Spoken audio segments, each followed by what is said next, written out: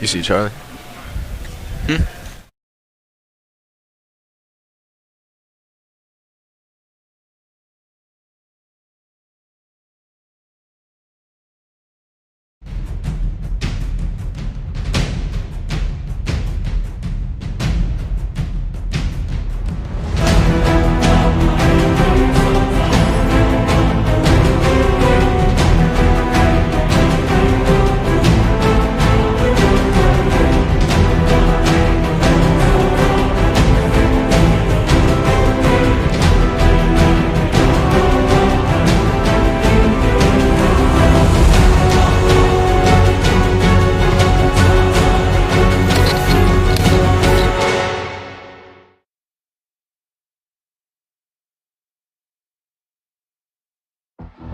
Being a champion takes more than skill, more than endless drills, more than using your head.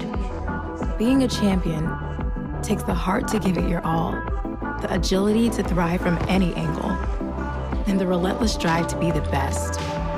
Welcome to Division 2, where the pursuit is yours to create, and the question isn't, can you do it? It's will you? Every journey begins with a step, an idea, a vision. At Shepherd University, you'll join a journey that began over 100 years ago and is still going strong. Make your ideas into something real and transform your vision into opportunity. 79 fields of study surrounded by over 300 acres of pristine West Virginia, close to Washington, D.C. Start your journey here. Shepherd University. Don't just dream, do. Hey, good afternoon and welcome to Jefferson High School in Shenandoah Junction for the first annual Jefferson County Middle School Showcase. We got 4 games on tap this afternoon, starting with the Harpers Ferry Tigers going up against the Johnson-Williams Cougars out of Berryville, Virginia. And your starters for Harpers Ferry Middle School. We've got Shepherdstown coming up next at 3 p.m. They're going up against Cape on Bridge, West Virginia. Charlestown is the third game at 4:30 against Johnson Middle School out of D.C.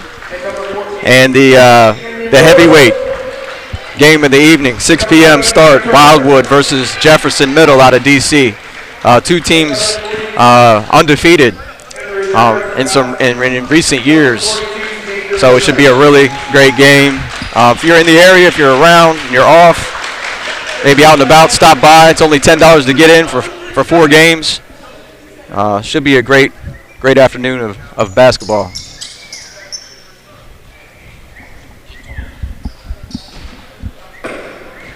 I'm Chris Troxel. I'm along here with my son. Adonis. Adonis Troxel, Harpers Ferry alumni. Jay High Jr. About to be tip off. I'm excited to see my little brother play, number 11 on Harpers Ferry. Yeah, this should be pretty cool. Shout out Home Team Sports. Appreciate the invite.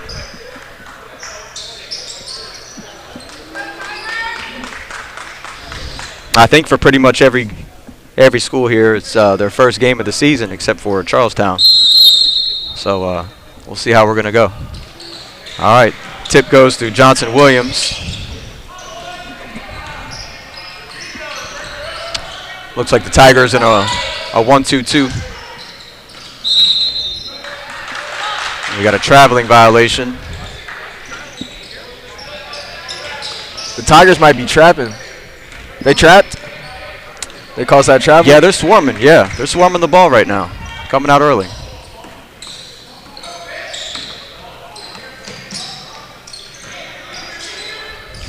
Three ball. A little off. A little to the left. Shots off by Kenyon Brooks. Interesting. They got Frank Turk up top using his length.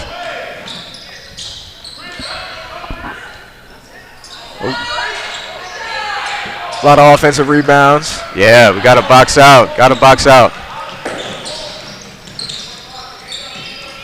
Quick look inside. That was a good look. That was a good look underneath. Kenyon to Kyrie Brooks there, the Brooks brothers connection.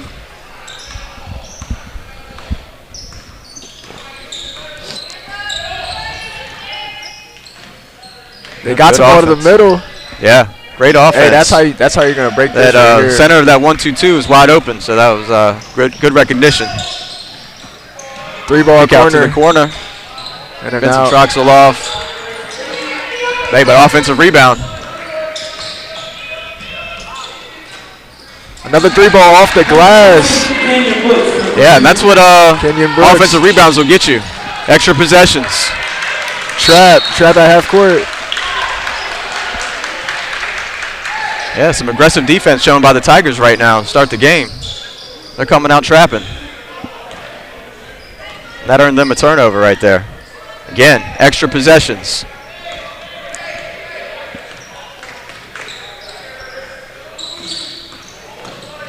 Good patience by the Tigers. Moving the ball around. Traveling. I think he saw that lane and started to take off before he actually released that ball.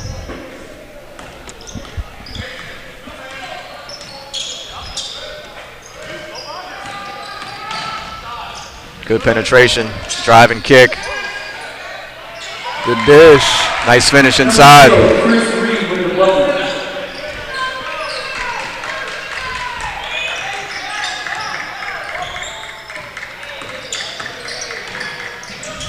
Oh, good look inside. Nice flash to the basket there by Frank Turk. Frank Turk for 2.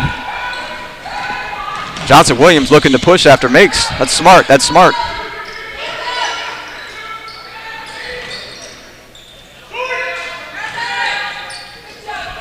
There we go, Tigers.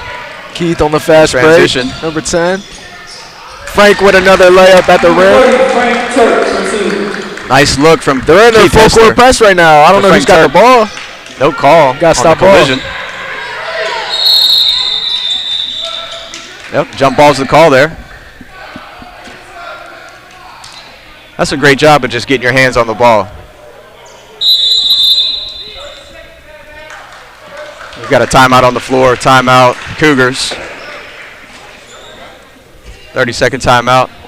Oh, it was really wise of the Cougars to get that ball out of the net, get it out of bounds, and get it back in, and push the ball before that pressure could get set up by Harpers Ferry.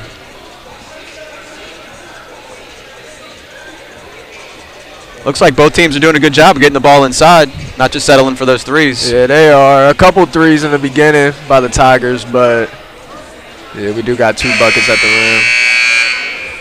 I feel like in this day and age, that's kind of the way the game is played. It's more outside in versus inside out. For sure.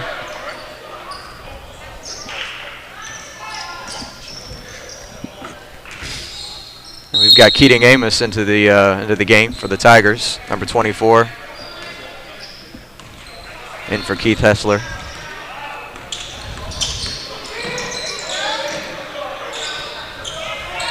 Kenyon Brooks looking for a foul.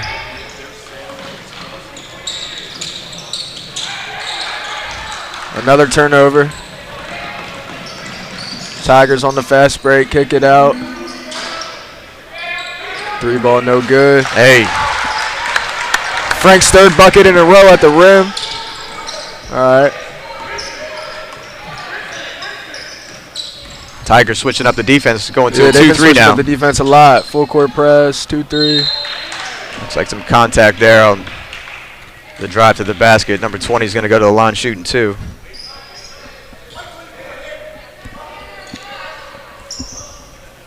Oh, they're going to call it on the floor.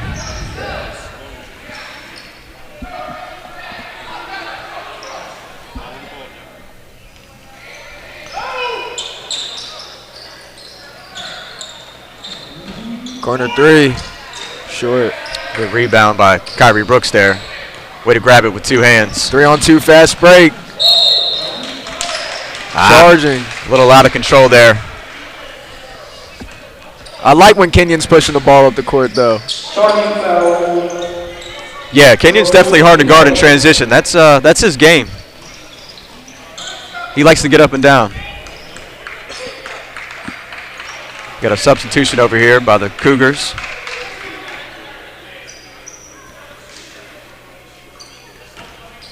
You know, and having Frank Turk up top, he really disrupt the offense there for the Cougars with his length.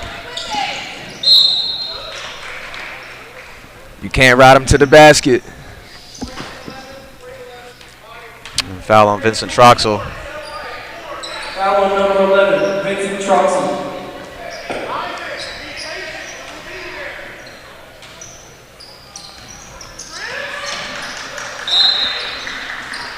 Deflection, there we go.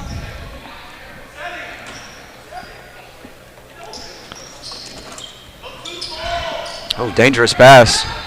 Turnover. Tigers fast break. Brooks in transition, going off a 2. Missed, but hey, we've got an offensive rebound for the Tigers. Nice touch. Again, offensive rebounds.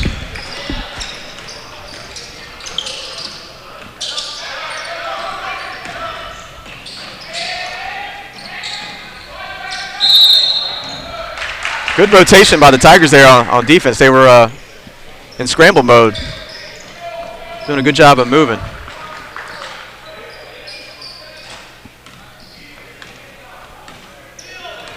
Got just under a minute left in the first quarter. Brooks to Troxel. Vincent's off for the 3. Well, that was nice. If they don't close up that middle, smart to attack.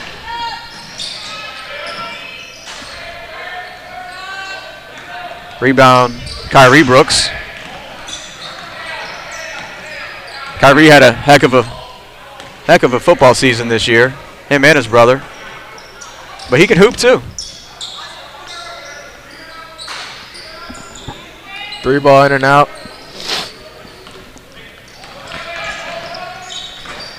$14 seconds.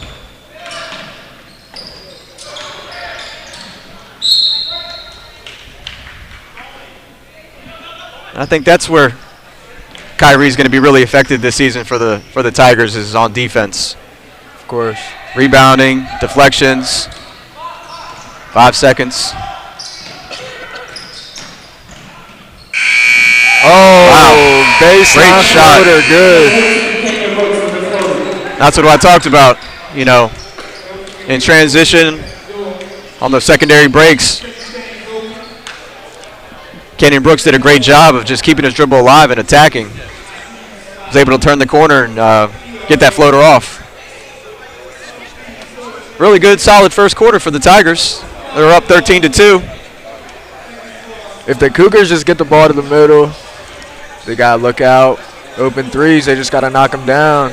Yeah, they did a good job of moving the ball, getting the ball to the middle of the defense. Yeah.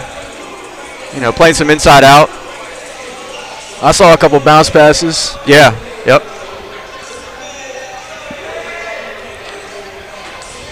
You know, at this level, rebounding is a big key.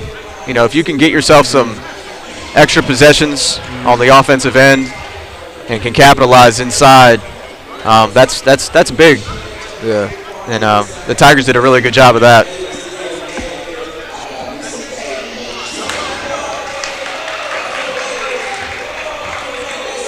And a little something different from Coach Ryan Milborn, you know, putting that length, that size up top. Traditionally, you see Frank Turk underneath, you know, underneath the basket on defense, but they've got him up top.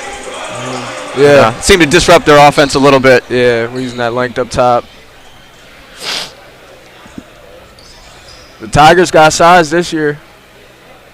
Got a little size. Yeah. Little size. Got Keith Hessler back in the game.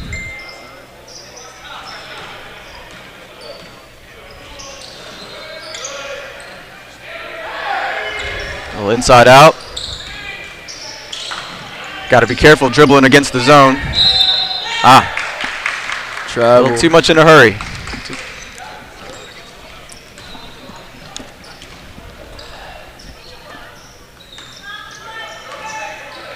Yeah, Kenyon Brooks bringing it down.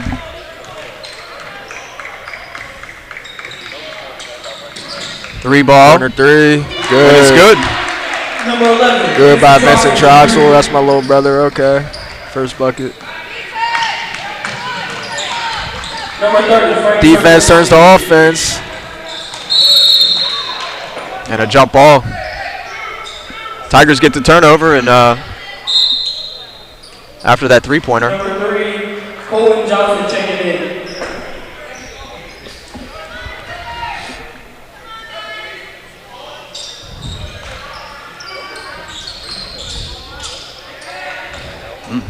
Vincent was thinking about it.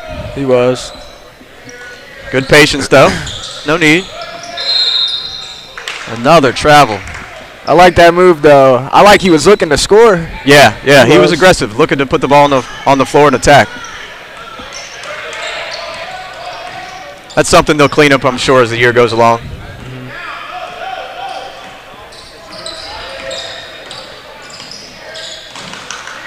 Good hands. Good hands again.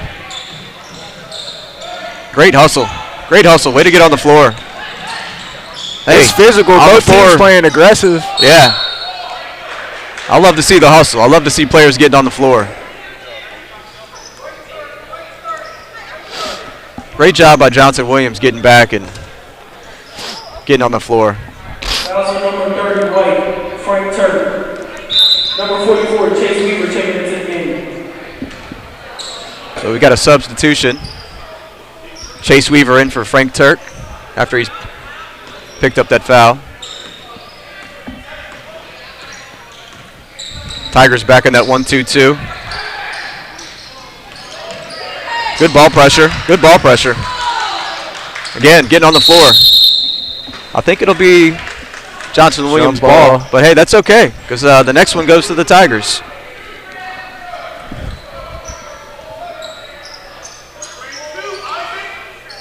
Chase Weaver, fullback for the Tigers.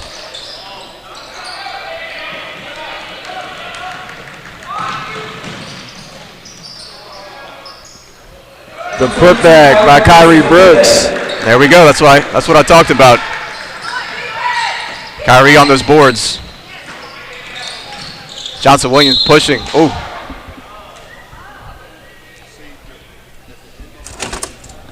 That was a great job pushing the ball in transition against the defense. Showed some handle there.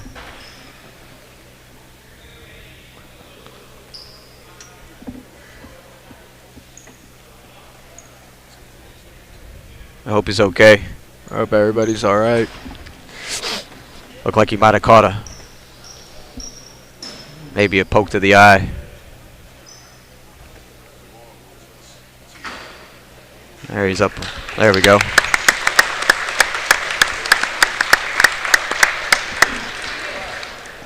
Glad to see him walking off under his own power.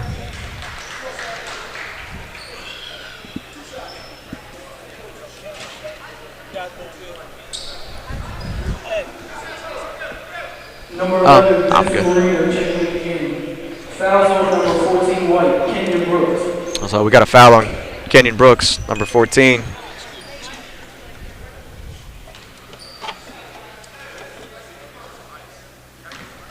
I thought that might have been on Chase Weaver.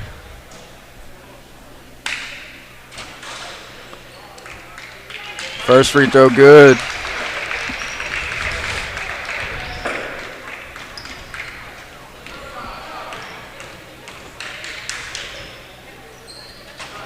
Second free throw good. Really nice form. Number 11, Vince Marino. Not everybody's making both their free throws at this level. Yeah, that's rebounding to me is 1A, 1B is free throws. Especially at this points. level. 3 ball. He's letting it fly. Great hustle. Great hustle. Almost saved it. Keith Hessler almost saved it to give his team another shot on the offensive end.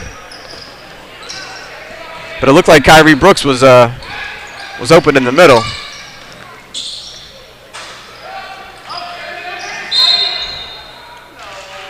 Good job of getting the ball to the middle. Yep. And the Tigers got to go back to that. They've got to look for Kyrie Brooks in the middle. He's working hard on the defensive end, on the offensive end, on the boards. Got to give him some touches. Even if it's just to keep the defense honest.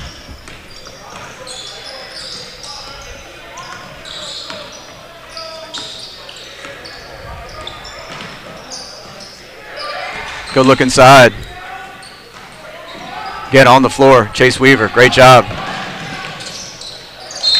That'll be Tigers' ball.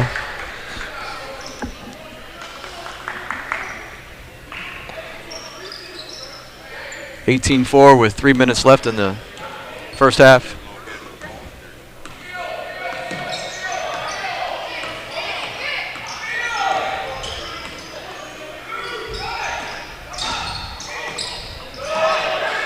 Really nice take, but even better defense.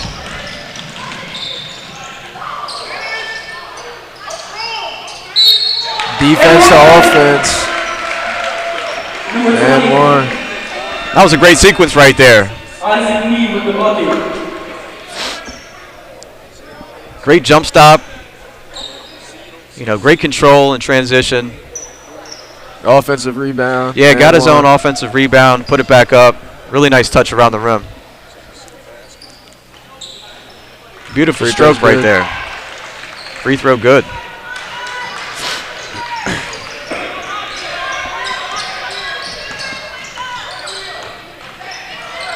Tigers looking to set up their offense. Vincent Troxel to Keating Amos there. Keating Amos with the bucket. Nice flash to the middle. Good awareness by your little brother.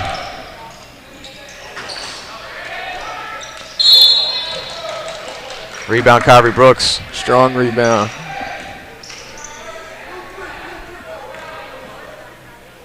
Number 3, Cole Johnson with the hold.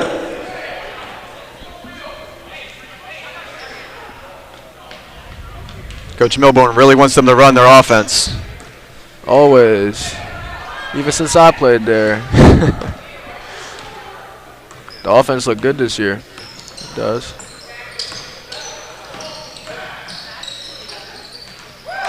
Bucket. Nice touch by number 10, Keith Hessler. Keith Hessler with the pull-up. Fun fact, Keith Hessler used to live in our neighborhood, and he'd come over and play basketball with us all the time.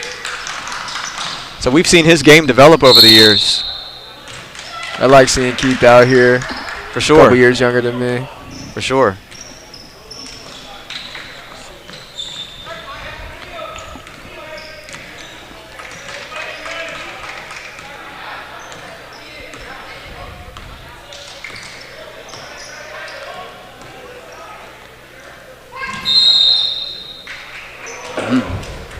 I'm not sure what the travel's on. Yeah, I'm not sure. They called a travel on that shot. You think it's on Vincent or Keating? I think they must have called it on Talamaro checking into the game. Keating Amos. Maybe he shuffled his feet when he caught the ball. It was kind of hard to see. Yeah, tough call. But a really nice looking shot. Yep. Drive and kick.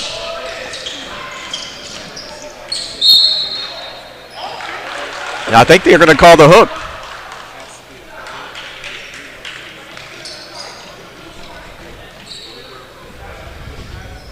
Number 20 with the charging foul.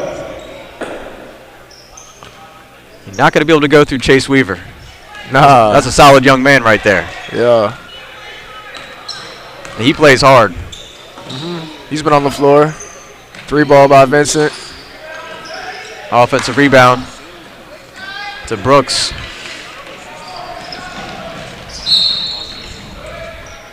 Johnson Williams in transition, knocked out of bounds. Chased down by Kyrie Brooks. Number 25, Drake Barton checking into the game. It's a great way to give your defense a little rest. Good job not picking up a foul.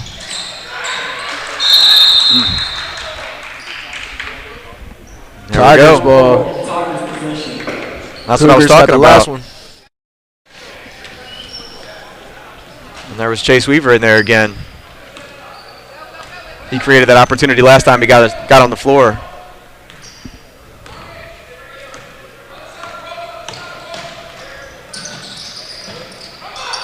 A lot of drive and kick. Yeah. I'm seeing from the Tigers. And another offensive foul. Have they been calling it tight? Yeah. I was gonna say, I don't know. I think they've been doing a good job calling it both ways, though, at least. For sure. Number 42, Xavier. 21 seconds left in the first half. 22-7 Tigers over the Johnson-Williams Cougars. Mid-range. Rebound Kyrie Brooks, 6 seconds. They're pushing. Sometimes it's best just to let him keep it, just let him push. At the buzzer. Great finish at the buzzer. Hey, we're going to step aside for a commercial break. Going into the half, Harpers Ferry Tigers are up 24-7.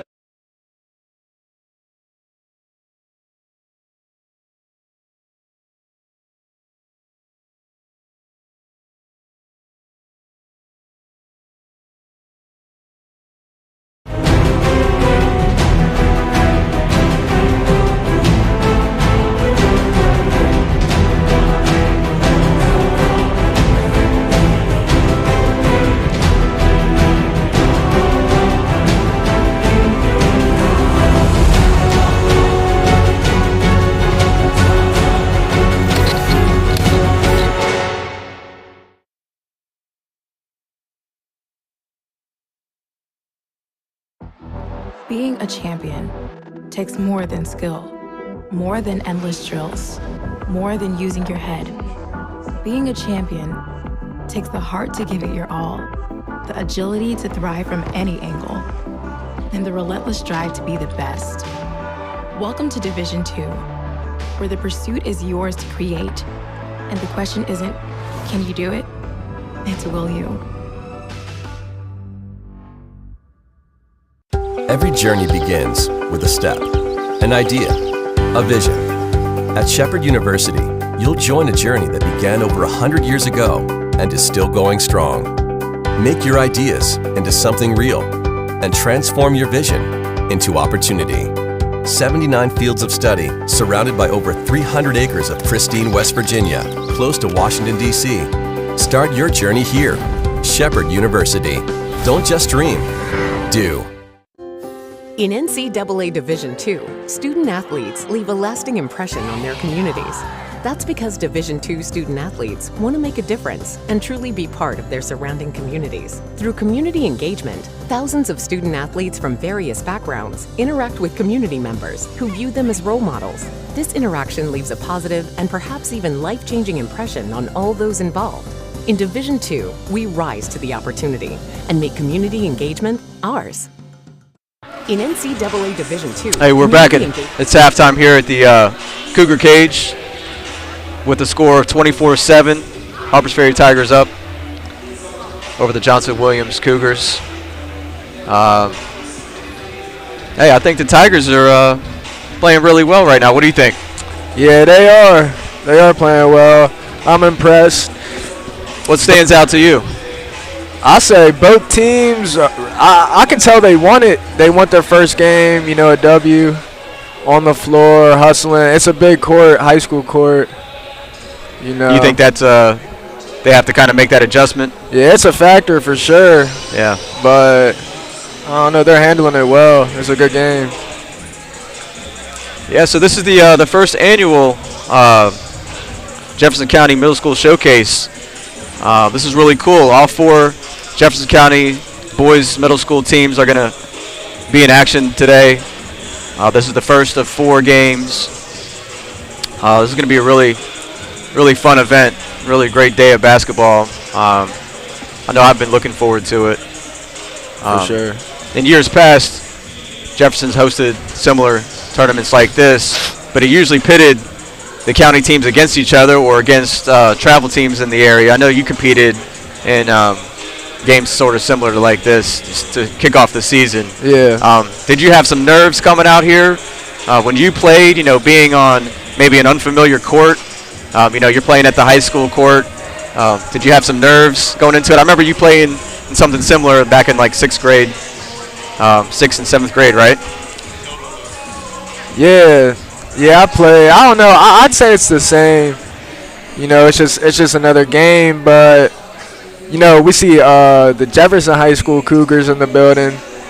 You know, so got some familiar faces. I'm not sure if they're nervous or if they're more comfortable. Home court. But yeah. Yeah, it's early in the season. Teams are trying to gel. They're trying to get on the same page, especially offensively. It's usually a little easier to get after it defensively. Just bring some energy and some effort. But you can see that second quarter there, the Tigers were really trying to run their offense and get on the same page, get that timing down. They were able to do that, slow the game down a little bit with the lead. Yeah. What players stood out to you in that first half? I think Frank Turk, he had 3 buckets at the rim, 3 in a row for the Tigers. And I also think Kyrie Brooks. For sure. So Tigers, both big men looking good today. For sure, in my opinion. Kyrie Brooks, I felt like he was grabbing every rebound, or at least in the vicinity. And on that defensive end, he was, stifling inside. Number 20 for the Cougars. He's been handling the ball. I think he's been doing a pretty good job. He looks aggressive. He hasn't been throwing anything crazy. For sure. Number 22 on the Cougars, Seti. He's probably the biggest person out there. Yeah, he's in the middle.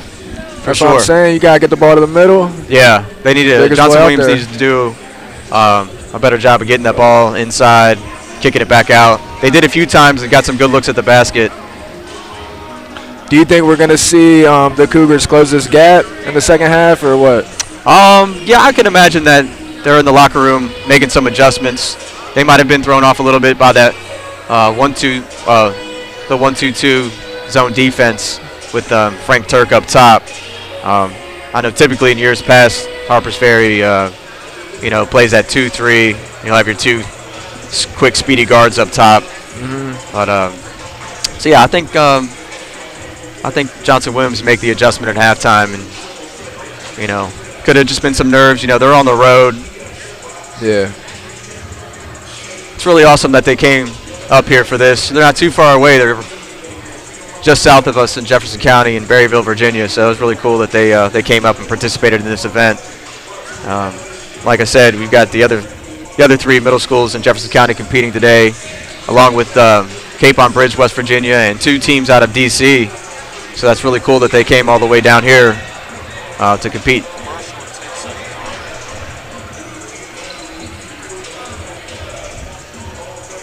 And as the players make their way to the court to warm up, we're about to head to commercial.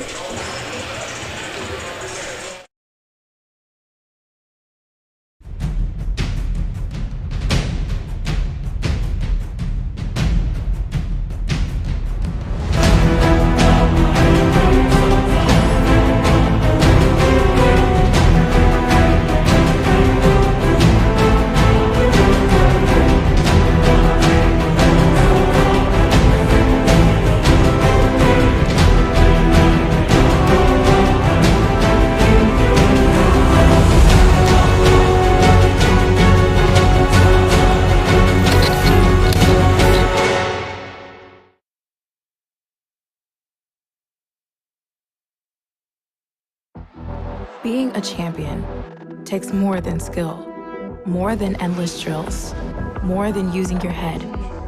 Being a champion takes the heart to give it your all, the agility to thrive from any angle, and the relentless drive to be the best. Welcome to Division 2, where the pursuit is yours to create, and the question isn't, can you do it? It's will you? Every journey begins with a step, an idea, a vision. At Shepherd University, you'll join a journey that began over 100 years ago and is still going strong. Make your ideas into something real and transform your vision into opportunity. 79 fields of study surrounded by over 300 acres of pristine West Virginia, close to Washington, D.C. Start your journey here. Shepherd University. Don't just dream, do. All right, we're back. Got about a minute and 10 seconds left in the halftime break. Players on the court warming up. Harpers Ferry up pretty big right now. 24-7. Hey, the Cougars have been making their free throws. Yeah, if they can get to the line, they look to capitalize. They had some guys get to the line and knock down their free throws with ease. Longtime coach Ryan Milbourne on the sideline for the Harpers Ferry Tigers. You played for Mr. Coach Milbourne. What do you think of him as a coach? You know, I love Coach Milbourne. One of the nicest people I know. Certainly. He's always looking to expand every year, you know. For new play every year, new playbook. Yeah, Coach Milbourne's one of the nicest guys around. We've got some really great coaches in Jefferson County. You'll see as the day goes on, Shepherdstown, we've got Don Bullitt, Charlestown, Jason Smith, and Ryan Miller for Wildwood Mustangs. So it's really great. It's a great time to be a basketball player, boys basketball player for sure in Jefferson County. Then, of course, you got the three-headed monster here at J High, Coach Richard Lewis, right, Tommy Murray, and Coach Will Fleming. Three great guys, three great coaches. They all kind of bring something different to the table. I think that's why these last few years I've seen some success here at Jefferson.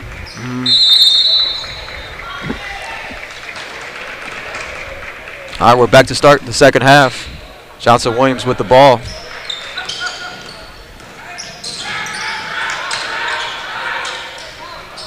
Tigers looking to trap on that baseline. Threw it off of Kenyon's leg. Yeah. Looks like Johnson Williams extended their offense a little bit. Turnover. Transition by the Tigers. Deflection, but it'll stay Tigers basketball.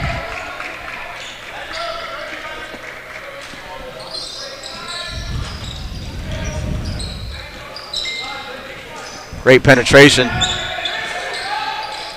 Thought I heard a little smack, but no call.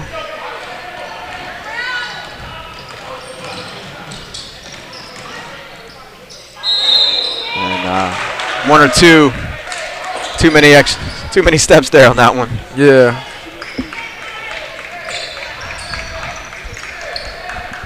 Let's see where the Tigers are going to run this possession.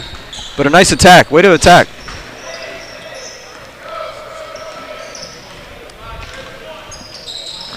Nice drive kick. Corner three. Good. Corner three. Okay, Vincent. A lot of driving kick. It's always nice to have a shooter like that on your team. Great hands. Another turnover. And the Tigers give it right back.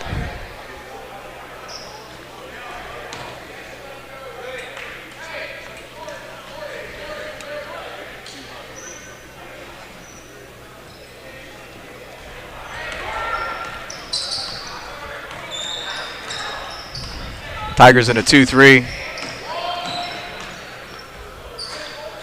In and out. Nice penetration. Good rebound there by Frank Turk.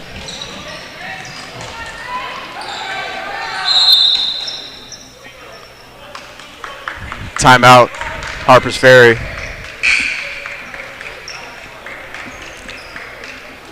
What do you think Coach Milbourne's telling the players right now? What did he want to say to the players? I say more drive and kick, but eventually you're just going to be able to drive to the basket, you know? So they're respecting, you know, the Cougars going to have to respect the three at some point. Yeah, and it looked like Johnson Williams on that possession where Vincent hit that three. It looked like they went man. So he should be telling them, you know, hey, if they're in man, you're going to have a better opportunity to get to the basket. I think Milbourne's telling them we don't need to see too much one-on-one right now. Keep moving the ball. It's working for us. Absolutely. 4:30 left in this third quarter. Tigers will take it out on the side.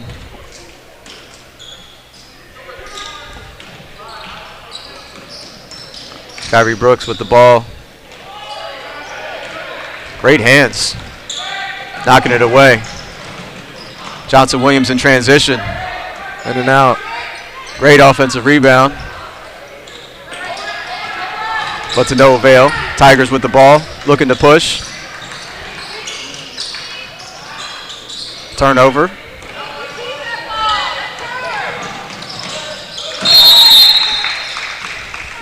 Another timeout.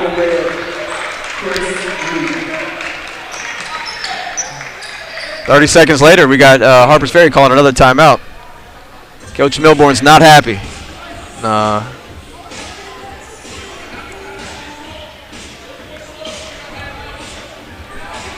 27-9, 4 minutes left in the third quarter. You got to be proud of the way the Tigers are playing as a coach, but you don't want the Cougars to come back. For sure. Tigers need to do a better job of taking care of the ball. Yeah, they're getting some good stops. You know, they're crashing the boards, but then they're giving it right back.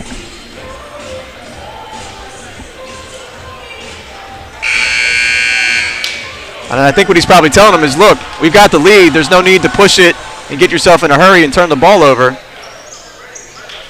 Of course. The most important thing is that ball.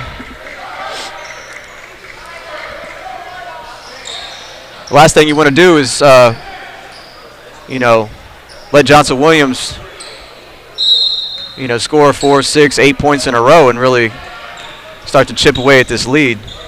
Give them the confidence. Yeah, the game's not over for the Cougars. They're still here. They're still in it. Great defensive possession. A little bit too much dribbling there. Ooh. Blocking foul on number 14, Kenyon Brooks.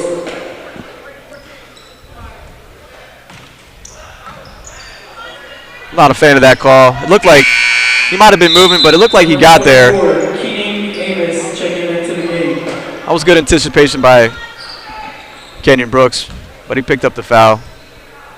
He's got to be careful, you know. You only have 5 fouls. Great attack. Drive and kick. Off Another shot, but rebound. great contest by Vincent. Another rebound by Kyrie Brooks. Yeah. Drive and kick. It'll stay Harpers Ferry ball.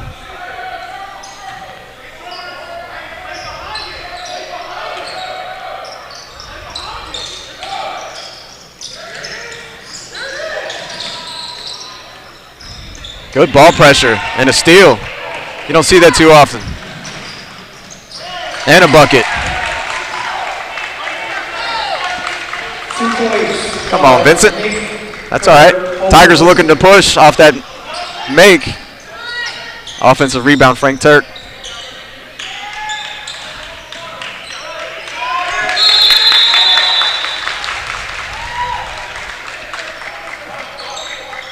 Johnson Williams with the tie-up. Hey, the Cougars still want it. They're not going nowhere. Luckily, it's Harpers Ferry ball.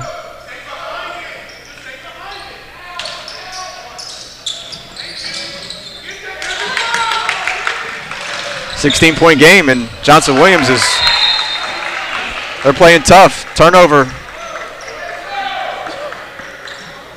Kyrie Brooks looks to have maybe hurt his hand. His hand's been bothering him for a couple possessions. Actually, I've been watching.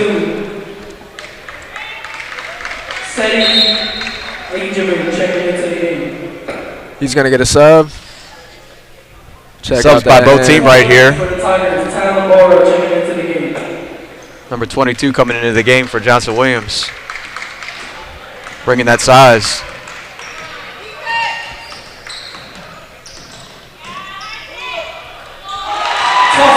Good bucket down the middle. Nice drive and finish over the length of Frank Turk. Frank was there to contest it. Just a great finish. Great defense.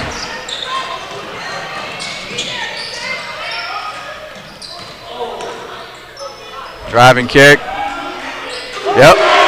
That's good for 3. Lead down to 13. Just under 2 minutes here in the third quarter. This Cougar team's not going away. Ball pressure.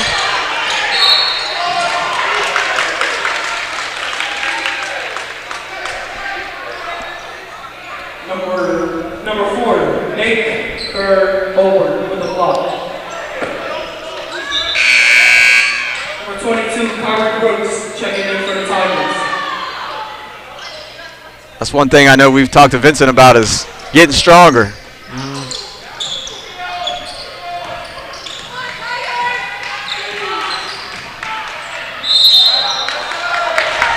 Another turnover, Harpers Ferry.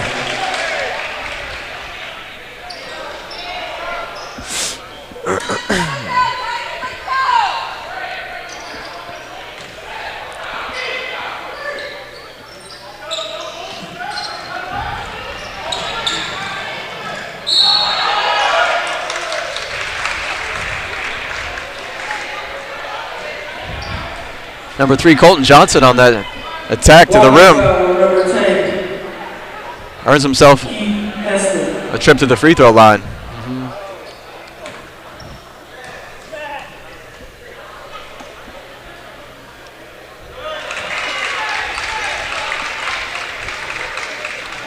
I think the Tigers just got to settle down and play like they're up. They're not playing like they're up right now. For sure.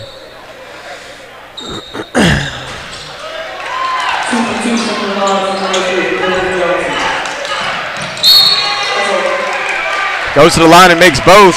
And immediately you see full court pressure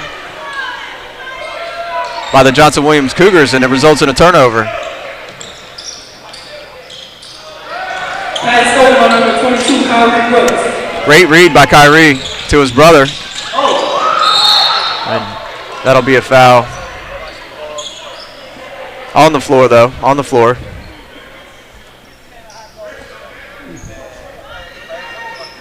Blocking foul number 4 for the lead.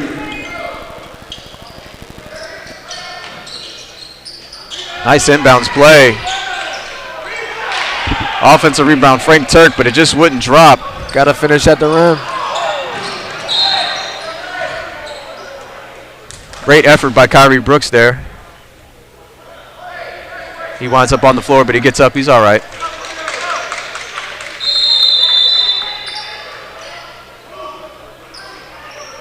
It looks like we've got a timeout.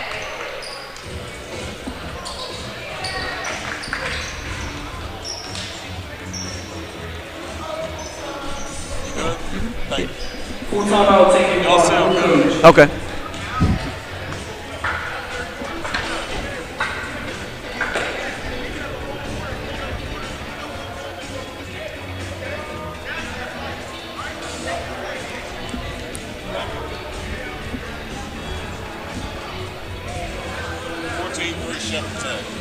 Nice. If you get any Shepherd updates, if you go look on well, feed them some scores so they'll have something to say on the air, all right? Tell them the Shepherd update, Mark's birthday out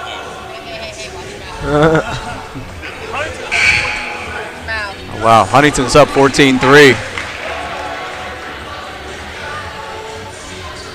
Shepherd Rams up on the road.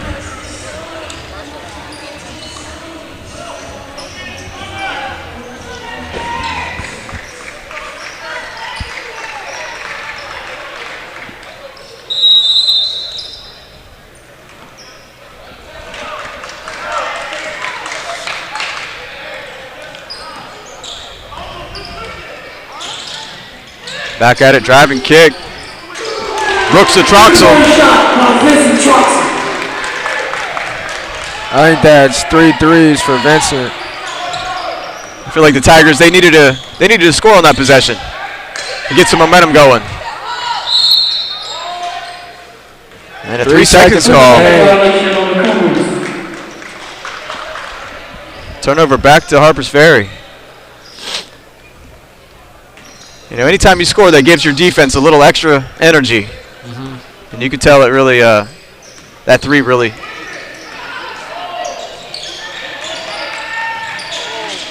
Vincent with the floater in the lane. A little short. We've got a foul call. Vincent picks up the foul. I think trying to go in there for his offensive rebound. 31 seconds left in the third quarter. Harpers Ferry up 30-18.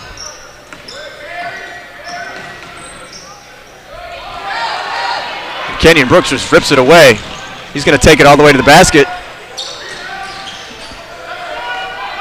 That's going to lead to another transition opportunity. Good hands. He stopped the ball. Way to stop the ball.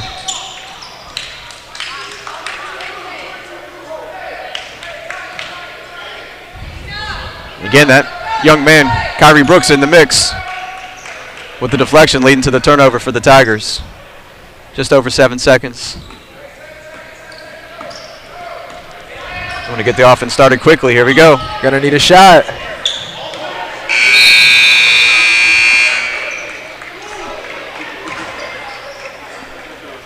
And that's the end of the third quarter.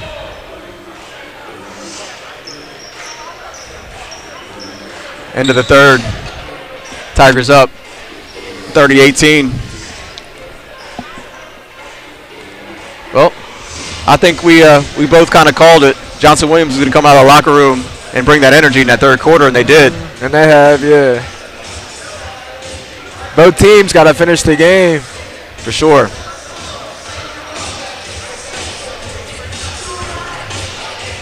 You know, if Johnson Williams didn't get off to that slow start, this would be a pretty close competitive game. For sure. But they showed that they weren't just going to go away.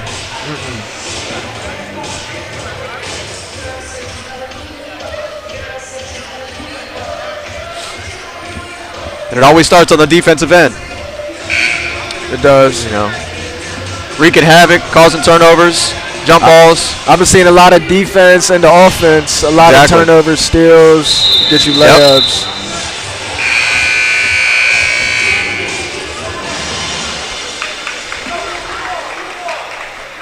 And at this level, it's especially hard to defend in transition. Wow, just got an update that Tyson Bagent broke the all-time college passing touchdown record. 158 touchdown passes. Amazing. What an amazing career. It's so cool that he's right here in our own backyard at Shepherd University. You know, Martinsburg Bulldog alum. Congratulations to him. He's a wonderful young man, too.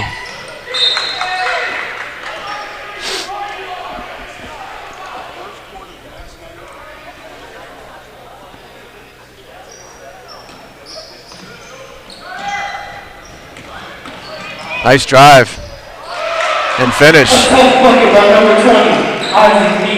10-point game. See if the Tigers can go back to running some type of offense. Vincent for a quick three. Little off. It's going to stay Harpers Ferry ball. Again, Kyrie Brooks in the mix. Almost had that offensive rebound.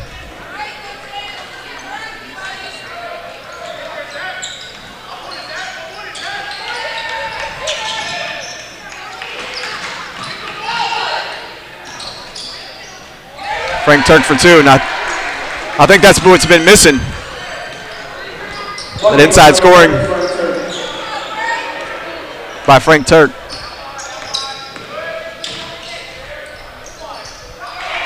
Really nice floater in the lane.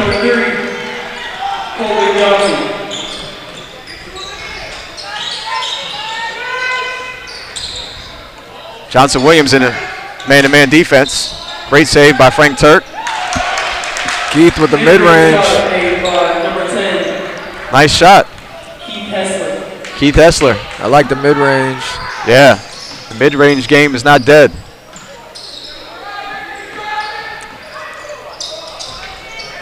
Good closeout. Rebound Kyrie Brooks.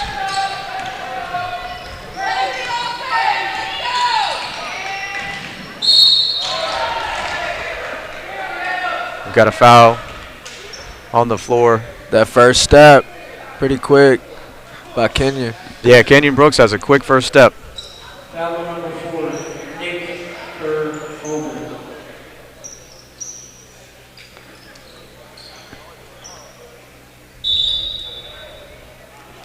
Then you got Kyrie Brooks being attended to.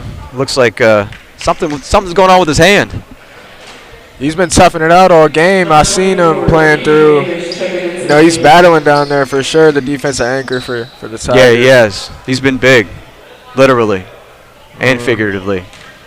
Hopefully he's all right. We talked about football with him this past season. Very strong, very athletic. His brother Kenyon Brooks at the line. Misses the first.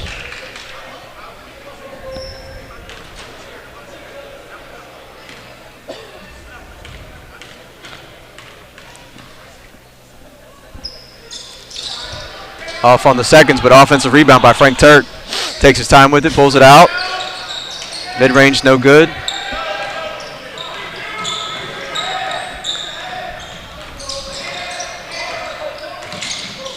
Tigers back in that 1-2-2. There we go. Kenyon Brooks pushing. Under control. But great defense, great steal. Defense pushing the ball. Pushed into the basket, he's off. Vincent Troxel with the rebound.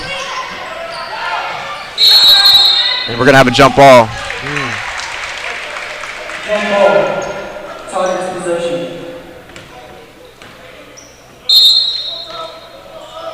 Number 0, Chris Reed checking into the game.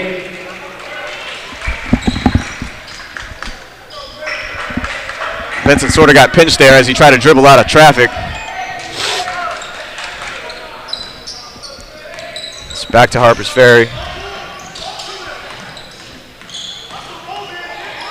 Kenyon with some nice ball handling. Man, in and out by Frank Turk. Another offensive rebound. Yeah. Timeout. 30-second timeout taken by the Tigers. 30-second timeout, Tigers. The last couple of possessions, Kenyon Brooks has been a lot more under control. Yeah, I agree. You know, he's so quick. If he just takes his time, he's a little more patient, he can kind of pick apart that defense. You know, so I think Coach Milborn's telling them right now to, hey, settle down, run the offense. Either get the ball inside or move the ball, move around, look for some backdoor opportunities, especially if Johnson Williams is going to be in a man. There's going to be some backdoor opportunities available. I think the Tigers can use some size right now. Definitely. Back to live action. Kenyon Brooks with the drive. He's going to the line shooting too. 3 minutes and 31 seconds left in the fourth. That's been a good battle, number 4 for the Cougars. Kenyon on the Tigers. For sure.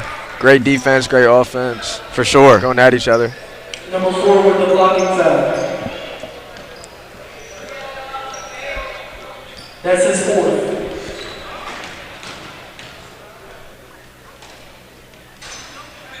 First shot is no good.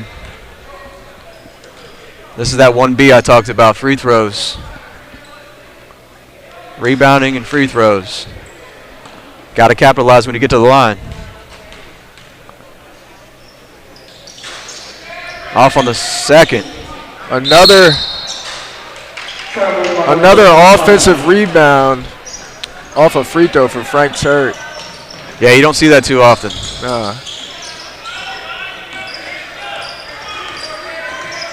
Frank Turk and Kyrie Brooks, you know, 2 football players. They play basketball like football players. They're aggressive. Of course.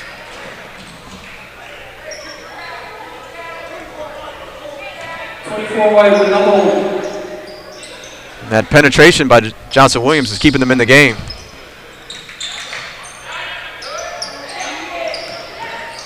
There it is again. Just short.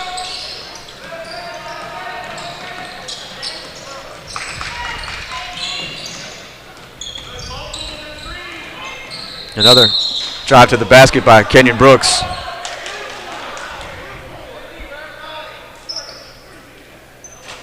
Number 4 with the foul. That is his fifth. As you can see, they really weren't helping off of Vincent. Vincent's man was sticking near him, wasn't able to come and help on that drive, so Kenyon Brooks was able to get to the basket. He's back at the line shooting 2.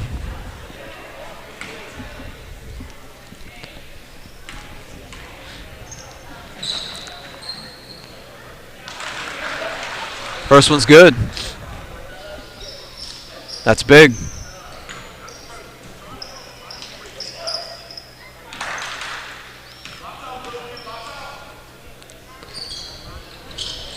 The second one's good. He makes both. 2 minutes, 45 seconds left in the fourth quarter. Johnson Williams showing some patience. They get a wide open 3 attempt, in and out. Frank Turk with the rebound.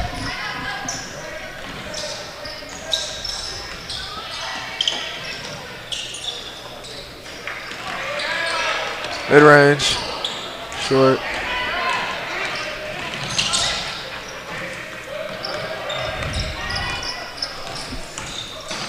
Good hands, Harper's Ferry. That was some good patience by Johnson Williams to get the ball across half court. They were looking to set up their offense to get a good clean look instead of just rushing into something.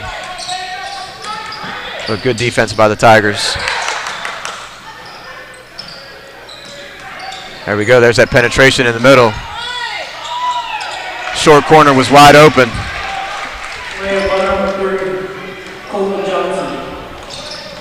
Kenyon Brooks looking to go coast to coast.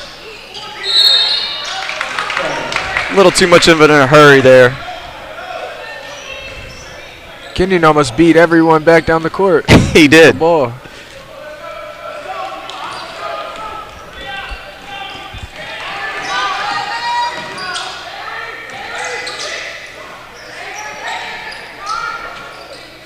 Three-point attempt, no good. Great contest, Vincent. 1:35 left. Kenyon will look inside to Frank Turk. Beautiful finish, great touch. I think all of his points are at the rim. Yeah. And at this level, you're not going to get too many chances to really finish at the basket. It's more around the basket. Jumper no good. Rebound, Vincent Schroxel. He likes to show us his hops around the house. He can get up there for his height. A little bit.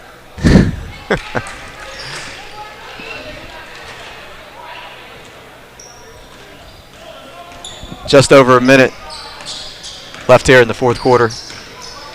Harper's Ferry up 14. Chase Weaver subbed in.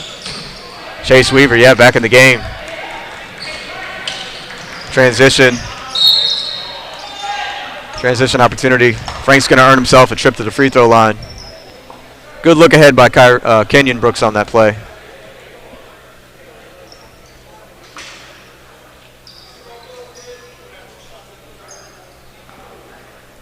Timeout. Looks like there's a timeout on the floor.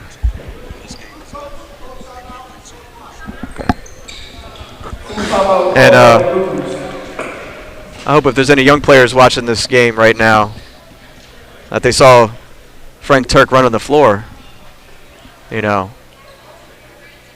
Kenyon Brooks, he'll push the ball, but if you run out ahead, he'll find you. You know, some people might think he's being a little selfish, but he's so fast with the ball. You know, he's looking to take it coast to coast and either finish at the rim or get to the free throw line. Yeah.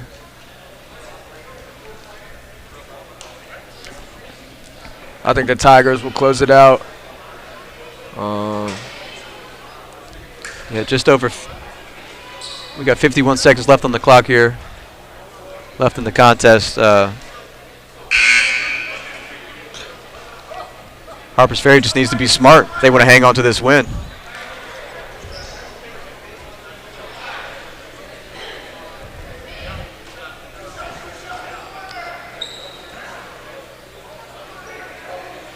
Frank Turk's going to go to the line shooting 2.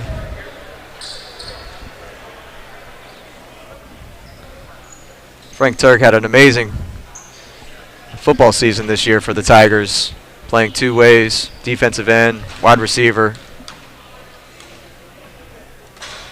He's off on the first. He's a great kid, too. Every time I see him, it's always, "Hi, Mr. Troxel. How are you doing today, Mr. Troxel?"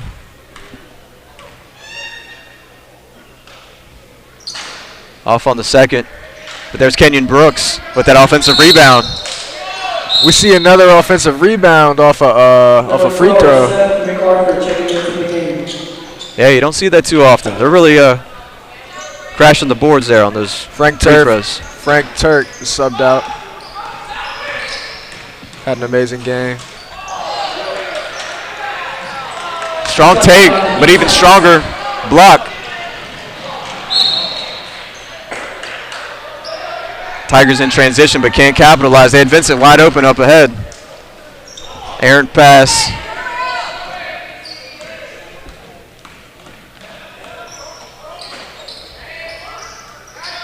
Good hands. Jacob Yoler is into the game, along with Seth MacArthur. His attempt at the rim is no good. Daniel Southman in the game for the Tigers as well.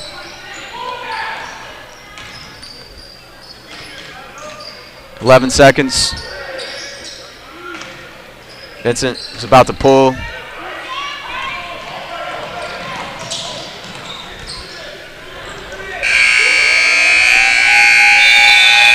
Wave that attempt off. That's it. Final score, 38-24, Harpers Ferry Tigers. Great start for the Jefferson County teams.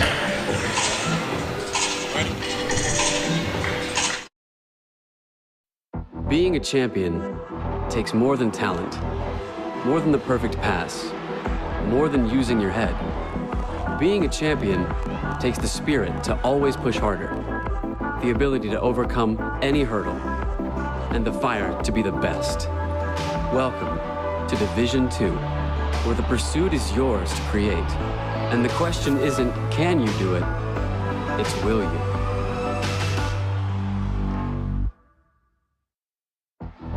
Being a champion takes more than skill, more than endless drills, more than using your head.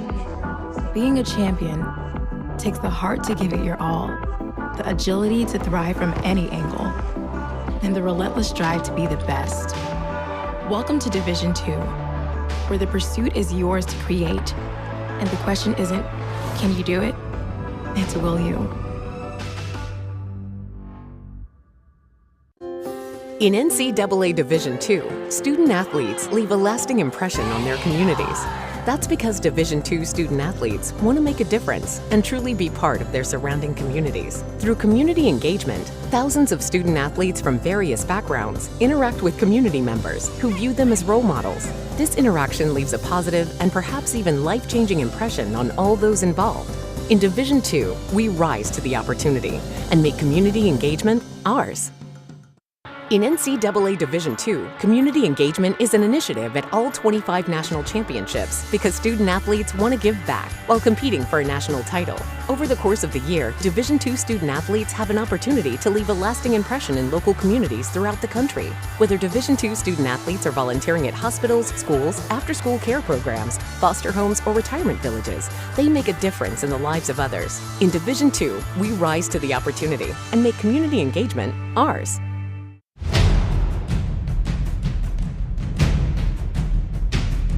And we're back. Just got word Shepherd Rams are up 21-3 in their game. 21-7. So they're out there doing some damage in Indiana. Great game, great first game. A lot of energy in that first game. Frank Turk and number 20, Isaac Nate for Johnson Williams, players of the game. Frank showed some really great touch around the basket. Yeah. Number 20, Isaac, the primary ball handler for the Cougars. Yep. Harpers Ferry looking to make some noise this season. You know, they did a great job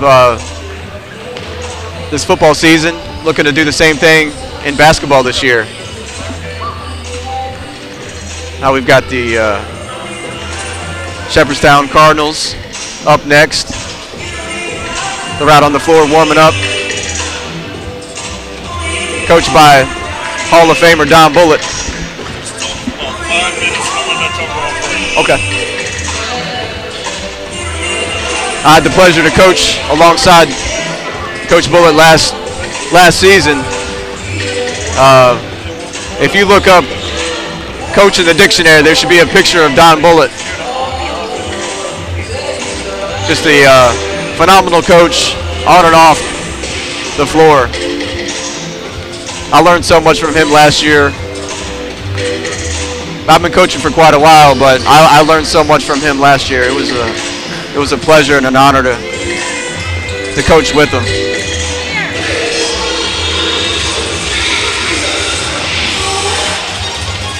So what'd you think of your little brother in that first game? You know, he did pretty good. He had a couple threes. I think he can handle the ball a little bit better. Handle it a little better? Yeah, but I think the Tigers overall did good handling the ball, everything. That was a good game for them. I'm happy for them. I think the Cougars should hold their head high too. They played a good game. Well, what I like for his sake is that, you know, I think his strength is shooting that ball. And it's nice that he doesn't really have to be that primary ball handler. You know, when you were at Harpers Ferry, you know, you're not too shabby of a shooter yourself. You had a lot of ball handling duties as well. So it's a little tough to set up the offense and then get the ball back in order to, you know, get your shots. Vincent kind of has the luxury of not having to carry that load as a ball handler. And I think Kenyon did a great job last game too, handling the ball. Takes the load off, you know, the other guards.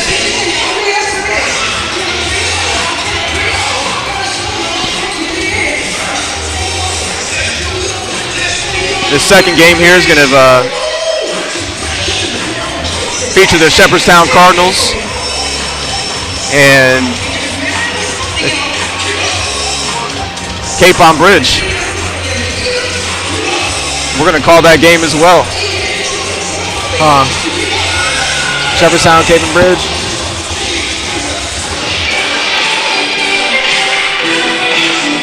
Really no place I'd rather be than in the gym. Watching, coaching, talking basketball.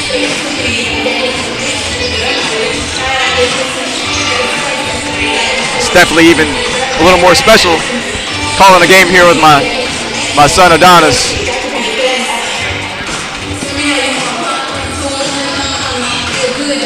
Cardinals are warming up. Okay. Don't forget the concession stand is open. Hot dogs, hamburgers, candy. Concession stand is open.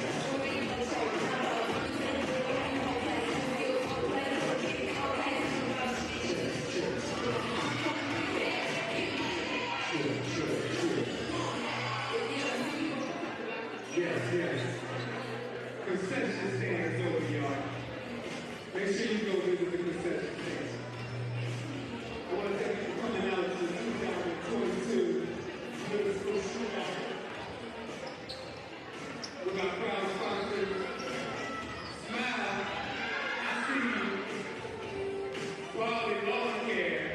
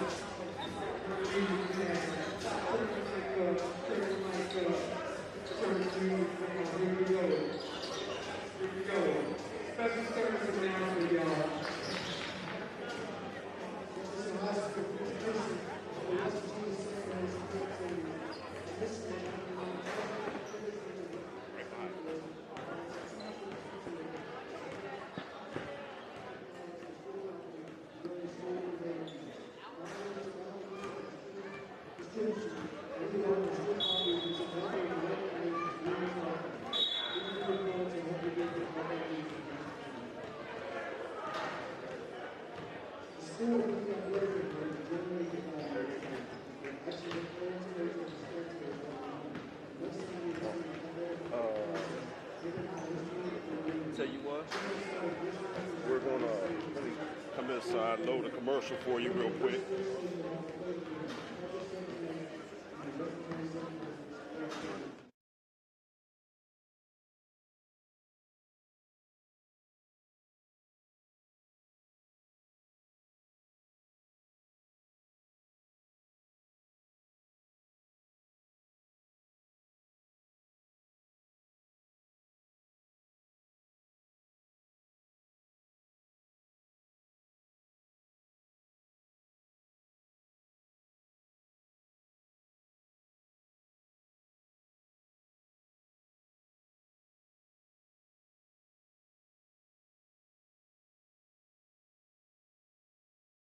Than talent, more than the perfect pass, more than using your head. Being a champion takes the spirit to always push harder, the ability to overcome any hurdle, and the fire to be the best. Welcome to Division 2, where the pursuit is yours to create. And the question isn't, can you do it? It's, will you?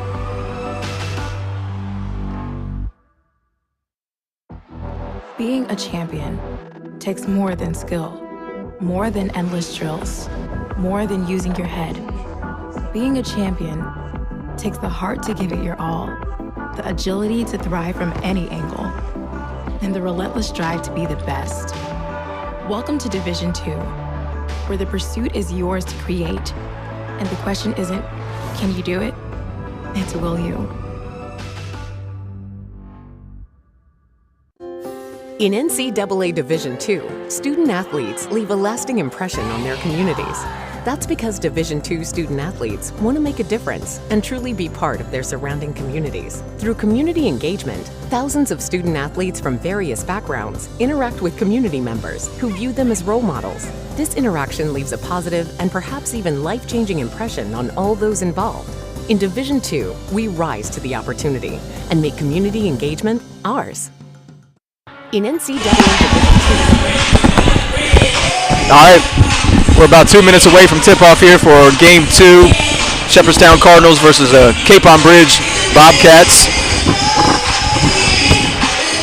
Second game in the our first annual Jefferson County Middle School Showcase.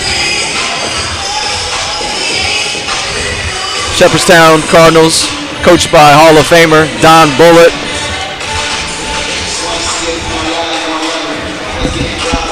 First game was really exciting. You know, the Harpers Ferry Tigers jumped out to an early lead in that first game, but the second half, Johnson Williams came out with some energy and made it interesting. Yeah, they made it real interesting. They came up with a lot of spark, a lot of energy. Coach was fired up, team got fired up, made it real interesting in the second half. Absolutely, yep. Applied a lot of pressure to Harpers Ferry, which made them a little uncomfortable for a while when they went man and press. Harpers Ferry couldn't deal with it at first, and they started to catch on and started to, calm down a little bit, but absolutely, they play hard. Yeah, the rebounding by Frank Turk and Kyrie Brooks, I think, is what really paved the way for the Tigers, giving them some second chance opportunities. Yeah, he made some good plays. He made some good plays for them. Absolutely. Number 11 was knocking down a lot of shots. Little Troxwell was hitting that little jumper out there. Yes, sir. Nice spot up shooting. Nice form. Yep. letting the game come to her naturally. And it looks like here about to start the second game of our quadruple hitter for tonight, this tournament. Yeah, 4 games in one day. I love it. Woo! A lot of good middle school basketball, a lot of basketball. Coach Lewis did a great job of putting this tournament together. Teams from D.C., you don't see a lot come to this area, so his ties to D.C. really help get these teams down here. Absolutely. Looks like now we're about to have the Cardinals of Shepherdstown against Cape and Bridge Middle. And we're about to get into the player introductions and get this game started.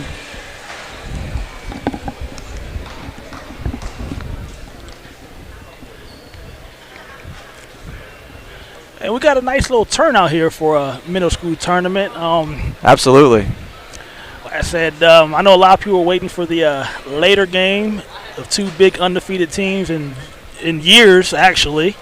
I believe Wildwood hasn't lost in 2 to 3 years, and the team they play from D.C. hasn't lost in 2 to 3 years. So a big early open test for everyone. For sure, that's going to be a heavyweight battle.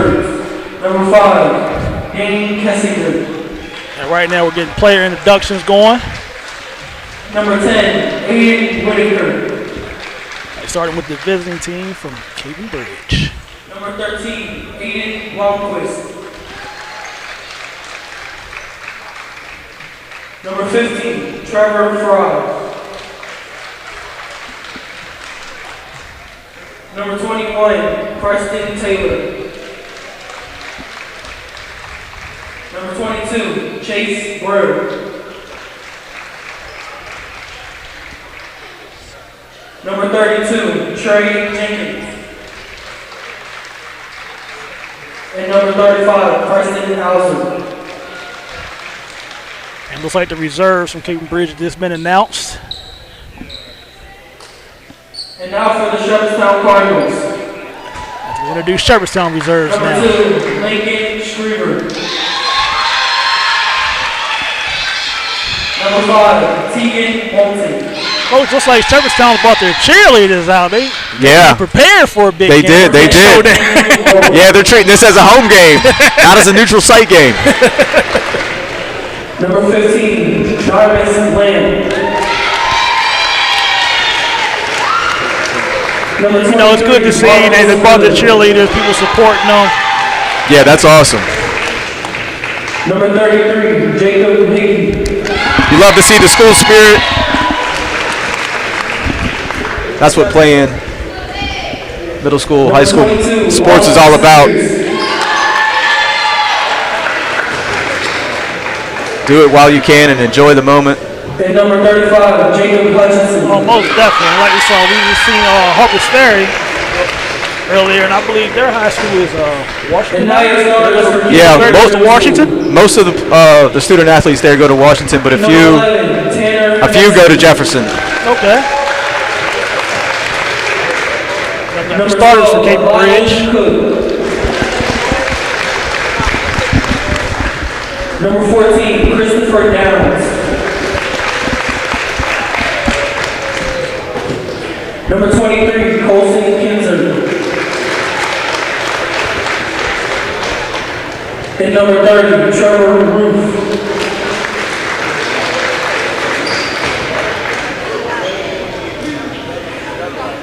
And now your starting five for the Shepherdstown Middle School Cardinals. I'm going to do Shepherdstown starting lineup. Number 1, Ben Puppy. Number 3, Camden Boone. Number 13, Quentin Franklin. Number 14, Finn Dudley. And number 24, Liam Sadie. Cape and Bridge is coached by Coach Barjan and Coach Henry.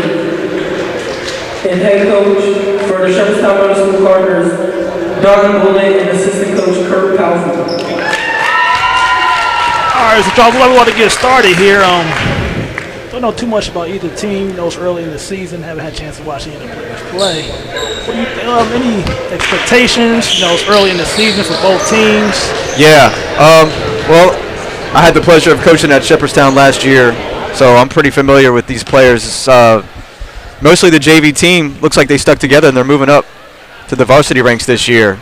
Coach Bullitt was their coach last year. Now he's the varsity coach, so he's quite familiar with his players.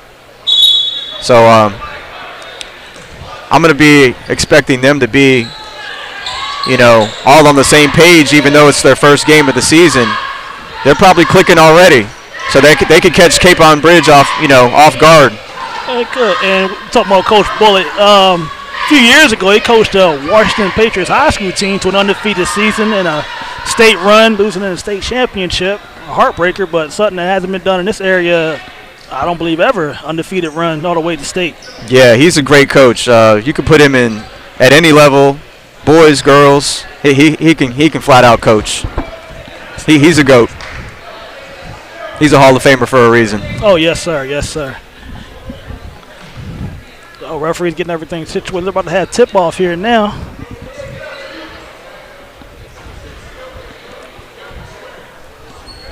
I'm going to go with Quentin Franklin winning this jump ball. He can jump out the building. I seen him try to dunk in warm-ups. Yep. I don't think you can dunk in warm-ups in West Virginia, but he definitely tried. Number 24, Liam Sager from downtown. Splash right off the bat. The crowd goes wild. There's a lot of Shepherdstown alumni here. Yeah, right off the bat, three-pointer. Liam Sager will catch teams off guard with that three ball. He's a big kid, but he can shoot the ball from outside. And number 14, Christopher Downs, answers right back. 2-3 defense by the Bobcats. And since Cape Bridge is playing that 2-3 zone, you try to want to pro, try to hit the middle, try to attack a bunch of angles in the 2-3. For sure. And it looks like we have a correction here. Okay. Looks like they're giving Sager a 2 instead of a 3 on that first shot. Toes must have been on the line.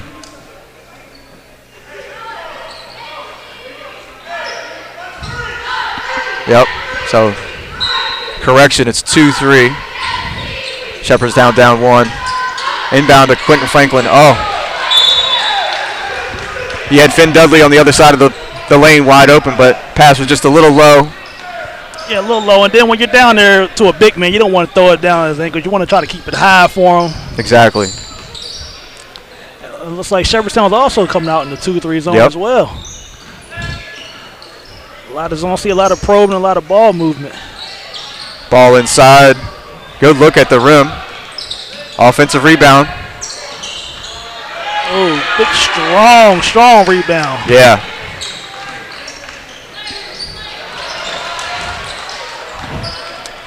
And Sager could handle the ball too. He can pass. He turned the ball over there, but Don Bullitt trusts him to rebound, and he can push. And Cape Bridge again with another 3. Number 12, Elijah Cook. Looks like Cape Bridge got some shooters out here. Yeah, they do. Yeah, looks like it. Looks like pressure's being extended. Oh, good look inside. Oh, got to finish. Ball movement's key to breaking down that zone defense, and that's exactly what the Cardinals did there. Yeah, they broke it down. Not a lot of passes. Because a lot of people younger get confused that passing breaks defenses. No, ball movement at a young age breaks a lot of defenses down, especially the zone. Exactly. First free throw's good.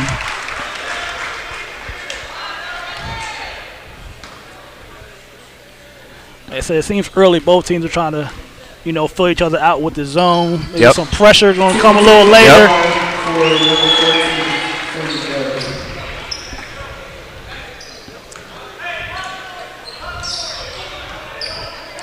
Both teams still sitting in that zone. Yep. Shepherdstown needs to get out on those shooters, though, as we've seen early. For sure. Bridge hit 2 early threes. Cape on Bridge moving the ball well.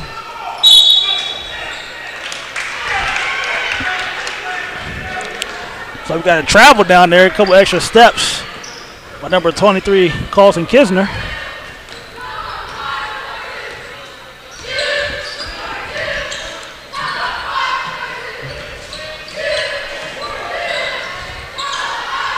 Little floater attempt by Sager. Little long. Strong Skip rebound pass. now by number 13, Quentin. Baseline shot. It's Nice open in the touch. zone. It's Yeah. open in the zone with a lot of ball movement. Yep.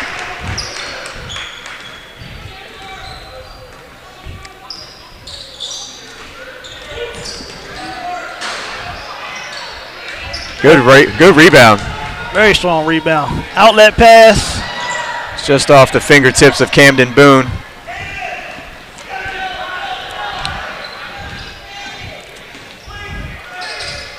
Ball inside. Out to them shooters. Yep. See that Shepherdstown's getting out there. Oh, good inside look. Oh, great pass. Got to finish that one.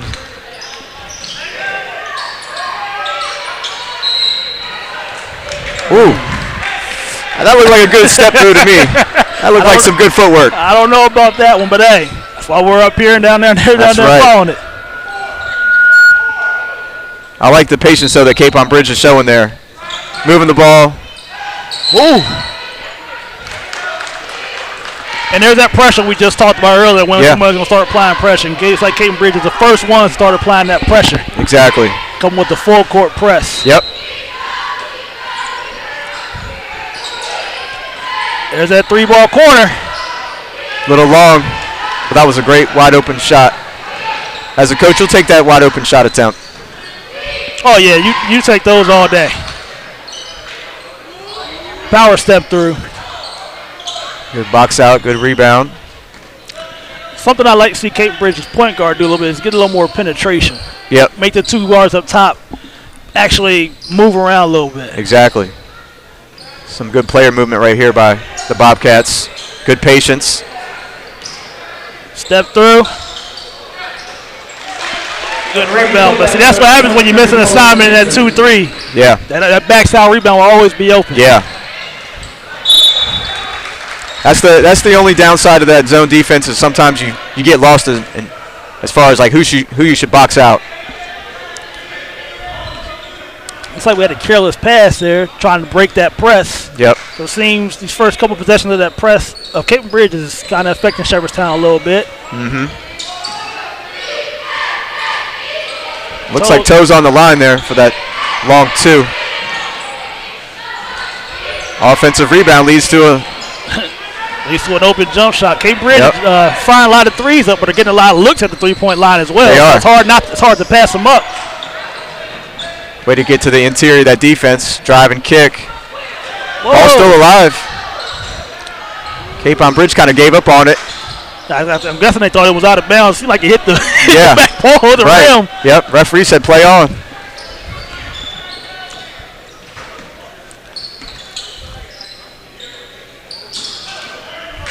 Good hands. Went to the pants one too many times. That's where Quentin Franklin does the damage right there. Up and down the court, it seems like he wants to be moving. Yeah. Now Shepherdstown with that pressure we just talked about. There we go. Yep. Shepherdstown applying some pressure.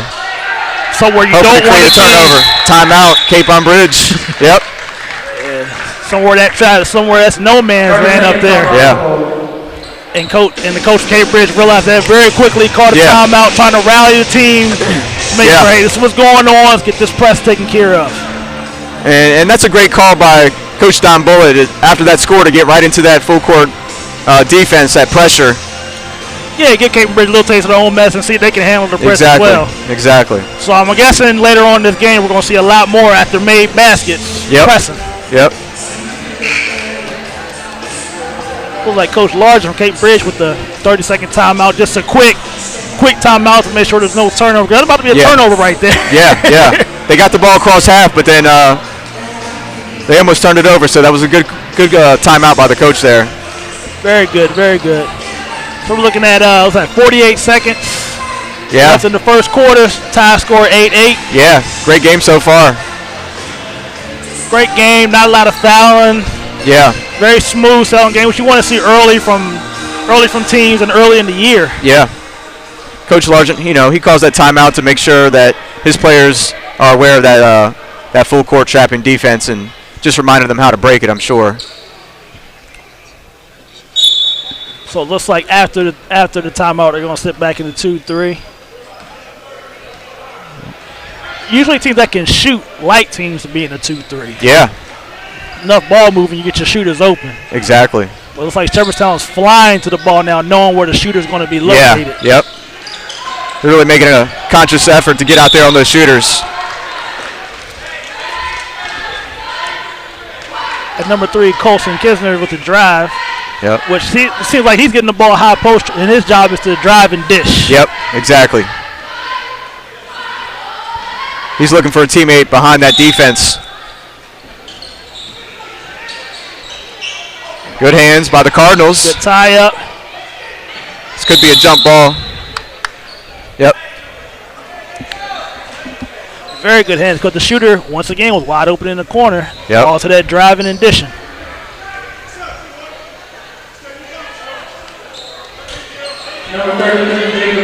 It's like Coach Largent gets an early warning for being out his players.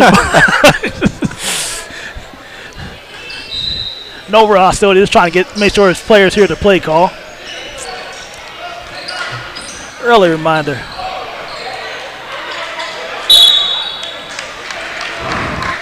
Yep. And it looks like they got stuck out there in no man's land. Yeah. Traveling call. Looked like that play broke down and he wasn't sure what to do. Good drive by Camden Boone. Camden Boone, only a 7th grader. Played really well for Shepherdstown last year. He's got nice height and immediately recognized the man-to-man defense. And what you do, you recognize that he attacked it. Yeah, he can put the ball on the floor. He's probably best known for his shooting ability. He can really shoot the ball.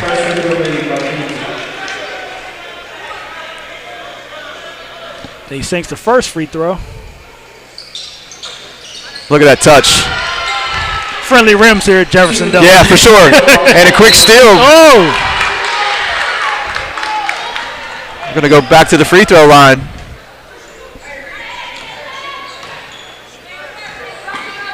Yep, and that's Jacob Hickey with the steal. He's going to the free throw line. 4 seconds left in this first quarter. That was big. Really big.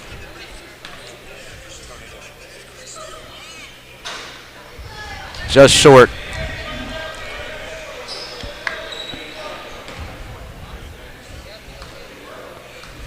Let's see if Shepherdstown applies that pressure after this make. That's exactly what I was thinking.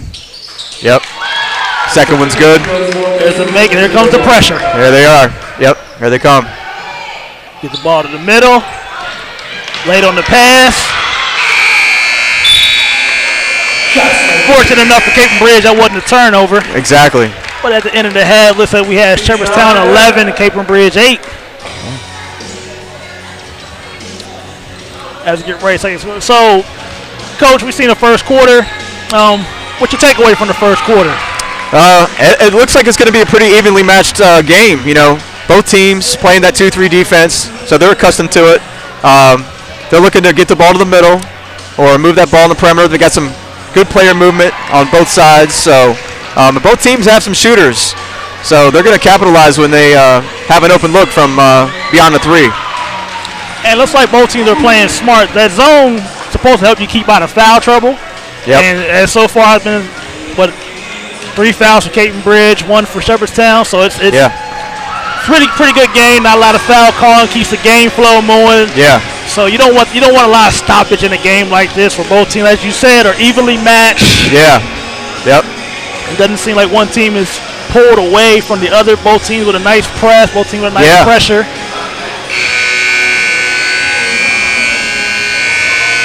So it's going to be interesting to see when pressure, as the game progresses on, the guard play for the pressure. Yeah. Hey, with two teams that are pretty evenly matched, it's going to come down to mistakes. You know, what team, commits the least amount of mistakes? Shepherdstown here, kind of with that home court advantage, being the local team, Cape on Bridge, on the road. Coach Bullitt, he's wondering, hey, should be our ball coming out. I'm not sure if it was switched or not. It's like the referees are discussing it now. Coming from that last jump ball, I believe. Doesn't matter if Cape Bridge shot at the end of the quarter or not. I believe it goes by the jump ball. It looks like it'll be Cape on Bridge's ball.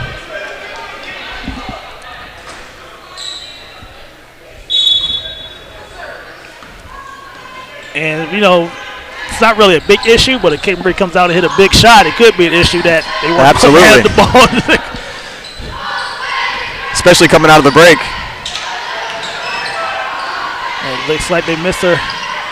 Oh, step through.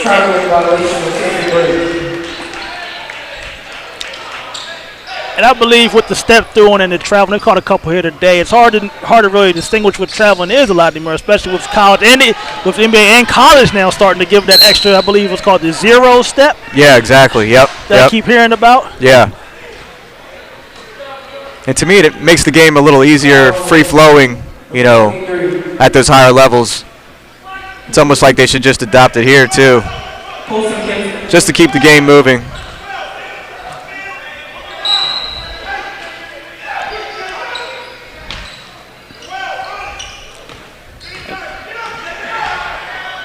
Like looking for Camden Boone in the corner. Looks like he may have stepped out of bounds.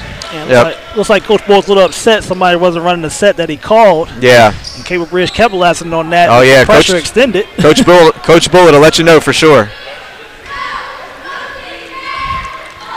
And they're staying at 2-3, so I'm assuming Cable Bridge is going to go with their patented drive and dish. Yep. Which number 23, Colson Kistner, has been really good at tonight. Ball moving, but Shepherd Sound extended that pressure. Yeah. On the wings.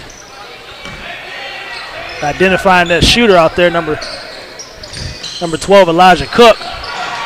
Nice read by Liam Sager with the steal. Thwarted that backdoor opportunity. And there's Camden Boone for three. Whoa. Good hands.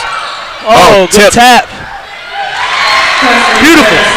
Beautiful, knowing where his teammate was. Yeah, great awareness. Defense to offense right there. And looks like Cape Bridge baseball got pass. Quentin Frankel will take it. Just missed it. Great attack, though. Great take. Put a little too much on that left hand. Yeah. I like the way he's kept the ball in the middle of the court, though, and he just went ahead, straight ahead and attacked. Looks like we got a 3-second call. Somebody camping in the paint over there from Cape Bridge. A lot of times that'll happen if you're open and you're just kind of waiting for that guard to give you the ball. And the referee says, hey, you've been in there too long. And that's something a lot of guards need to start doing at a young age. Looking in the middle, looking for your big man.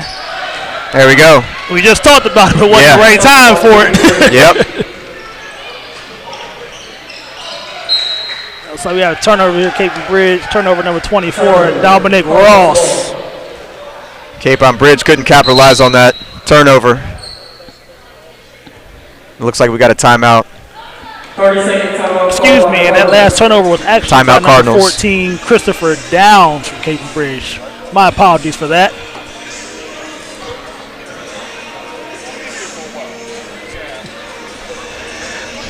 $13-8, really close game. Really close, like you said, no team has pulled away more from the other team. Like I said, two evenly matched teams. Or it could be both teams are still trying to, figure each other out, what they want to do. Yeah. Could be some adjustments coming in the second half. I mean, there's 4 minutes left till halftime. Could be big adjustments. But both teams struggle early with the pressure. And it seems like both teams kind of backed off the pressure a little bit. Yeah. So I'd like to see more pressure. Yeah. Both teams seem to kind of packed it in and made an adjustment. And speaking of pressure, here it is. Cape Bridge coming with the full court press. Got the ball in the middle of the court. That's what you want, but there's a turnover. Cape on Bridge capitalizing off that turnover. Good pass. Boone takes it to the basket. Draws the foul. And that foul will be on number 14, Christopher Downs. One thing about pressure in full court, as you saw, Caton Bridge got the steal, but Shepherdstown right back with the ball. Didn't give him a chance to set up the press. Yeah, exactly.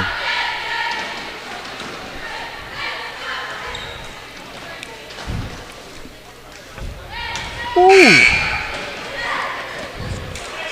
At number 3, Camden Boone, short on the free throw attempt.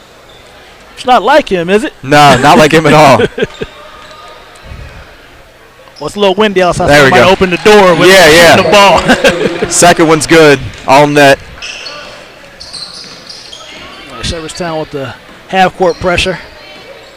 Yep, Shepherdstown extending their defense a little bit. Sager back there, anchoring that defense. Good rotation. Great rotation, man. It's like Caton Bridge got caught no man's land there. 4 men around him. Yep. Shepherdstown did a great job collapsing. Ball in the middle. Oh. Coach Bullitt on his players to shoot the ball. Well, he was wide open down there. Yeah. That's where you want the ball wide open. And he guess he didn't realize how open he really was down there. And when you got someone like number 13, Quentin Franklin, that can rebound, just like he did there, he got that offensive rebound and put it right back up. He missed it, but, you can't capitalize off those offensive rebounds if you don't shoot the ball when you're open. And looking at about 3 minutes left here in the first half. Shepherdstown 14, Caton Bridge 10. Like Caton Bridge switching up things a little bit. I said, it seems like Shepherdstown was really extended that pressure. Shooter in the corner. Great rebound. And Quentin will push it. Good follow. Just a bit short. See Caton Bridge on a fast break. 24, Liam Sager with the seal. You mentioned his name a couple times already today. Yep. He's aggressive, and he'll shoot it too. Look at him. He's in there getting that rebound. A lot of hustle. Seems like Shepherdstown out hustling Caton Bridge right now. Ooh. Double dribble. I didn't see it.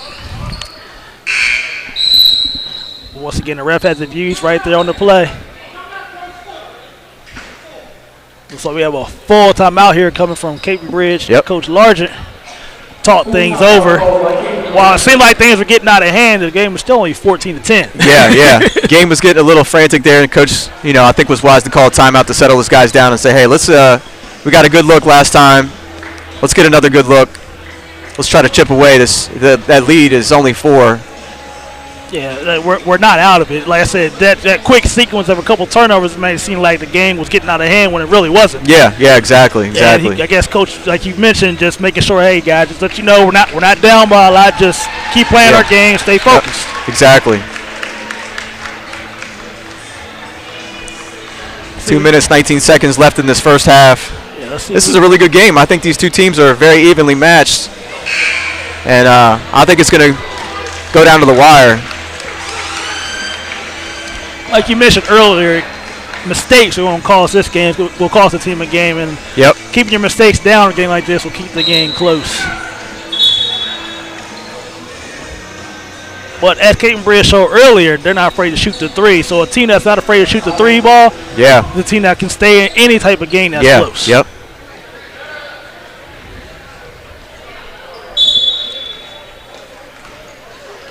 And starting here, 2 minutes left in the first half.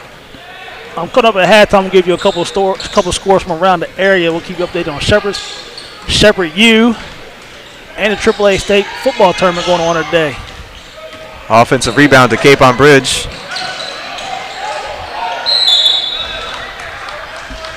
Wow, looks like number 23. Yeah.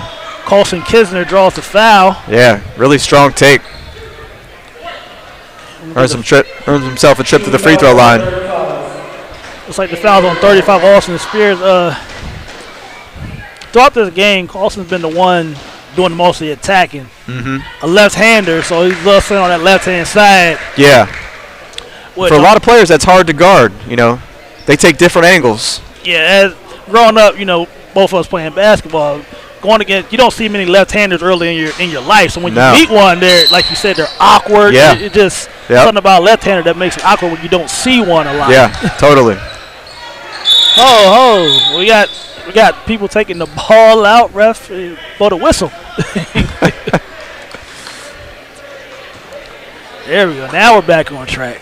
Let's keep this game in hand. It's just under 2 minutes in this first half. Trap on that baseline. They call a foul. Ooh. Foul's a little quick. Yeah, a little quick there. Looks like the foul be on number 12, Elijah Cook. That puts Caton Bridge at 17 fouls. Yep, we're in the 1-and-1, it looks like. 1-and-1. I thought 1-and-1 was when they had 8. I could be wrong. Is it 7? I thought it was 8.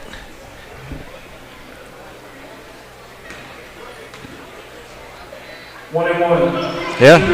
Okay. So it looks like Shepherdstown will be in the 1-and-1 the rest of the first half. Yeah. Looks like they're sending number 1, Ben Popek, to the line. 1-and-1, good rebound by Caton Bridge. Push on the floor, number 23. Colson Kisner. It looks like Caton Bridge going to try to probe for a really good shot here.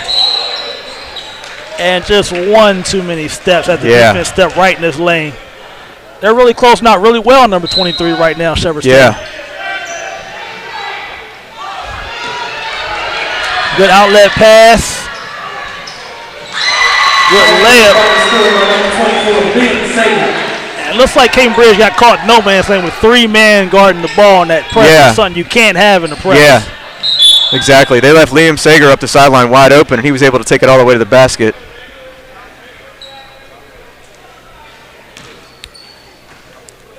And Coach, right now, if you're Caton Bridge, you want to make sure you want to stay calm. Still a 5-point game. You want to stay calm, not let the game get out of hand with costly turnovers. Yeah, exactly. Be patient, run your offense. Looks like, the Bobcats need to work on getting on the same page. And so it could be just a little frustrations that they're having right now. That's all. Yeah. It looks like the ball was tipped out of bounds. Oh. Jesus. I didn't see a deflection. So Capon Bridge will have the ball again, down 5. That could turn out to be a good thing for them. Could be a big possession, yeah. Like I said, seeing Shepherdstown is really getting to them corners right now. And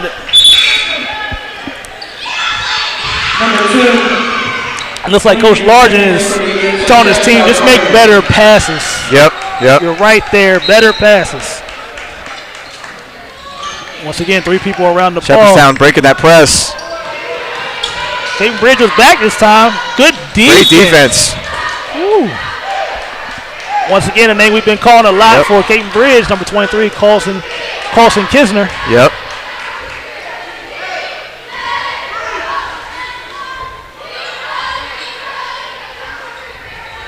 Just under a minute. It's like a little forced action from number 3, Bob Popek. Gets the ball right back. Yeah, I like that effort, though, by Camden Boone. He turned the ball over, but then he tracked that ball down. He tracked it, the man down and was able to tie him up. I thought it was going to be a jump ball, but he actually ripped it away and earned himself a trip to the free throw line. So they called the foul on Caton Bridge. I thought they called it on him for the effort. It's one thing coaches stress. If you turn the ball over, get back on defense.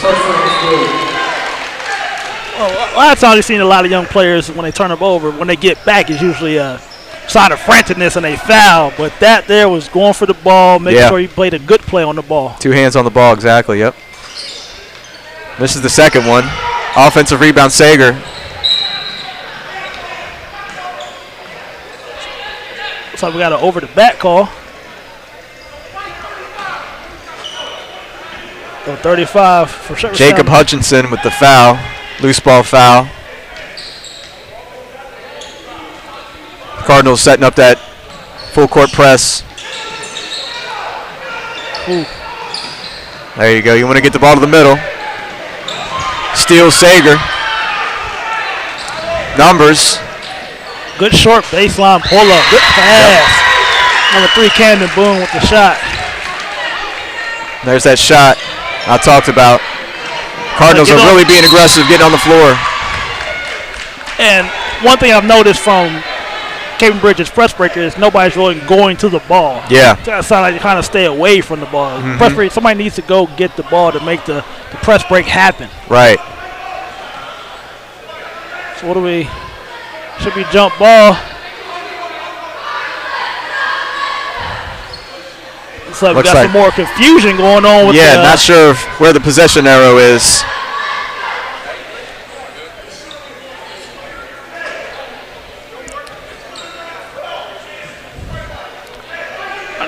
Scores tables is a little behind on the jump ball, but so it is going to be Cardinals ball. Possession arrow to Cape and Bridge.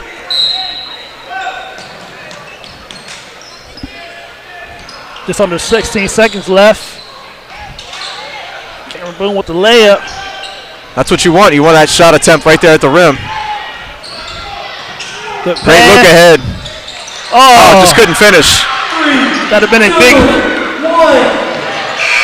That'd have been a big shot for Cape and Bridge going into the half. Yeah.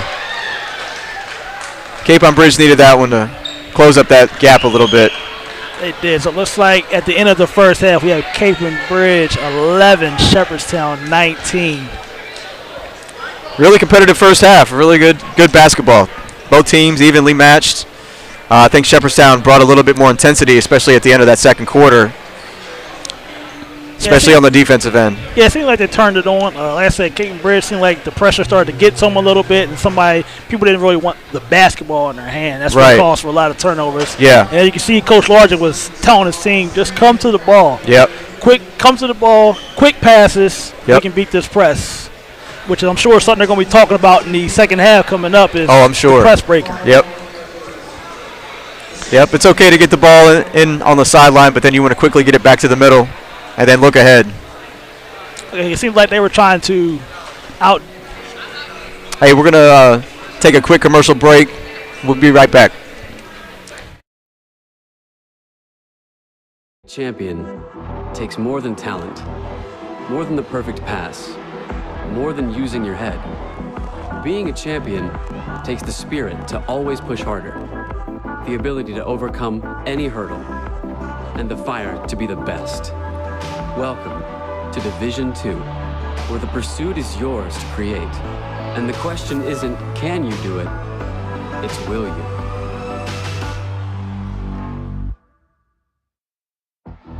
Being a champion takes more than skill, more than endless drills, more than using your head. Being a champion takes the heart to give it your all, the agility to thrive from any angle, and the relentless drive to be the best. Welcome to Division 2, where the pursuit is yours to create, and the question isn't, can you do it? It's, will you? In NCAA Division II, student athletes leave a lasting impression on their communities. That's because Division II student athletes want to make a difference and truly be part of their surrounding communities. Through community engagement, thousands of student athletes from various backgrounds interact with community members who view them as role models. This interaction leaves a positive and perhaps even life-changing impression on all those involved. In Division II, we rise to the opportunity and make community engagement ours. In NCAA Division II, community engagement is an initiative at all 25 national championships because student athletes want to give back while competing for a national title. Over the course of the year, Division II student athletes have an opportunity to leave a lasting impression in local communities throughout the country. Whether Division II student athletes are volunteering at hospitals, schools, after-school care programs, foster homes, or retirement villages, they make a difference in the lives of others. In Division II, we rise to the opportunity and make community engagement ours.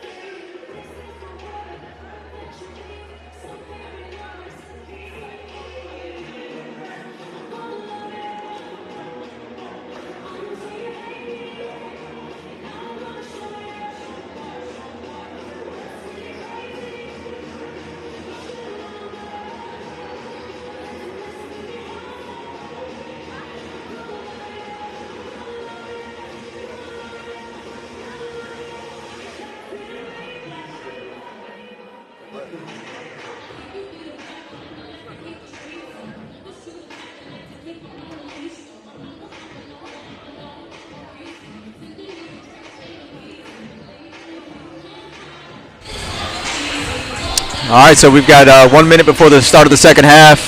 Players from Shepherdstown are still in the locker room, still discussing probably some strategy to maybe expand this lead. Yeah, it's discussing a little strategy. Bullett's probably trying to make sure, Coach Bullett probably trying to make sure his team doesn't get ahead of themselves, even though they're up 8-point lead. They want to get too ahead of themselves to, come out carelessly early and get right back into a nice, say, a little dog fight, which the game has been sort of a dog fight for both teams. Right, yeah. The worst thing for Shepherdstown is to come out of the locker room and, give the momentum to Cape on Bridge with some turnovers, with some rush decisions. So, Coach Bullett, I'm sure, is in the locker room making sure that he's got his guys prepared and ready to do what they need to do. And guessing what Coach Largent probably told his team in the locker room is, guys, we're still in the game. Calm down a little bit. Yep. We had some shots early. Let's get back to what we were doing, driving and dishing, hitting our shots, not rushing. If it's not there, bring it back out. Let's start the play over again. Right. But second chance points is something that Shepherdstown was getting a lot of rebounds in bunches on the offensive board, which something you don't want to see as a coach, give up offensive rebound. Yeah. And I could hear Coach Bullett up here telling his players to shoot that ball, If you're open, shoot it. Like Shepherdstown comes right out with a little pressure. Yeah. Try to make Cape and Bridge speed their game up. And something we just talked about. Yeah. is Elijah Cook has been the shooter for Cape and Bridge today. Yeah. And got a great look. Sager with the drive, draws the foul. That looked like pretty good defense. I like when my players, contest those shots in the paint. Yeah, great challenge. Great challenge by number 30, Trevor Wolf. Now, back to that first possession, we had talked about Shepherdstown not giving up an early possession, and right off the bat, they gave up a wide open three to a player who can shoot the ball. Yeah. You got to be careful with that because, he sees one go in, especially his first shot. That could build some momentum. And like I say, he's probably been looking for that confidence booster.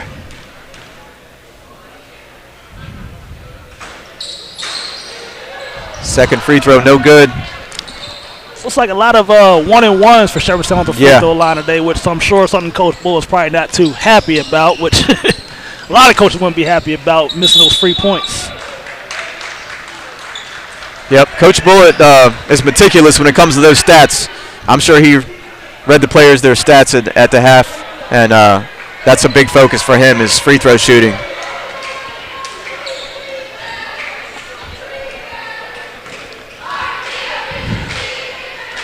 And it looks like number 30, Trevor Wolf to the line. That must be a draft over here on this side of the court. It's got to be. I believe somebody keeps opening that door just as somebody shooting free throws.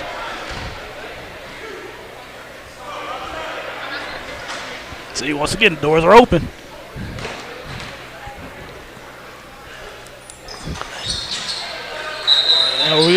I'm not sure what's going on here.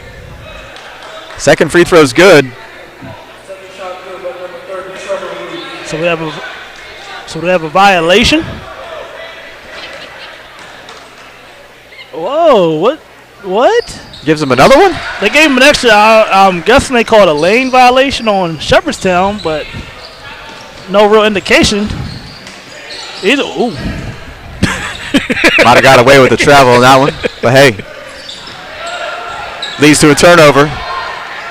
Quentin Franklin getting back on defense. He's going to. Nope. Looks like Cape on Bridge steps out of bounds. Well, looks like Cape and Bridge come out with a little energy also as well. So we have to see that energy. Like I said, it's still only a 7-point game at that. Yep. With 5 minutes left to go in the third quarter.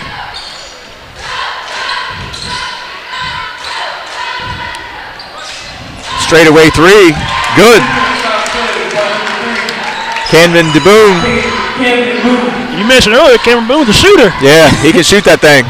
So he seen one go in, so he's sitting at the spot at the top of the key. And that's so probably start looking for a shot a little bit more here coming up. For sure. Camden off the dribble. Didn't know looking for a shot like that, but he looked for it. Quentin Franklin with some nice defense, some great effort there in the backcourt. You see Coach Bull telling his players to get back. Guess he didn't want a cheap foul all the way back there. Good stop and pop again by Colson Kisner. That's what you want. You want to get the ball to the middle of that zone. Shepherdstown looks like they're out of sync there. Seems like all the second half, both teams are kind of lackadaisical. Like somebody's looking for a spark, but they can't. Somebody's really giving the spark that the coaches want. Yeah. And looking at both coaches, I see a little frustration into the effort. That one player is giving more effort than the other one. Both teams need to give more effort.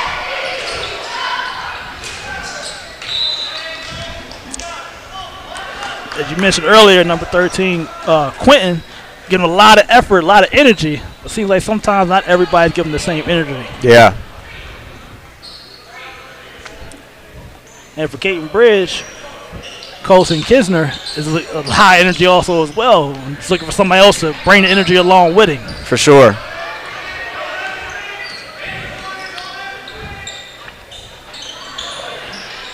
There's another 3 attempt by Camden Boone. We said we saw one go in. He probably tried to get a couple more in. Yeah. I mean, they're good looks. They are. Shepherdstown was able to get that offensive rebound, but just couldn't capitalize. Great take. Good, strong just take. Couldn't finish. But that was a great take. Powerful right to the rim. Sager with the stop and pop. Just a careless pass by number 12, Elisha Cook. Oh, good block. Number 23 Kinsler with again. the block. Oh, splash. 3-ball, Jacob Hickey. Could be the spark Shepherdstown needed. Let's see if Cape on Bridge can answer back.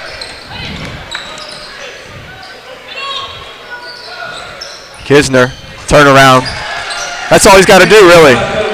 And lefty went to that left side. They respect him to turn right. Yep.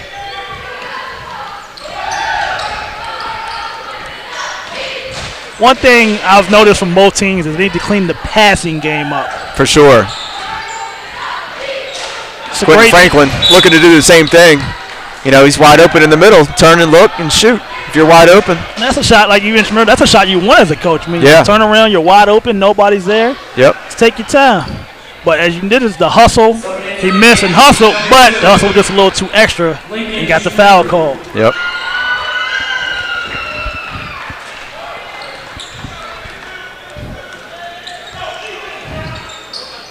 Shepherdstown bringing that trap. Leads to almost a turnover. Just a little too over-aggressive. A little too aggressive. But that they're springing that 3/4 trap on them.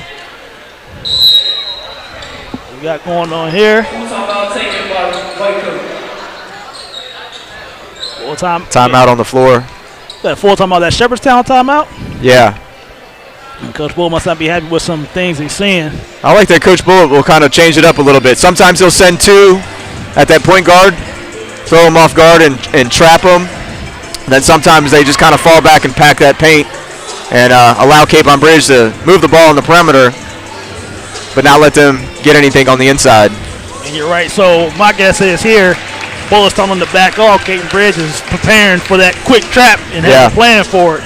Try to keep offsetting each other. A lot of tacticals though going on with each coach today. I love to see it. Love to see it.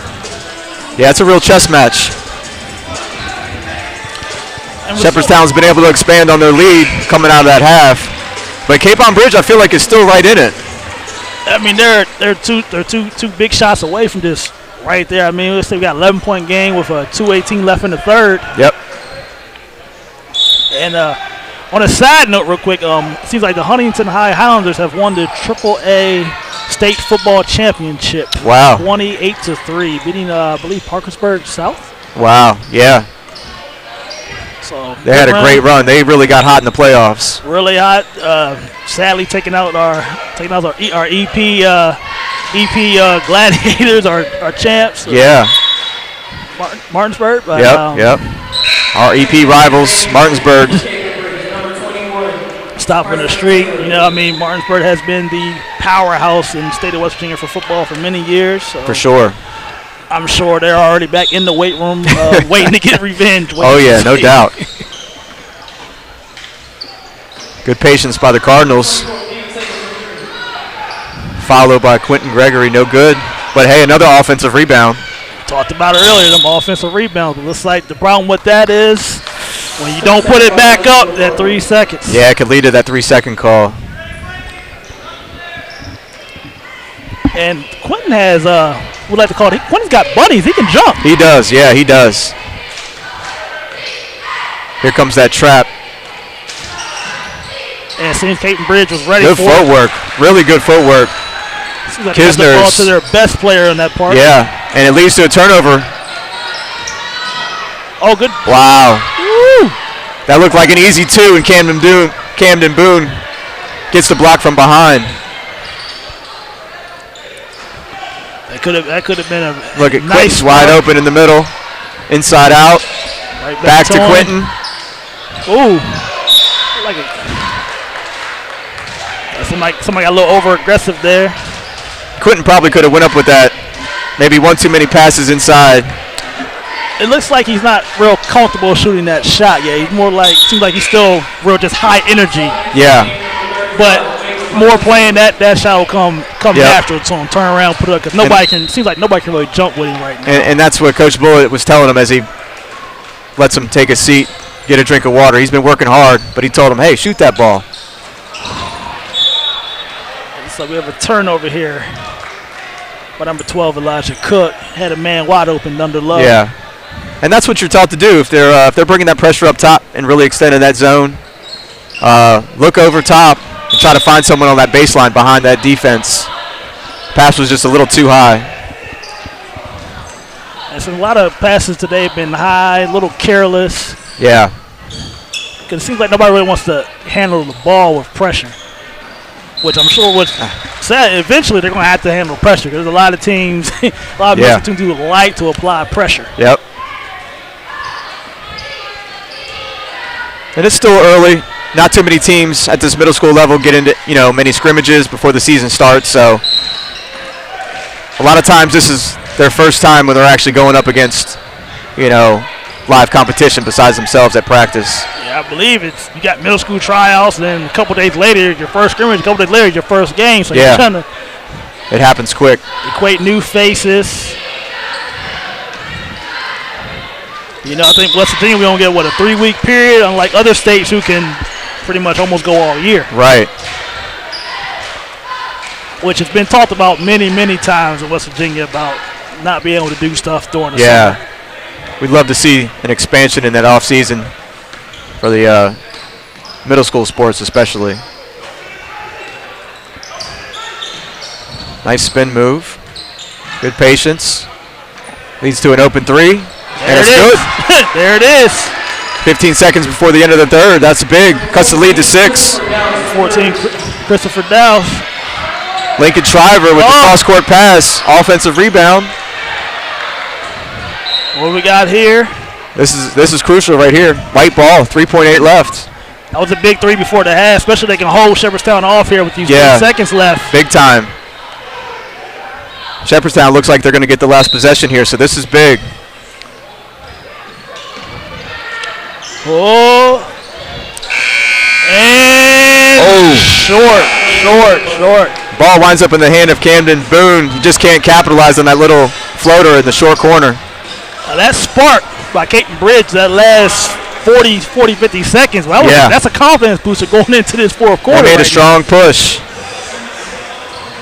Because 6-point game, Shepherdstown hasn't asserted themselves to really be able to relax, sit back in the 3, because, like I said, Caton Bridge, big 3. They got their shooters out there. Yeah.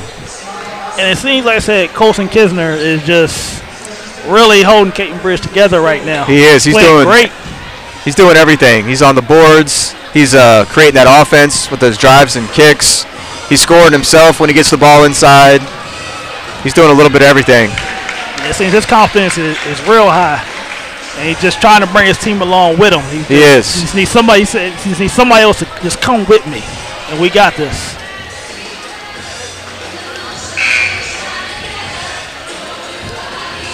Like Jefferson coming out, looks like they're going to start out with their Jefferson high energy player, Quentin Franklin, not starting this fourth quarter. That's their high energy guy as well, who's giving them a lot of energy. Yeah, I'm surprised he's not out there right now. Could be get a quick breather just to finish this game out, because they're going to need all the energy they can get to finish this game out. Coming out of the break, Jefferson Cardinals 26, Caden Briggs 20. But remember, they used to tell us you're young, so you shouldn't be tired. Right, yeah. Remember that? Biggest myth ever. Yeah, for sure. Yeah. Caden Bridge with the pressure. Big turnover. Ooh. Whoa. Trying to make something happen. It really wasn't there. You know, in that situation, you'd love to see your players just pull it out, set up the offense. And you see Coach Larder didn't get mad. He just looked at him, told him just, we're right there. Yeah. Calm down. Just calm down. Yep. Ooh. Good spin move. Liam Sager, for a big guy, he's got really great footwork. See if Jefferson get a little ball movement out of here, make Caden Bridge work. Little runner. Good Great offensive rebound. Jacob Hutchinson crashing the boards. He's going to go to the line for two.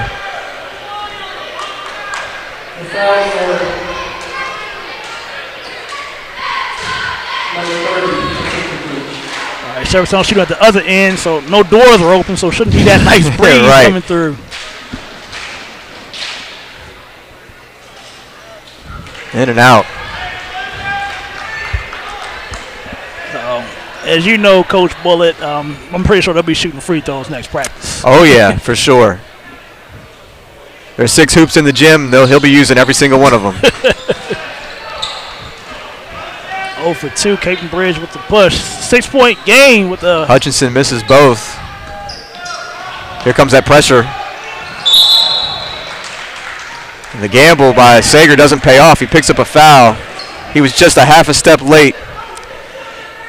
If you're Shepherdstown, when you run that, I would automatically send somebody at number 23, Kisner. Yeah. Automatically. As soon as they run, I'd automatically send somebody to stop them from getting the ball. That's their first look. As see Shepherdstown posted up, getting closer to him.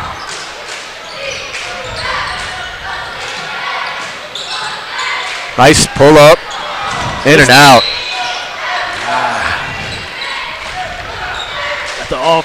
Got the ball foul. Really good shot attempt. I mean, you know, he saw a soft opening, took one dribble, took a nice little mid-range shot. It was just in and out. A lot of players might take one more dribble, then they're going to get too close to that defense and get their shot blocked or too close. Turn the ball over. Yeah. Running in there with them trees, as I used to say for the guards. Don't go down there with those trees. Yeah. There it is again, just keeping it mid-range. Sager with the miss. Cardinals got the offensive rebound. Couldn't get another one. Transition. Good move. I could tell when he got that rebound, he wasn't going to pass the ball. No. Kisner looking to finish with that inside hand, that left hand on the right side. Almost got it to go. He's going to the line for two. Yeah, try to put a little too much English, too much Spanish, whatever you want to call it. Just a little too much, but nice swivel. The kids called it them jelly layups. Yeah. Probably didn't need to do all that. Nice shot. Makes the first one. Shepherdstown bringing in their high energy back. Yeah, and here comes number 13, Quentin Franklin. Number 23, Jose Kinzer at the free throw line. Wanted to make sure he's well rested for this home stretch. Kinsler hits both of them. Looks like timeout Cape on Bridge. And we have a 4-point game. Just like that, we talked about coming out strong in the quarter. 4-point game. Yeah. 4 minutes left, 26-22. Shepherdstown's up. Yeah, great game, just like I assumed it would be. I mean, from the start, it was back and forth, back and forth.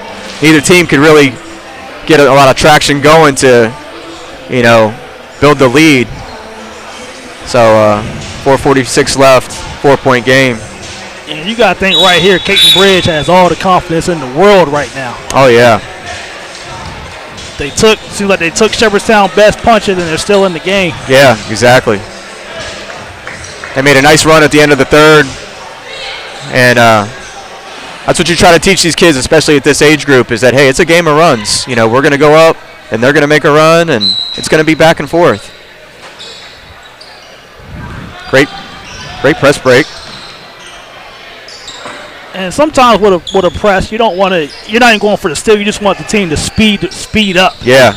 Make their own mistake. Exactly. Good patience. Good step in. And the touch. Gets that shooter's roll. Well, these rims here at Jefferson are very friendly. Yeah.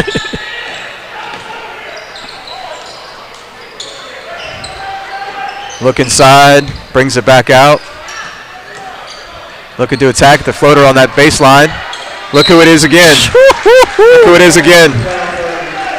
Kinzer, he just refuses to go down. He's really put the team on his back this game, almost like a book bag. Number 13, Corey Franklin. It seems like they go as he goes. Kinzer bringing that energy. He wants this one. Makes the first.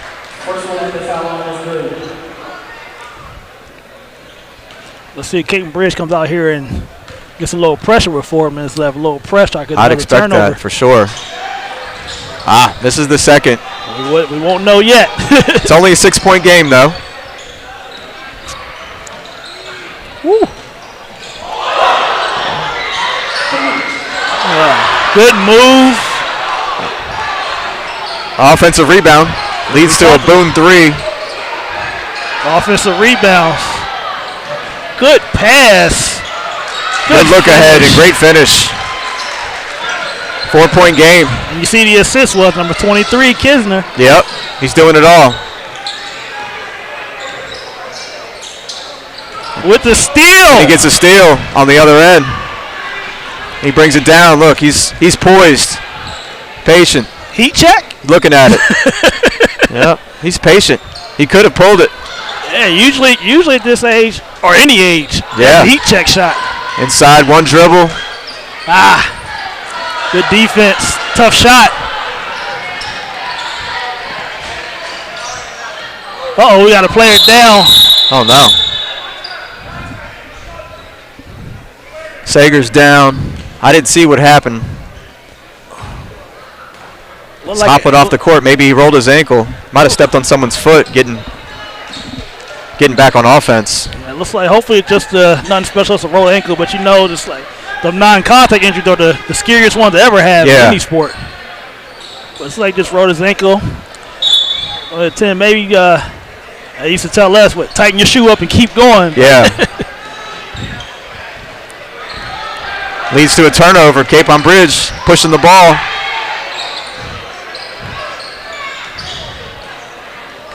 Good move. Good floater. Friendly roll at rim. Friendly roll. At least that rim is friendly on both ends. Yes, sir. Number 11. Tanner Netzer with the floater. This is where Quentin Franklin can do some damage in that open court. That's a big layup right there by Quentin.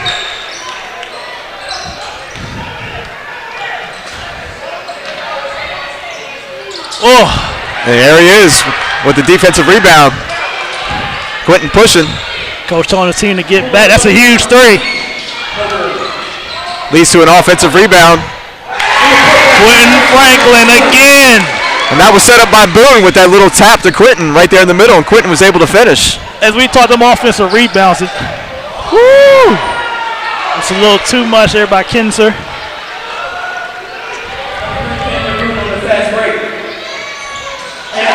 Wow. A lot of momentum right now. Like Coach Large let his team play through it. Yeah, he is. A lot of pressure being applied by the Cardinals right now. Oh, loose ball. Get on the floor. On the floor. 3 players on the floor. Winds up in the Cardinals' hands. You love to see it. Coach Bullet with the timeout. I'm sure everybody was waiting for a timeout on both sides there. Cape on Bridge made a heck of a run, but Shepherdstown with some timely buckets. So we're looking at a minute 29, Shepherdstown 35, Cape Bridge 27. Really exciting these past couple minutes of this game. Exciting finish there. Just as it looked like Cape Bridge might have tied the game, in another possession or two. Shepherdstown with some big buckets. It's what's hurting Cape Bridge is them offensive rebounds. Yeah. Them offensive rebounds led to Shepherdstown getting a lot of easy baskets. Yep. So I'm sure when they go back, Coach Largent will definitely have them doing boxing out drills, rebounding drills. For sure. Loose ball drills. And as fans, as spectators, as coaches, we all love to see these players diving on the floor, One time there was 3 players on the floor getting that loose ball, and you love to see it. You love to watch games where that type of energy is being displayed. Very exciting, very exciting. Very exciting, and something else that we didn't really bring up in this game, a lot of sportsmanship going on. Yeah. They're just out here, they're just playing basketball. Look who it is, number 23 again with the steal. Just can't capitalize. On the floor again. 23 on the floor. Ooh. Quick draw to the timeout. You hate to burn the timeout, but he kind of had to. Yeah. It's like Colson missed a gimme leg. Could it be? He might be a little fatigued. I don't believe he's come out the whole game. No, he hasn't. And Cape Bridge calls a full timeout. That could be to get him some air. Yeah. Get him a little energy. Well, they definitely needed that possession, 23's on the floor. If he tried to pass out of that, he might have turned it over, so the coach went ahead and called that timeout. It's like Shepherdstown cheerleaders doing a little something for the stands, yeah. For the crowd.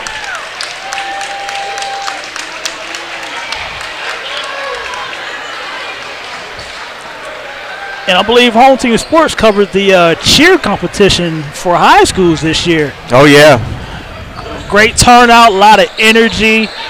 Our most viewed event going on. People love their cheerleaders. Yeah, I was in the building there at the Spring Mills competition. My daughter cheers for Jefferson, and man, it was electric. That was a lot of fun. I'd never been to a cheer competition before. It was a lot of fun. I've never watched until then. Yeah. And the energy those girls bring and the parents bring is just amazing. 3 in the corner is good. Woo! Big shot by number 12, Elijah Cook. 5-point game. And here's Cape Bridge with the pressure. Second late. Look who it is. Oh, you see him. No surprise. Too much. You know what? Some would say, that was doing a little too much, but the defender did a good job of taking away that right side. He went back to the left. It was not a bad decision. And I'm sure that's not the first time he's tried that. No, and for a player like and he was going to his strong hand. He was going to finish with that left. And that's probably what it was. A player like Colson, you can tell Coach Largent wouldn't get mad at that at all. No matter what he did. He just brings so much, and that's probably usually the layup he makes. Yep. 99 out of 100 times in for the sure. game and practice at the park. Yeah. 2K. and to me, as much as he's done for the team today, there ain't a whole lot he can do wrong in my eyes. No. He missed some shots right back on defense. He's in the mix. Yep. Loose balls, rebounds. Yeah. And you want a player like that. And players like that, I mean, you give them freedom. Yeah, you give him that green light. He's made great decisions, passing. 5-point game, 44 seconds left in the fourth quarter. Cape Bridge with the ball. And I'm thinking that they're thinking 3 ball. Woo! Cross-court pass. They're trying to get the 3 They're trying to get that 3. It's a big shot. Oh, just out. You see he's on the rebound. Look who it is. He tried to get it back out to a shooter, too. He did. But you can't be mad at that. No. You can't be mad at all for that. Try to get it to a shooter. And it leads to a turnover. Turnover by Shepherdstown. Cape Bridge has got to just score. To the basket. Oh. Great decision. I know a lot of people have been like, why kick it to the shooter? We just got to score. Yes. We just got to score. That's Trevor Roof. Made a good decision. Looked like he wanted to give it up around the 3-point line. But he didn't have any teammates open, so he said, you know what, I'm going right to the basket. Yeah, Shepherdstown ran right to the 3-point line to cover everybody. Yep. And he's short on the first one at 20 seconds left in the game. Shepherdstown 35, Cape Bridge 30.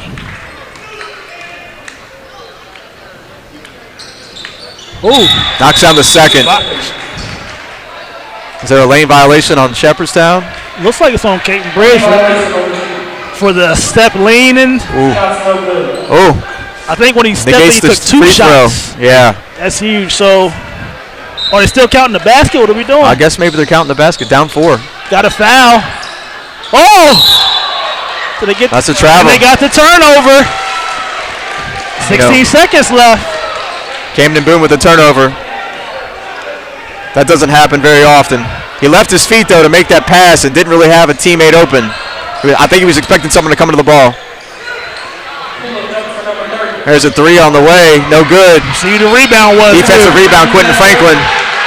He's so fast they can't even foul him.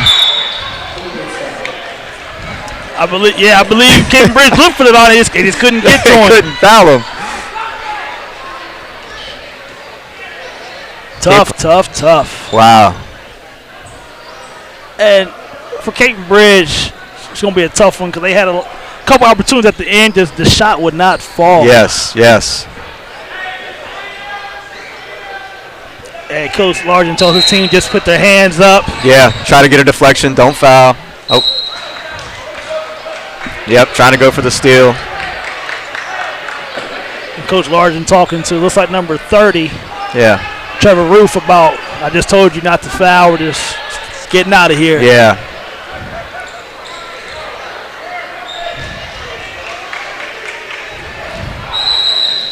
Looks like Ruff's not on the same page. Looks like Roof is fouled out with 0.7 seconds left in the game. One thing about this Cape Bridge coaching staff and team is they're poised. They are. Yep. Not a lot of extra coach, not a lot of yelling. They respond well to Coach Largent. Yeah. And that will do it here at the Cougar Dome as Shepherdstown wins 35-30 over Cape Bridge. Well, that was a great first quarter and a great fourth quarter. That was a great game, start to finish. Close game. It was almost like, the teams were very evenly matched. Both had the same idea. A game with a lot of runs. A lot of runs in the game. First couple minutes here for Shepherdstown, couple minutes here for Cape Bridge. It was just back and forth. And as Jefferson, as they get the players of the game or tournament players, and 2 names we called an awful lot during this game. For sure. Number 13, Quentin Franklin, and number 23, Quentin Franklin for Shepherdstown. Yep, and 2 men 23, who you'll be Kinzer. definitely seeing in high school. Oh, yeah, for sure. Definitely. They played their butts off.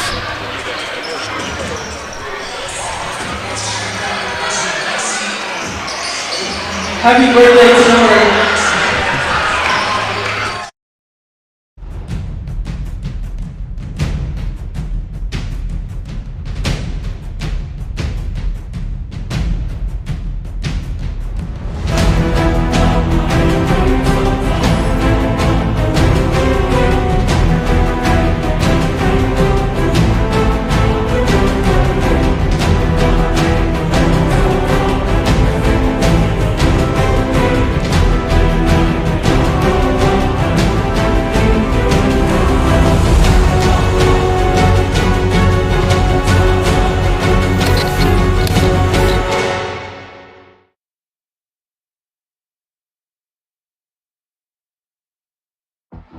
Being a champion takes more than skill, more than endless drills, more than using your head.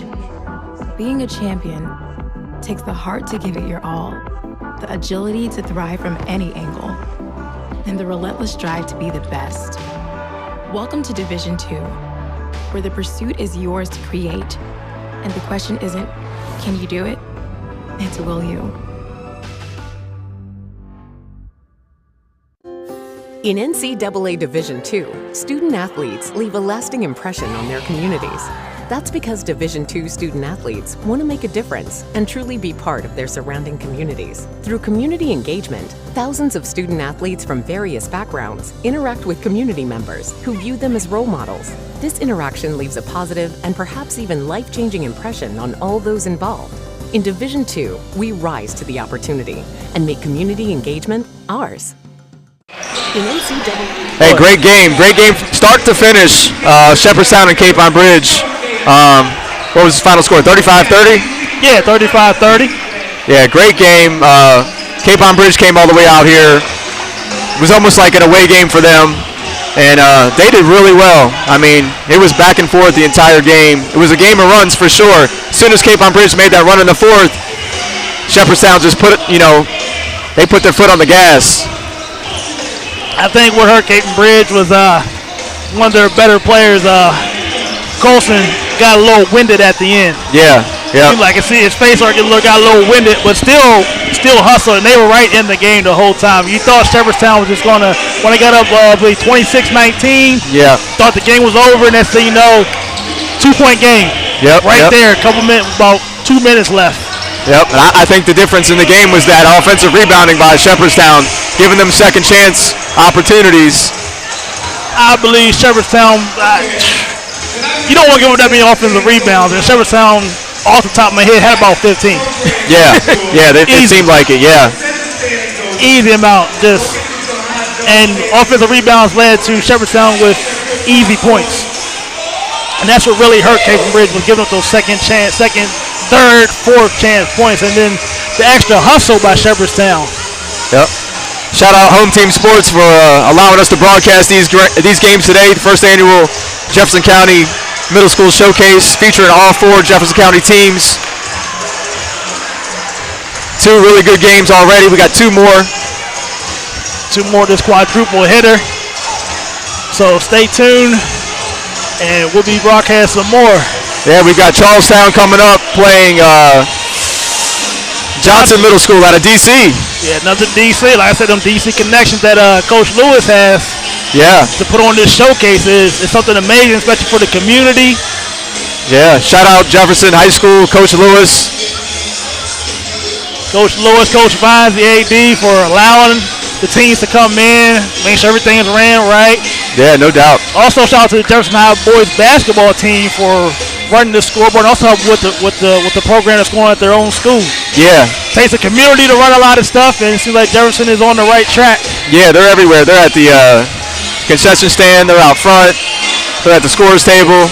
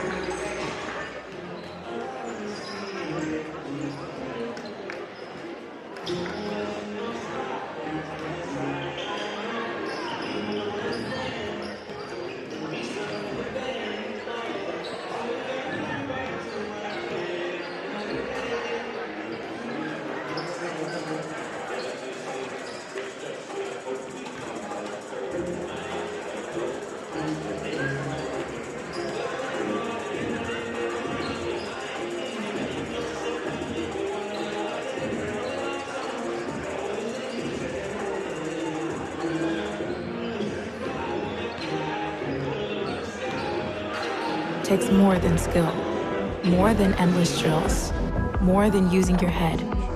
Being a champion takes the heart to give it your all, the agility to thrive from any angle, and the relentless drive to be the best. Welcome to Division 2, where the pursuit is yours to create, and the question isn't, can you do it? It's will you. In NCAA Division II, student athletes leave a lasting impression on their communities. That's because Division II student athletes want to make a difference and truly be part of their surrounding communities. Through community engagement, thousands of student athletes from various backgrounds interact with community members who view them as role models. This interaction leaves a positive and perhaps even life-changing impression on all those involved. In Division II, we rise to the opportunity and make community engagement ours. In NCAA Division II, community engagement is an initiative at all 25 national championships because student athletes want to give back while competing for a national title. Over the course of the year, Division II student athletes have an opportunity to leave a lasting impression in local communities throughout the country. Whether Division II student athletes are volunteering at hospitals, schools, after-school care programs, foster homes, or retirement villages, they make a difference in the lives of others. In Division II, we rise to the opportunity and make community engagement ours. Being a champion takes more than talent, more than the perfect pass, more than using your head. Being a champion takes the spirit to always push harder, the ability to overcome any hurdle, and the fire to be the best. Welcome to Division II, where the pursuit is yours to create.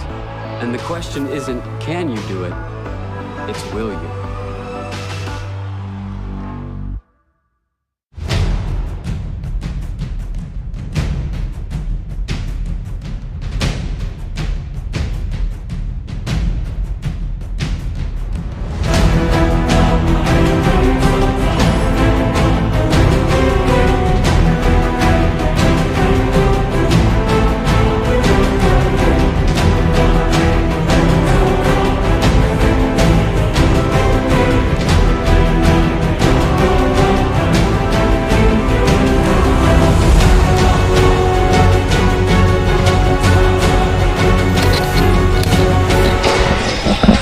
Good afternoon or good evening, depending on how you say it, ladies and gentlemen. I'm Reggie Creamer with Home Team Sports and Entertainment with my special guest calling this game, Charlestown Panthers and Johnson Middle School, Coach Lewis of the Jefferson High Boys varsity basketball team. How you doing today, Coach Lewis? Doing pretty good. I'm excited to be here with Home Team Sports today. My first game announcing. Got two great teams from Washington, D.C. And in Charlestown, West Virginia. Yeah, and we've mentioned a couple times today on our broadcast your connections to D.C. have brought a lot of teams down here from D.C. That's something we can see more in the future from your first annual showcase. Yeah, I'm kind of excited. You know, I started off coaching at Charlestown Middle School, so I'm excited to do this game. And I'm definitely from D.C. and got a couple of teams to come down for the first middle school event. And hopefully next year, I'm looking to do an all D.C. versus West Virginia Jefferson County event. That'd be good. So instead of a one-day tournament, make it almost a two-day tournament. Yeah, you could maybe do a Friday night and a Saturday. Only thing with travel for middle school, sometimes it gets a little expensive. That'd be good. So this matchup, one of the better, will be a really good matchup from what I understand. This team, Johnson Middle out of D.C. is pretty good from what I understand, from what I looked up. Yeah, they have a really good football program. I heard their football program has won the last 3 championships. We'll get to see how their basketball program looks. Yeah, I was trying to look up some more information on them. Couldn't find much. Like I said, Max Spread doesn't really do middle school like that. But it should be a good game. After they're about to announce the starting 5 here today. Yeah, I'm really interested to see how the pace of the game goes. I know a lot of DC teams, they like to really pressure the ball, really athletic. They like to really get up and down the court. So I'm really interested to see how that works out and how Coach Smith at Charlestown adjusts to the pace of the game. Yeah, just looking at Johnson, they look, like you said, they look very, very athletic. They looked athletic in warm-ups, look quick, look fast, and it's a good early test for Charlestown. And as they announce the starting, as they announce the Yeah, I know both teams came up pretty early, so we'll see if they're ready to go when the game starts. Yeah, and then looking back, like I said, we just covered the last game. This is our third game of a quadruple hitter. Shout out Home Team Sports for allowing us to broadcast this game. The last game was a more slow-paced type of game, a lot more tactical. Do you see that same thing going on with this game? Yeah, I'm looking. I think this game might be more of an up and down game. This is me knowing how that pace of the game goes down in DC. Looking for it to be kind of more up and down. A lot of pressure going on. Coach Smith, I know he likes to do a little bit of both. He likes to mix it up. Run a good half-court sets on offense. So we'll see how it goes. Yeah, you mentioned about the sports playing in D.C. When I was in school, college, I met a lot of kids from D.C. And that's all they talk about is sports. The programs, the different type of programs. A lot of argument going on from schools like Baloo and things like that. Just a bunch of athletes come out of D.C. from what I understand now. Yeah, I think Johnson. They might have a couple of football guys on that team. I heard their football team is really, really good. I was talking to Dave Vines earlier. He told me a brief story about how I think Johnson's football team came up here this year and played Charlestown's football team. And he almost had the game scheduled with Johnson for football, but some things with the dates didn't work out, so he ended up going up to Morgantown and playing. But he said they got a really good football team. They won several championships, so you're probably going to see some of those guys out here. Well, the thing is, like, it's good. I mean, it doesn't help teams in their conference or record, but playing different teams in different areas, D.C., Maryland, that's good for the kids instead of staying in the same local, same small parts of Virginia we play at, traveling further, different outlooks on how things are in different parts of the Eastern Panhandle, East Coast. Number 12, Jason. Yeah, they're from Southeast DC. People might not be familiar with Southeast DC. It's on the other side of town, closer to the new district where the Washington National Stadium is out that way. Actually, a little backstory: Coach Murray, assistant coach of Jefferson, he's a pastor at a church down in DC, and Johnson's the middle school right across the street from the church. So they're doing a lot of sponsorships for that community and the Johnson Middle School as well. That's a cool story. That's a real cool story. Nice backstory. And as we're going to get started, we mentioned something about Shepherd University earlier. Tyson Bajan has broken the all-time college passing touchdown record of all time. Any division, any level, he has broken that record. A native here, Martinsburg High. Amazing feat to accomplish at Shepherd, as I believe they went on to win today at IUP to advance on to the next round of the playoffs. Yeah, congratulations to Tyson Bajan. He's a Wildwood alum. Wildwood will be playing the next game here. He went to Wildwood. He probably broke many records at Wildwood as well. I'm not sure if they kept all the stats there, but I'm sure he broke some middle school records when he was in middle school. But he's an alumni there, and his team will be playing, his school will be playing here next in the next showcase game against Jefferson Middle, who's a 3-time DC champs. So that's going to be an interesting one. Really interesting. Two teams who, next game, who, like you said, don't really lose a lot. Well, from what I'm hearing, Jefferson hasn't lost in 3 years, and Wildwood hasn't lost in 3 years. So it's going to be a battle of wheels. That's a long span. At the tip-off start, it looks like we got a quick tip out of bounds going on. First possession goes to Charlestown. All right, let's see what Jefferson's doing here. Like they're going back in the 2-3 zone, Reg. Well, they're probably sitting 2-3 just to get a feel for Charlestown, see what they can do. Like last game, a lot of 2-3, but I just don't. But that 2-3's flying. They're getting a little active on the 2-3. I see they're already extending the 2-3 out a little bit. Okay, Charlestown's in the 1-2-2. Start the game. Come on, and it looks like immediately Johnson Mill knew exactly what to do. Then you look over at the coach. Good ball movement. Some penetration. Try to break down that defense. A lot of patience from Johnson. One thing I see at the beginning of the game, Johnson's not really looking to. They're not really looking to shoot the outside shot. They're looking to get to the basket. I can tell that already. Okay. And as you see that, they proved me wrong. 3-pointer. As you say that, they pull up for 3. And it looks like after their makes, they're going to be in a full court press. Typical DC team, full court press. Yeah, a lot of DC teams I know are all about pressure. Ooh.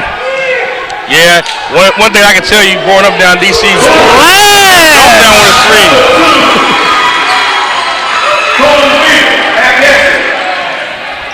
Yeah, a lot of teams in DC, you're going to see a lot in your face, whether it be man or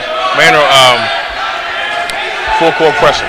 Yeah, a lot of you. That's why I was surprised they came out in the 2-3. I was expecting straight man-to-man off the break, man-to-man full court. I like to see them attack that 1-2-2 with 2 guys up top and split that point man.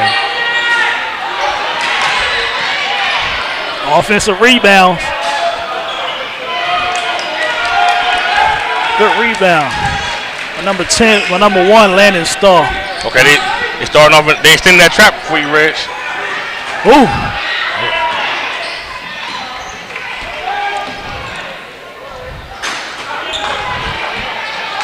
Starting the game off early, been a lot of offensive rebounds for both teams, but as coaches, especially a coach like you hate to see another team get an offensive rebound on you. Yeah, well, both teams in the zone, and you know what they say, it's hard to rebound out of the zone.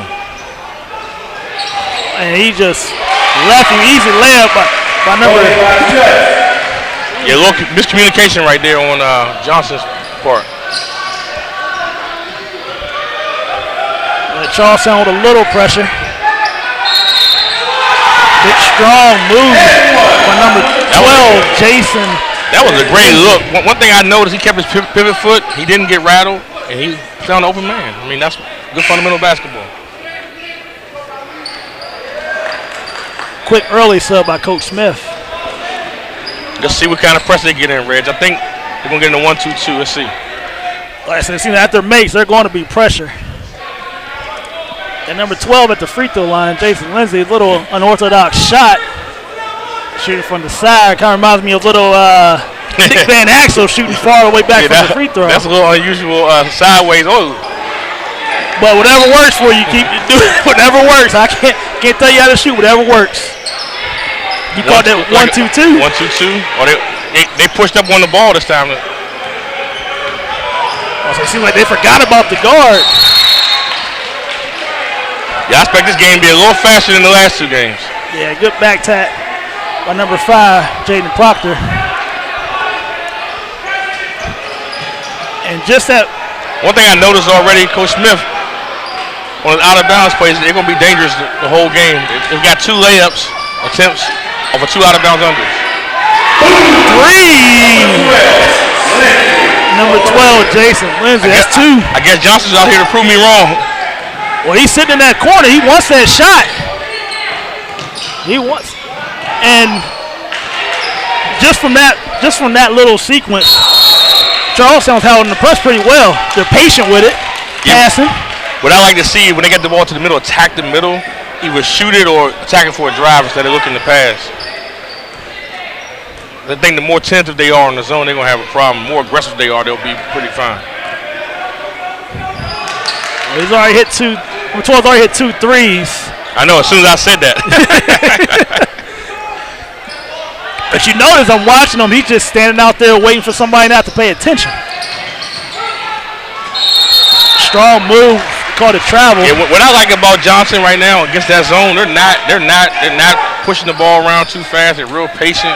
They're looking for a good shot. They're working the ball around. Really well coached team. Like I said, the press breaker run by Coach Smith. Good pump fake.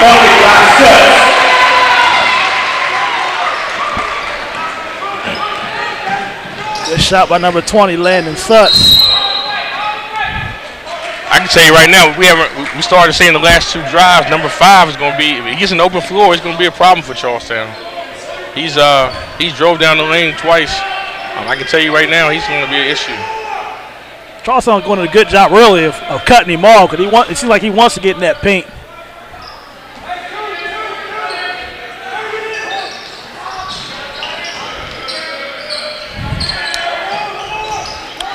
A lot of rough closeout. That's one thing you don't want to do. You don't want to foul a three-point shooter. Close out, put your hand up, make sure he make a tough shot over your hand. Yeah, if you can't get out there, there's no point in just running out there to run out there. But you talked about Johnson, these DC teams not being three-point shooters, and they've been firing threes. Well, at the beginning, I think their patience kind of threw me off. They were real patient, looking to work the ball inside. But then all of a sudden, they started jumping up and shooting a wide-open shot. So that's pretty impressive so far. I mean, I said, you open, shoot it. Simple. And he's missed 2 free throws. I know Coach. He's missed 2 so far. Could have extended the lead a little bit. Now, see if he makes the next one. And I know Coach Killis can't be happy about those 2 misses. And they're right back in the press.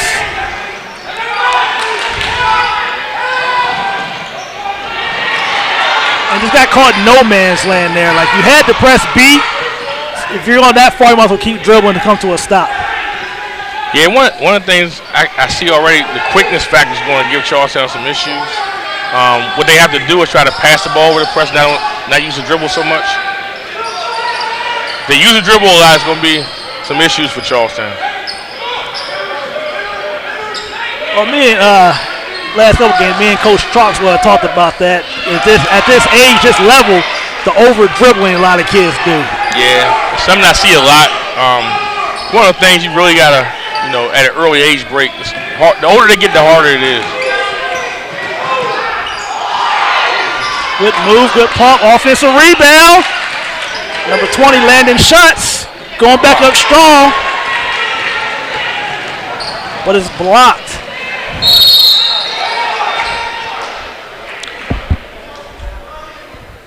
Good block by number 12, Jason Lindsay. Yeah, I think we'll see a lot of offensive rebounds. Both teams are in the zone, and it's really hard to find a man in the zone and really box out. So probably gonna see a lot of offensive rebounds this game. Looks like. Looks like we got a 30-second timeout coming up, called by Charlestown. Now, Coach Lewis, since I got you here, how's your season looking so far? What do you got? What do you expect out of your team this year? I think last year we had a breakthrough year as far as Jefferson basketball. We're looking to continue that. Just having some starters back, having 3 starters back makes it a little easier on you. Biggest thing is just getting those starters to gel with some new guys. They haven't had a new core in 3 years. So having a new core this year is something we got to get adjusted to. I think right now we had 2 scrimmages. Did pretty well in both scrimmages. Just trying to get that chemistry together. Once we get that chemistry together, I think you'll see us gel a little bit more. Overall, I think we're going to have an exciting year. Piggyback off of last year and improve. That's the name of the game.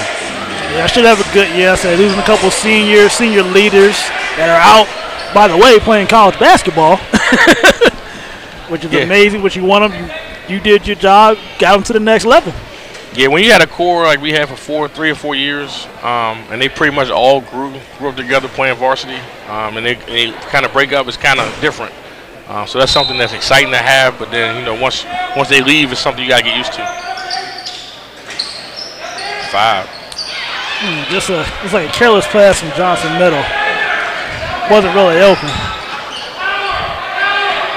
So far, Johnson Middle 9, Charlestown 7. Close game, good game. Yeah, I think every game, just talking to the coaches, we're doing the matchups and the scheduling of the event. I think every game you're going to see pretty competitive. I think just like I said, talking to the coaches, knowing the coaches locally, knowing the coaches out of town, I think all the games are going to be really, really competitive. Harpers Ferry actually surprised me though. I didn't think that game was going to get, the way it got. 15-point win for Harpers Ferry. That's awesome. You already hit one. I'll say corner 3. But they're open. They're driving.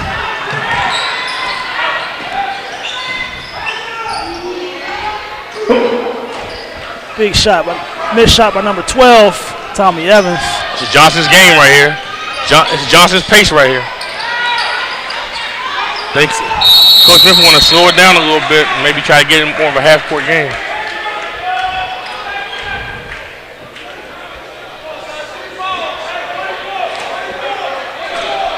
Noticed something about Johnson Middle, the point guard, number 5. Something you see in the city a lot is that back tag. That back tag when somebody gets past you. Yeah, he's We're getting a lot of open offensive rebound. They're putting them threes up right now, Reg. Back into their full court press. Ooh, we got the block. Seems like Johnson Middle's getting beat to the sideline on their press. Yeah, that's one of the things, they're no real pressing team. One thing, the hardest thing to do is get kids to put their foot on that sidelines and keep guys from breaking that sideline. That's one of the hard things to really get across. So they're going, he's still on the 1-2. They're going man. Looks like Johnson. Looks like they're going man. Before trap somewhere.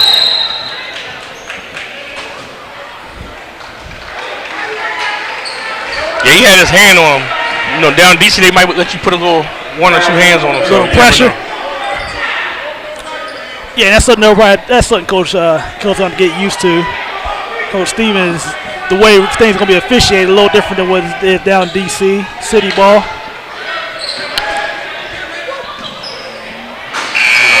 And that'll do it for the first quarter. Johnson Middle 11, Charlestown 7.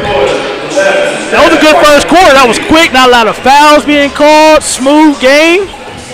Yeah, I was really impressed with both teams, how they ran their half-court sets. Even though the game was a little faster than the other game, but they both were patient at times. Well, it looks like Johnson wants to run, but the way Charleston's getting back on defense, they can't run the way they want to. And that's the key to what I see in the first quarter for Coach Smith and Charlestown to really get this win. They got to get back on defense and stop the fast break. If they don't, it's gonna be a long game for them. They don't want that pace to get too fast.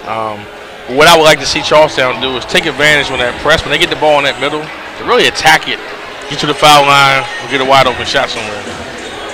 Yeah, it's like Johnson Middle's back with the press, but they're not really like concerned or worried about things going behind them or past them. It seems like they rely on their speed to be like, well, you get past it, we're gonna catch up with you anyway. Doesn't matter what you do, we're gonna catch up with you anyway. Second quarter.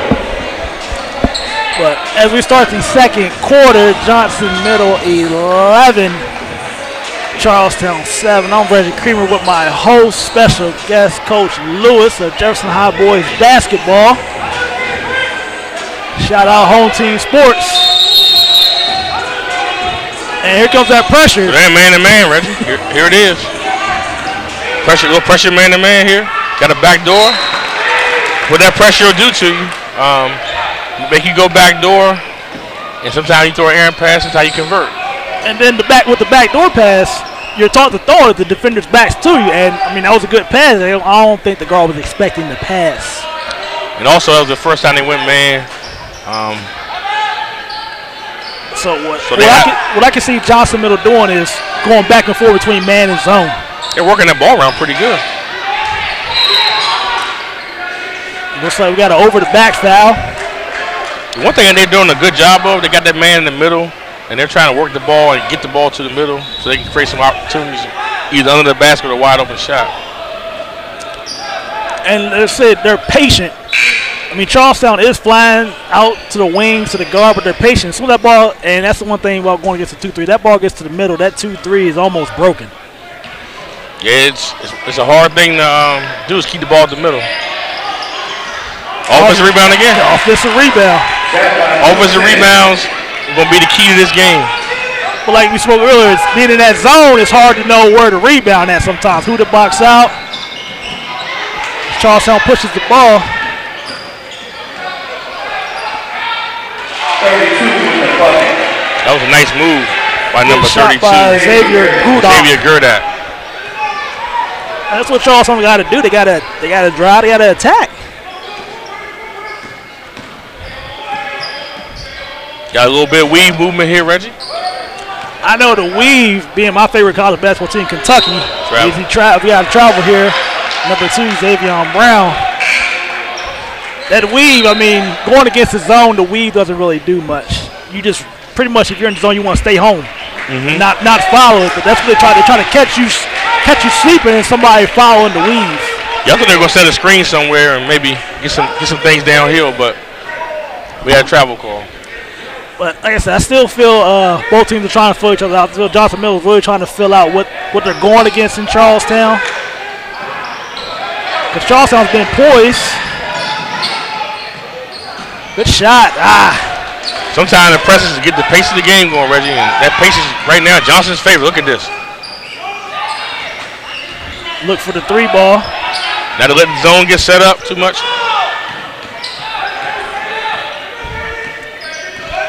Coach Stevens and his team to calm down. Look for what we got. There it is, the ball in the middle again. That's a good shot. You'll take that shot every time. Rebound. Another offensive rebound. It seems after the day, from the first 3 games I've watched, there'll be a lot of rebounding drills going on in practice. A lot more finding the ball. I'm telling you, the hardest thing to do in that zone is find a man, box him out. So you almost got a good move, Xavier. Gird up. All the way to the basket. 15, offensive rebound again. Oh, good steal, Landon Stahl. And here comes the pressure. Oh, got the foul here. Number 10 from Johnson Middle. One thing, if you're Charleston, you don't want to do is turn your back to the basket. A lot of teams, faster teams like a team like Johnson Middle, once you turn your back, that's that track coming right there. Nice head fake. Beautiful. By number 20, Landon Schutz, and good underneath the bounds play by Coach Smith. He's 3 for 3 on the inbounds plays. He got a layup, good or a good shot both times, all 3 times. Johnson Mills getting the open looks, are just missing.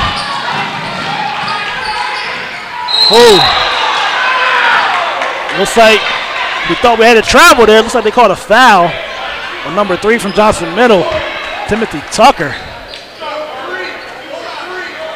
So it's going to be on the floor. Looks like another inbound play coming from Coach Smith from Charlestown. They've got a shot every time, Reyes. Look at that. And had another one. Nice pull-up, number 20, Landon Schutz. One of the things I will say, if Charlestown, if it comes down at the end for inbounds play under the basket, I have a lot of confidence they're going to score and win the game. Coach Smith is 4 for 4 right now with inbounds plays. Beautiful. And those are, people understand how important those type of plays are. Under the basket, solid out of bounds, the blocks, all that. One of the forgotten things, you know. Good drive by number 5, Jaden Proctor, Johnson Middle. That'll be the foul number 20, Landon Schutz. And it looks like they're going to call it on the floor. Score is 13-13 with 2 minutes and 45 seconds left in the first half. I thought he might have been shooting, but I think he said he called it before he went up. Yeah, and then I said, as in, I believe high school rules, no continuation. College, no continuation, stuff like that. So definitely on the floor.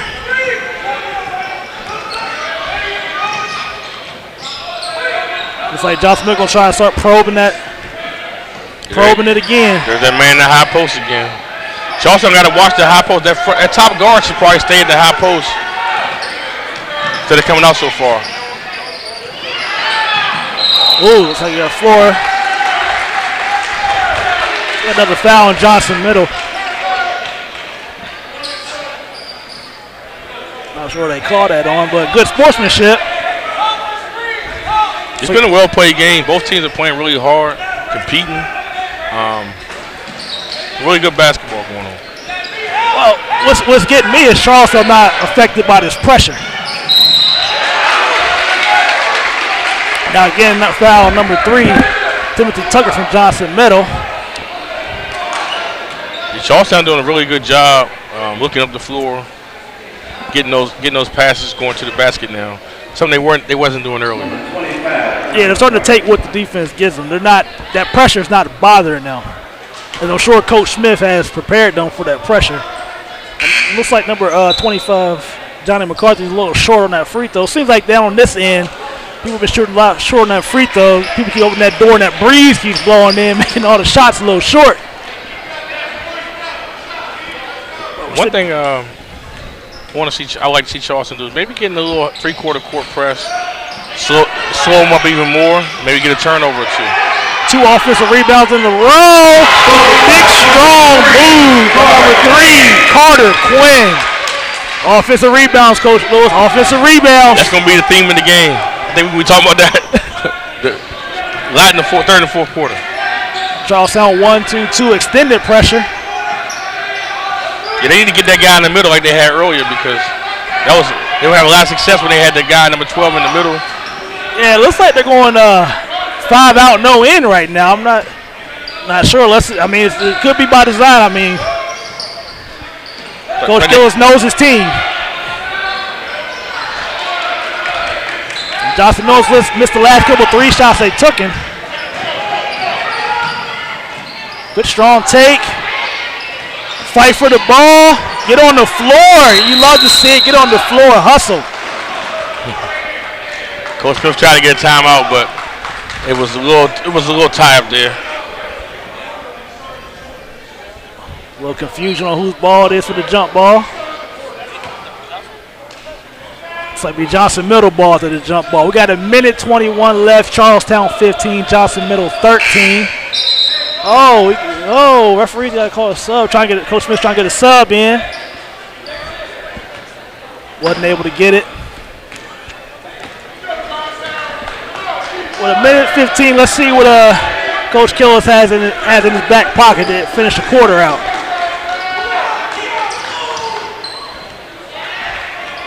Charlestown's been staying at 1-2-2 the whole half.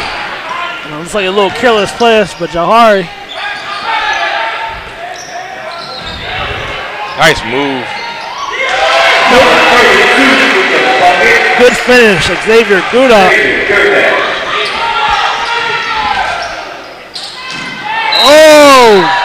With the block, tough call. Number 20, Landon Schutz. Yeah, I can see number 5. He just don't have a lot of open space to penetrate, but if the game gets up and down into a full court game, he can be a problem later on in the game for Charleston. And it seems like Coach Smith kind of understands that why he's staying in the zone. Don't want to put too much pressure. Yeah, one thing I'm saying about the 1-2-2, having that guy up top, Johnson hasn't really split it like I would like. Wish they would split that point man a little more and try to get into those gaps. Maybe put a guy at the high post and see if they can, get those corners open for a wide open layup or wide open 3. Well, do you think they're not really doing that as much because Johnson Mills not used to playing zones a lot, coming from the DC area? And that could be the case. I'm not really seeing that 1-2-2 where it's not extended, so you really don't have that much room to operate. Good strong rebound by number 1, Landon Stahl. Timeout, Coach Smith. Yeah, I can tell Coach Smith he doesn't want his guys really coming past that 3-point line. He wants to keep them really in tight and make them shoot from the outside. Even though they made a couple early, they've missed the last 5 3-pointers. And could it be they're staying back there because of you worried about the speed, or is that just by design as you're going to have to beat us another way than trying to blow past us? I think a little bit of both. He understands that Johnson wants to get up and down and run. And also, they want to get the game going more of a faster pace, wide open game. So the more he can keep his guys close to the basket, it's going to be hard for them to penetrate and get easy shots. And like you said, a team like Johnson Miller, as you, Coach Lewis, your team likes to get up and down the floor. So I know it's at times, sometimes, I remember last year when teams played zone and kind of took you guys out your game for a little bit to understand, because you guys want to run. Yeah, one thing the zone will do, especially if you're not making any shots, that's the key. If you're not making any shots, it's going to really work because you don't get to get into your press if you haven't scored. And then also, when they miss a shot, they're getting back in the zone, so you really don't have it. Unless you can beat them down the court, you really don't have any opportunities. It's going to be wide open to get to the basket. You got man-to-man full court press. Yep, man-to-man by Johnson. It seems like Johnson's going to try to speed Charlestown up. But Charlestown stays poised. Running their motion offense, it looks like. So this is what we don't want from Charlestown. They don't want to see this right here. I don't understand what's going on. It seems like the guard number 5, Jaden Proctor, wants to get up the court so bad. He's not used to somebody being in front of him trying to get up and down the court. Got 16 seconds left in the first half. Charlestown 17. Johnson Middle 14. He's over dribbling. That was good defense in the backcourt. He moved his feet, didn't reach. Really good discipline on defense. Well, didn't reach and took advantage of number 32 Xavier Goodot trying to over dribble, not going anywhere. Which probably, like I said, we always talk about kids dribbling. You need to, when it's a press, get to point A to point B. One move, two move, go. Yeah, one thing I think Coach Smith might need to do if they keep going against this full court press is bring a man back, bring his 5-man back instead of screen for the point guard. Maybe release some pressure a little bit. With the layup. Good. Number 2, Colin Weaver at the buzzer. That's a big lift as Charlestown goes into the half 19-14. 19-14 Charlestown at the half. Go get the snap at the stand. Once again, I'd like to give a shout out to Home Team Sports. Jefferson High for having us here. Coach Lewis putting this awesome tournament together, getting these teams out and everything. That first half, Coach Lewis, anything stand out to you? Any players? What's going on? What's in your mind, Coach? First thing, Charlestown weathered the storm. I thought, when the game started, they were going to get off to a little rocky start. I think the key that I see is that 1-2-2. Just giving Johnson some props. They hit those 2 threes early, but besides that, they haven't hit anything outside. So they got to really work the ball to that middle, to that short corner, and get the ball to the goal post. Charlestown offensively, they're going to stay in that man-to-man. I think they can run their motion offense. They can run their motion offense and keep Johnson off balance. I think they can have some success going on in the second half.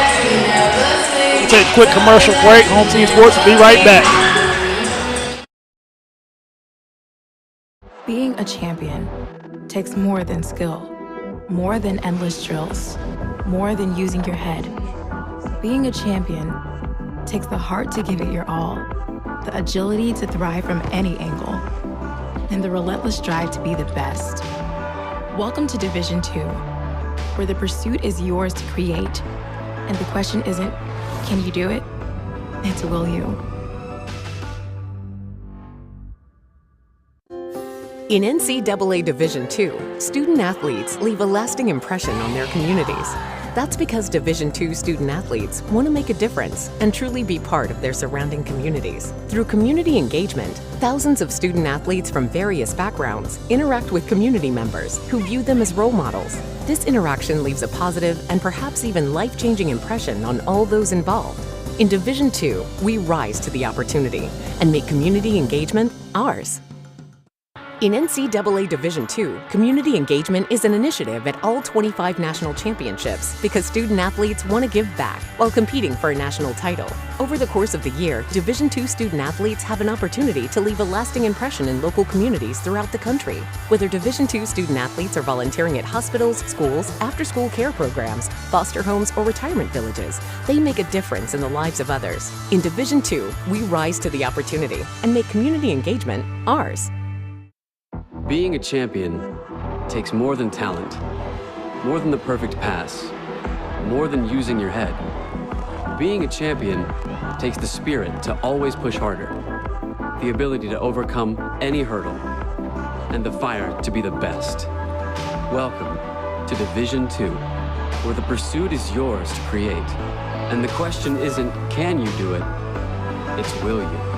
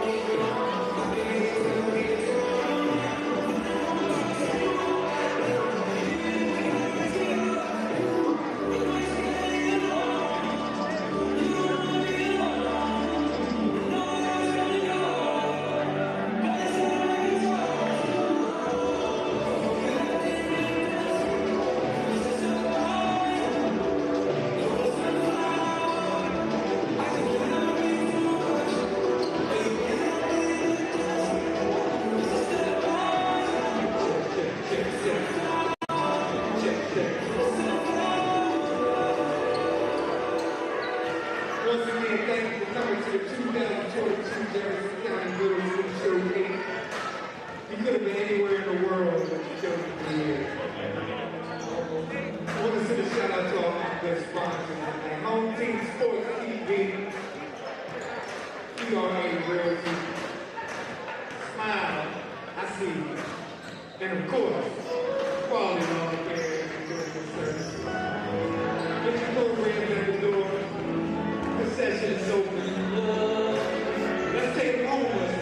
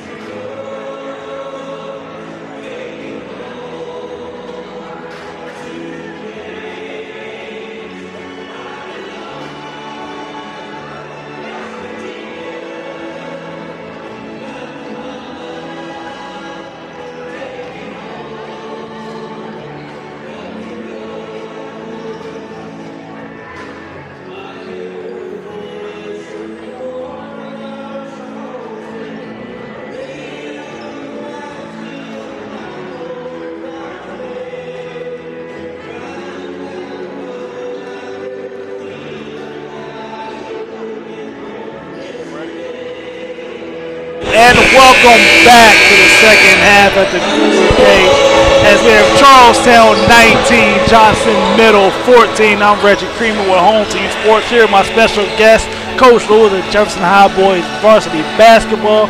Coach Lewis, after that first half, how you think things went? I think Charlestown can stay in that 1-2-2, and they can force them to keep shooting outside shots. They can extend the lead in the second half. Johnson can get some turnovers and impose their pressure defense on Charlestown. And they can turn this game around and get back in the game. And sometimes with certain teams, you don't know how to play from behind. So maybe that would be a case of Johnson not knowing how to play from behind a little bit, or just, like I said, but then again, a lot of shots, so they just weren't falling. They were wide open. So you can't expect them to miss all the threes and stuff. Yeah, I think one of the things we're interested to see is what the coach did in the locker room. Did he work on that 1-2-2 and draw some things up different they're going to do in the second half? How they attack the 1-2-2, and then also Coach Smith, see what he has going on in the second half as far as some adjustments.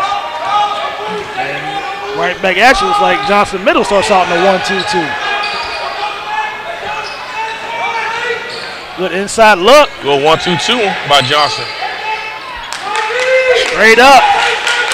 Let's see how much energy and intensity everybody comes out with.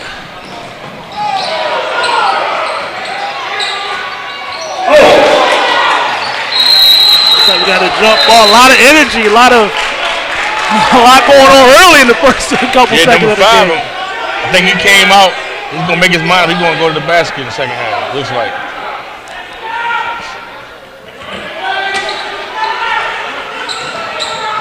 And just determined to get to the basket reminds you of a player like Russell Westbrook, just determined to spearhead to the basket. Yeah, that's what he's looking to do. He's looking to go to the basket every time he gets the ball.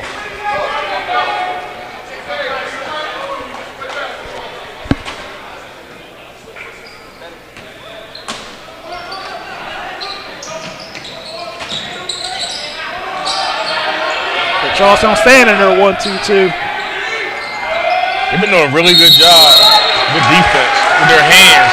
One thing I've noticed, like Charlestown, they have their hands up high, real active. Makes it tough on the offense when your hands are high and really active. Mr. Key got the ball to the middle. He's got the track. Press offense. Nice passing. And granted, that was a not bad pass, but sometimes you don't need that pass. You just want to break the press and get up court and get your offense. Sometimes attack it, go to the basket, try to throw a foul.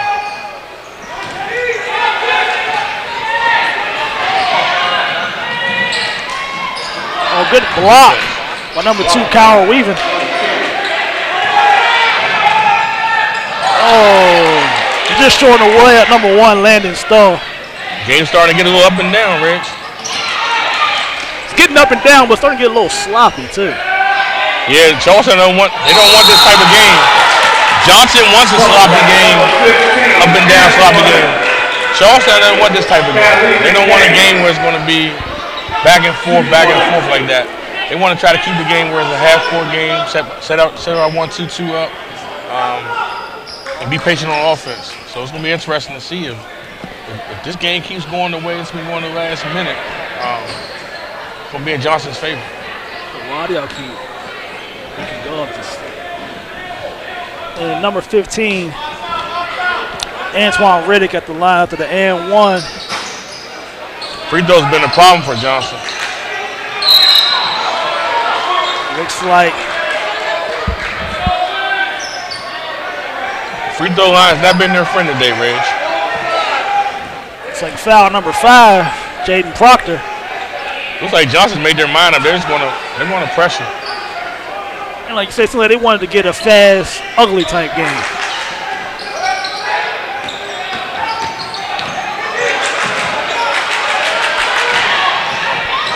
Something else I've noticed about Johnson, they're starting to get a little more aggressive, a little more body contact, a little more putting their hands on Charlestown. Get to see how they're going to handle being uncomfortable. Yeah, it's going to depend on how the referee this second half. Right, so far, Johnson hasn't been able to convert any turnovers. They start converting some of those turnovers into points. It could be a problem for Charlestown.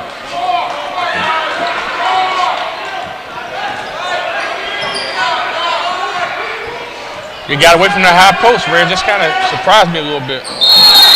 Yeah, I'm not sure why they haven't gone back to the high post. I mean, it was working a lot earlier, and they just haven't put anybody else out there. Like I said, I like to see Johnson get somebody in the high post and get 2 guys up top and really split that 1-2-2 to see what adjustments Charlestown makes. Looks like that foul's on number 3, Carter Quinn for Charlestown. It's a little over-aggressive. Charlestown starting to pack it in a little more. You got the guy back at the high post. Let's see what happens now. Having a guy in that high post occupies at the wing and just freezes that back guy just a second. Got a travel call there, but they had a drive and the guy was going to dive in for a shot. So.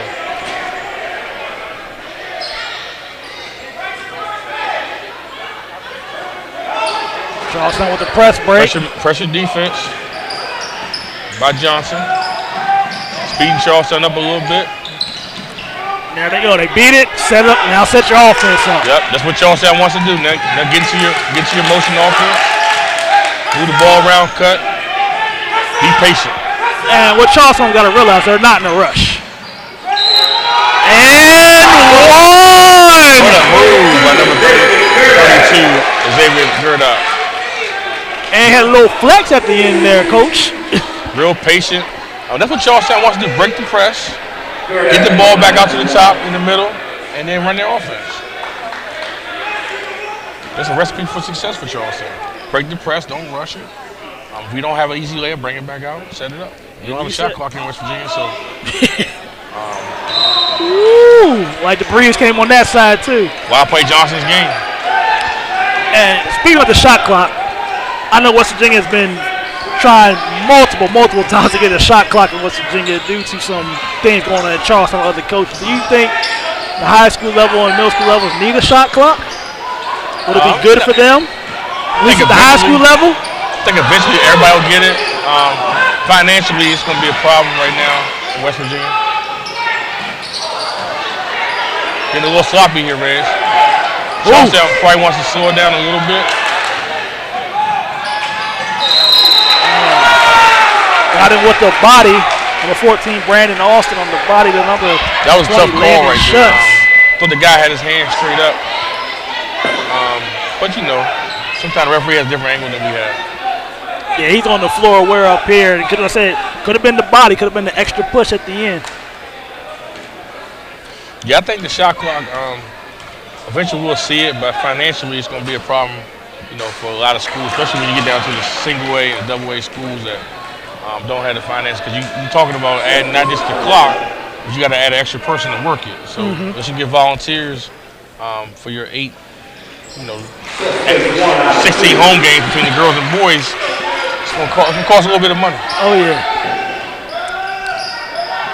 It's like Charleston extended their 1-2-2 a little bit. Yeah. They're trying to speed the game up.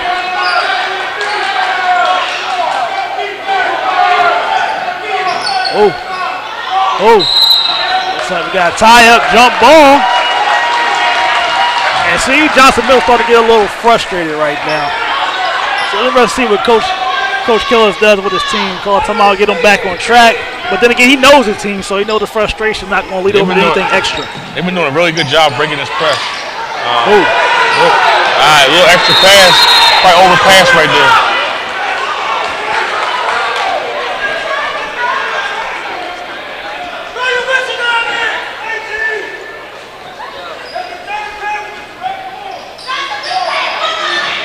Coach Smith went out of bounds, plays.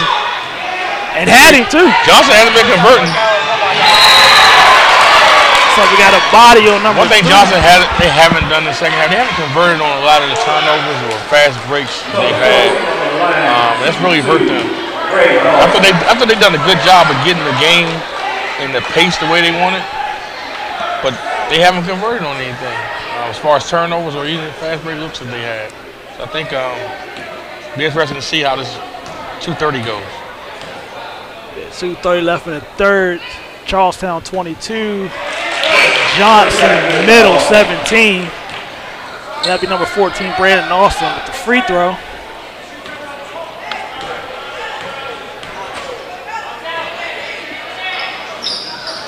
It's both of them. And they're going to stay in that press. Oh, he took one too many steps. What we got here, Coach? They started to call it a little tight. Coach Ellis not happy. They started to call the game a little tighter than they were in the first half. See, frustration starting to boil over a little bit. And rightfully so. I mean, what a play right there. The heady play too. This guy had his back turned to the basket. When you playing man-to-man, you want to see both man and ball. He didn't see the ball, and it cost him right there. Yeah, good heads-up play by Landon Schutz.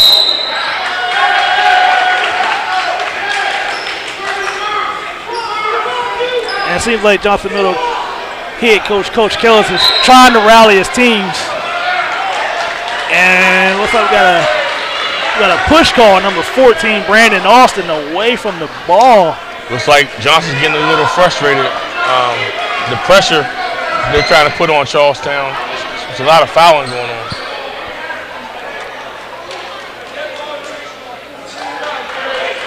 They call it dead ball intentional foul. We're going to be shooting down here, Yeah, Coach. one thing if I was Coach Johnson, I might want to get a timeout right here just to kind of get my team composed. Looks like they're getting a little frustrated. One thing to put pressure on, but you want to put some smart pressure on. You don't want to just foul, just be fouling. And looks like number 32, Xavier Gordock, is shooting the intentional foul. One of 2 from the line.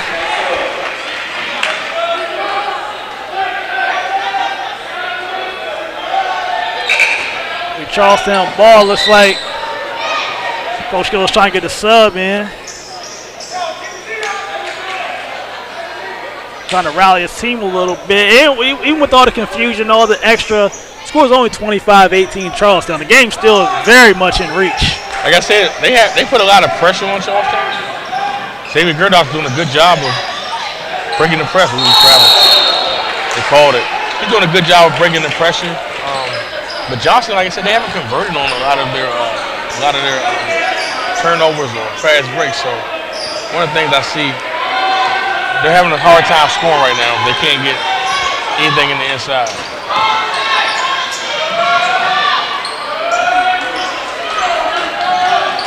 It's almost like Johnson Middle's confused by the 1-2-2.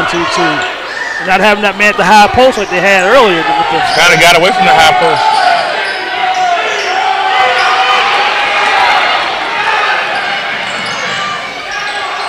Good take by number 32, Xavier Murdoch. And just so, Charleston gets right back on defense. Woo!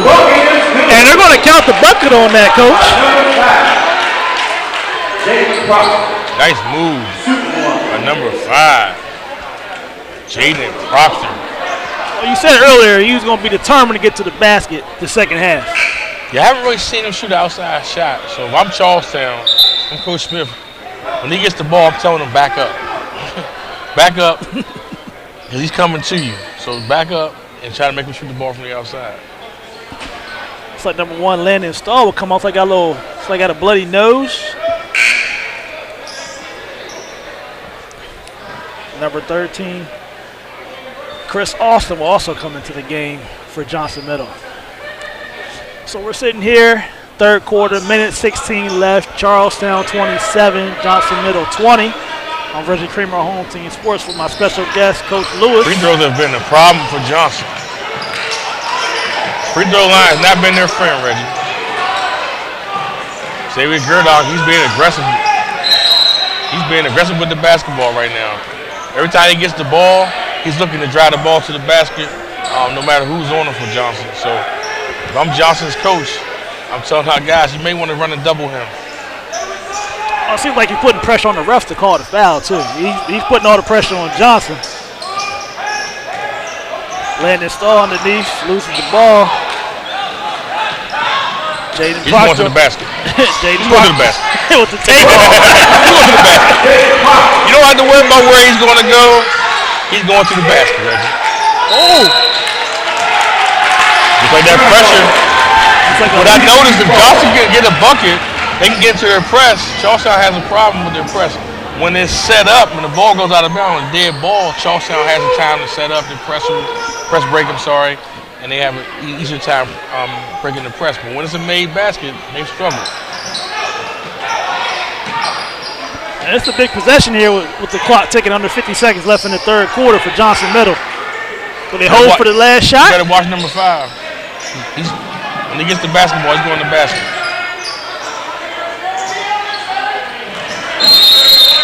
.32 seconds left. Charlestown 27, Johnson Middle 22. Something with that 1-2-2 you mentioned earlier was Charlestown, their arms were up.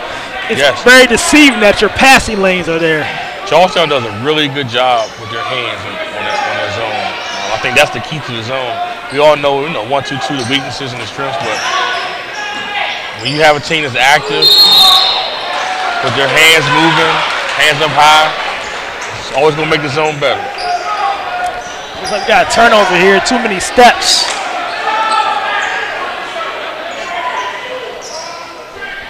.21 seconds left in the third. Charlestown had a lot of success when they get the set up. Nice move. It's a good take. No. What we call it? Got travel here. Call it travel. Falling down with the ball. Yeah, he came down like came down somebody's foot and just fell. Coach Smith's dangerous right here. Gotta watch it, Johnson. I'm expecting he'll get a bucket here. 11 seconds. Got him. Just too high. Strong move. 5 seconds. Better watch him. The floater and just off at the buzzer. Yeah, one of Johnson's problems is when they've had fast breaks and they've had runouts, they haven't really scored or converted off those. Just like right there, I thought number 13 should have went right into him and created contact. But he chose to do a floater, It's 27-22 Charlestown, they're playing really well. I'm surprised they didn't pull up for 3. They were shooting a lot of threes. He been hitting threes and stuff. Yeah, I'm really impressed with Charlestown. their adjustments they made as far as getting into that 1-2-2, staying with it the whole game. Slight adjustments. They've seen them extended a little bit. We've seen them back up a little bit. But the biggest thing I think, Reg, for Charlestown is their hands. Their hands are active and high. Real active, and like I said, they've been that man-to-man press that Johnson Mill's been running. It seems like Charlestown's getting the ball into Xavier Gudak's hand. He's just taking off. Yeah, well, when I noticed Johnson hasn't been scoring, so they haven't really gave Charlestown a lot of problems. But when they've scored, they've really given Charlestown some issues. Charlestown hasn't really been able to set their press offense up. And something else I've noticed about Johnson Middle, when somebody takes off the court, they're just kind of riding their hip instead of trying to get in front of them and cut them off. Is that by design, or? It's hard to tell. It might be by design. Maybe they want to run to the sidelines. Maybe they want to speed them up. But one of the things I would like to see, what's going to happen in this fourth quarter, is Johnson going to stay with the man press, or they're going to go to a zone press. Got away from that high post. Yeah, still no high post. And picking your ball up in no man's land. I mean, this type of game Charlestown wants. Once you take your time, just for that reason. Active hands. Turnover by number 3, Carton Quinn. Sometimes you gotta be aware of your surroundings. Even though you want to push the ball up court. Active hands, Reggie. That's been Charlestown's calling card today. A lot of deflections. I like to ask Coach Smith when he watches the film, how many deflections did you get today? Because it's a lot.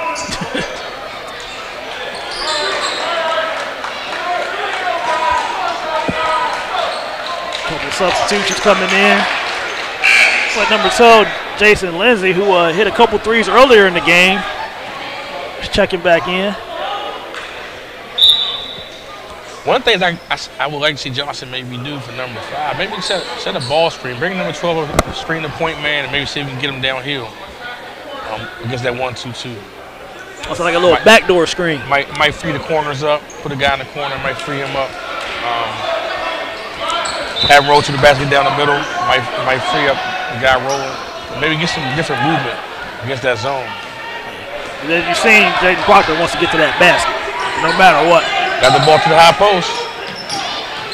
Went back to the high post. And I think Johnson just didn't move the ball fast enough. And the guy ran in and he backed out. So he probably should have stayed in. That's what he was looking at. And it seems like the right idea by Jaden Proctor, just a little off target with the. And here comes a little zone press. Got the ball to the middle.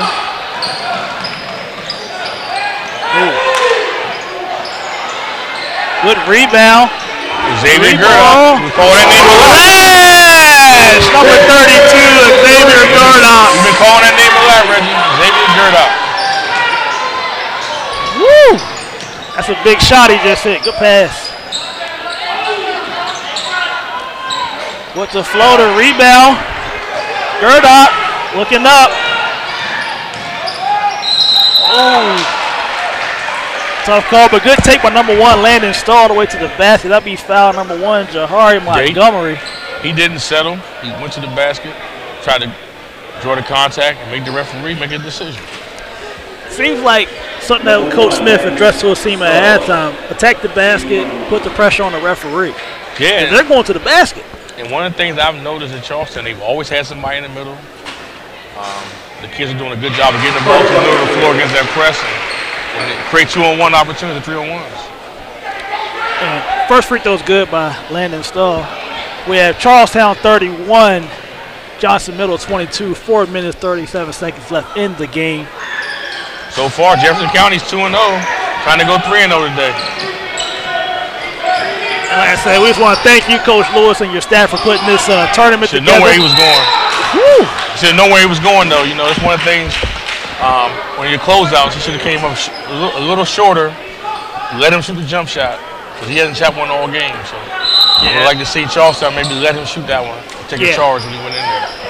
Yeah, especially with a player like Jaden, probably who's trying to get to the basket every time. That's one on you dare him to shoot like the teams have been doing. Russell, I dare you to shoot the 3. He's going to the basket every single time. He's a heck of a ball player. I can see down in D.C. when the other teams pressing the wide open floor, he probably causing a lot of problems down there.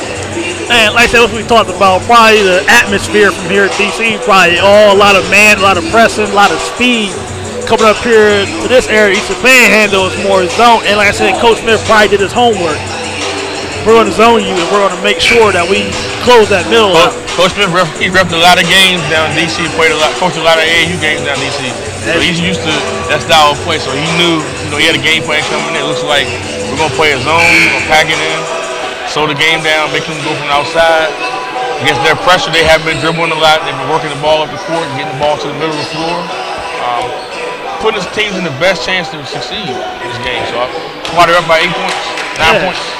Like you said, Coach Smith, he refs, he coaches, he's in D.C., Philly. Well, he's in all the major cities, so he knows how you got to taste of every type of gameplay. So, like I said, I'm assuming once he definitely saw D.C., he knew exactly, this is going to be fast-paced. Let me go ahead and figure out what I want to do with my team. And Proctor's off on the first free throw, costly free throw. Like I said, Johnson Miller just missed a lot of gimme shots today. I don't know the stats from the line, but I've counted in the last, the last 6 or 7 free throws, they've only made one. Make them like 2 for 7 now. Yeah. Tom set that press up. There you go, got the ball to the middle, 3-on-1. It's like Coach Smith drew it up. Good move, number 20, Landon Schutz with a shot. One thing Johnson's doing, they're giving that middle up. They haven't gotten the guy there yet to shade that middle and make them throw that cross-court pass, which is really hurting their press. Well, it seems like once the first level gets beat in their press, nobody's getting all the way back. So it's creating a lot of 3-on-2 opportunities down there for Charles. Yeah, one thing I see, their gambling up. That's a tough gamble because the way Coach Smith got his spacing, they have a guy in the middle and a guy back. You're not going to go way up there and get a steal. So you might as well go ahead and take away the middle, make that back guy dribble the ball up. Get the ball out of Xavier Gerdock's hands. You don't want the ball in his hands. Yeah, because usually you want your fastest athlete playing center field, I believe, and want to press like that just for that pass. Good move. Just off the mark. Oh, good hustle by number 5, Jaden Proctor, throw it off number 1, Landon Stahl. I believe Johnson's only scored, 7 points, 6 points this second half? They haven't scored a lot. Charlestown's already put the pressure on. Speaking of the score, it's 33, Charlestown 23, Johnson middle. And we got the big block by Landon Schutz. Big defensive stand by Charlestown down there. 3 minutes, 31 seconds left in the game. There it is. Just missed the steal. Good hustle. Power dribble by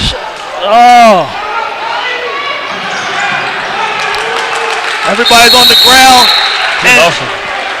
Both teams are playing really hard though. Well, what you saw there from Johnson Middle is they saw one of their teammates trying to get the ball and 3 of them took off, so everybody trying to go for the ball, which is very common. You want that fast break point, but what they didn't expect was another player from Charlestown getting on the floor with them. Yeah, both teams are playing really, really aggressive, really hard. Yeah, looks like we got an injury on the court. Jahari Montgomery. It's like somebody came down on his leg. Hope he's all right. He's having a good game today, playing hard. Couple steals. Good to see him get up. He's okay, looks like. So we're looking at about 3 minutes and 15 seconds left. Charlestown 33, Johnson Middle 23. And Johnson is going man to man. Ooh. Yeah, one of the rules, as a coach, you always want to make sure you tell your guys you're going to get that close, just keep going back court. Catch it in the back court. Don't throw it in a dead area right there. That's a dead area. Only place you can go is forward. That happens a lot when you catch the ball in that spot right there. Well, it seems like Gerdock's his footstep, but does the ball across the line, can you not split half court anymore? Or he was already established on this side. Okay. He was fully established on the front court, and his foot hit the back court. If you're not fully established, then the everything has to come over. All right, thanks for the clarification, Coach. There's the high post. There's the 3-ball. Big rebound, big offensive rebound right now by Johnson Middle. Good take. Nice move by number 13. Number 13, Chris Austin. And like I said, a theme that's been in this tournament with every team I've watched is offensive rebounds. Teams are getting them in bunches, 2, 3, 4 at a time. Yeah, it's been a lot of offensive rebounds today. I think a lot of Charlestown's is because they playing that zone. Johnson's a little bigger overall, so it's harder for them to really put a body on somebody. As he misses the first free throw.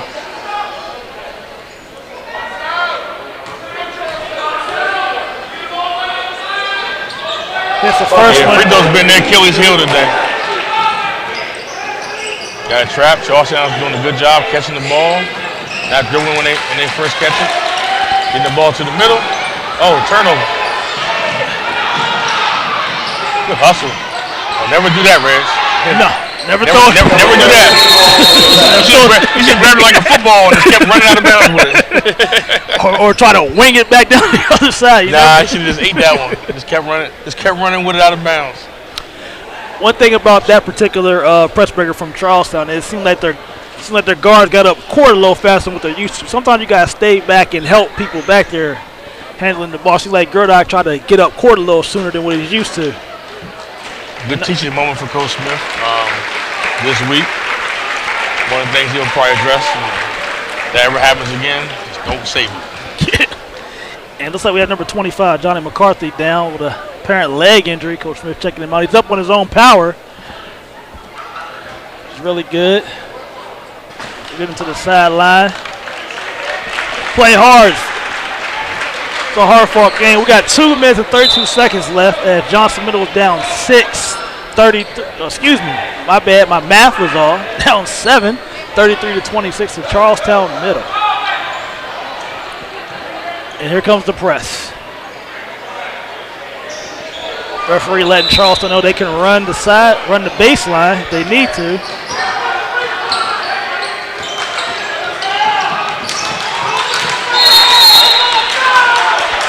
It's like good D.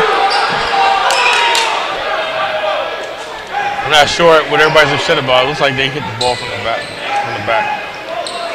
They need to go double Xavier Gerdock right now. Get the ball out of his hand. So we got a foul, number 13, Christopher Austin. It seems like officiating seems to be different down in DCD here. So because I see a lot of head checking going on from Johnson Middle. Maybe something that goes on in their league. They got a little bit of that go. What I would say is because different style of play, so you see what Johnson is doing, a lot of teams do to Johnson. Mm-hmm. So a lot of the game is played like that. So things they're doing at Charlestown, they get the same thing done to them. So you see a lot of that aggressive play. So it's a little bit more, a little more aggressive. They let some of those things go.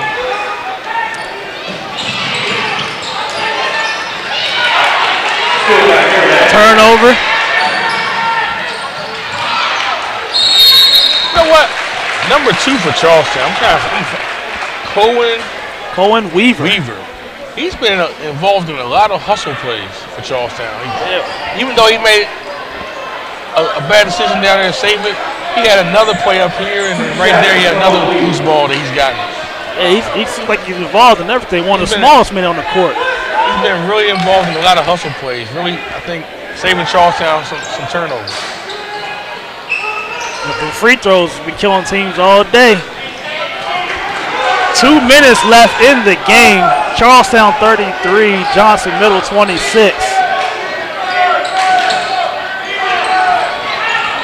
1-2-2, giving them problems.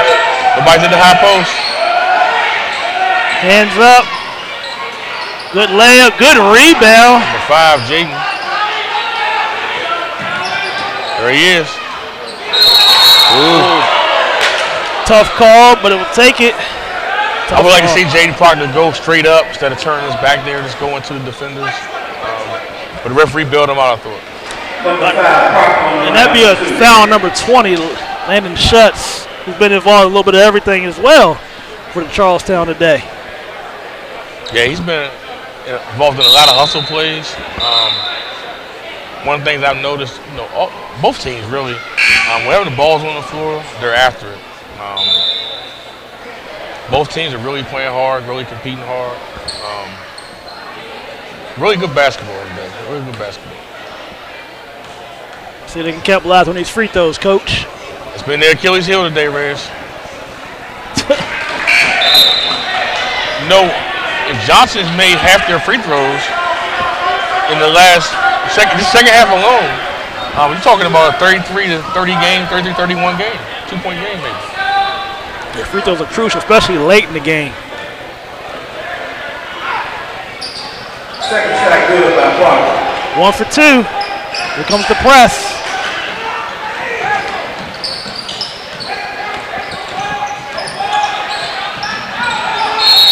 What we got here? I was wondering where they were going to call that foul right there. He had already passed the ball, but the guys pushed him after he passed it. Maybe 2 steps after. And it looks like Johnson Mills in the double bonus right now. Charlestown's in the double bonus. Yep. And next foul for Charlestown against Johnson, they'll be in the double bonus as well. Johnson will. Started to get a little sloppy at the end of the second half, fourth quarter. Well, both teams want to win. What normally happens toward the end of the game, I tell people the first 30 in middle school terms, because it's only 6-minute quarters, the first 23 minutes or 22 minutes are going to be totally different than the last 2 minutes. For some reason that game gets real tense. Sometimes people get real tight. Good strong save. Big shot by number 2, Davion Brown. We get to set that pressure. David Gerdock, he's been getting up that sidelines a lot. Here he comes. 33-30, Charlestown Middle with a minute left in the game. Oh. Smokes the layup.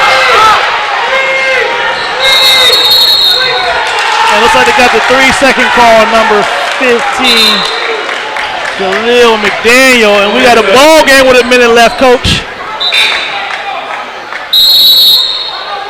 That's a good time by Coach Smith. Really want to get his team settled down right now.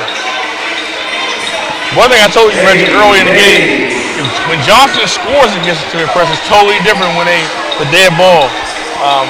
They handle it a lot better. They struggled a lot when Johnson scored. You know how it is.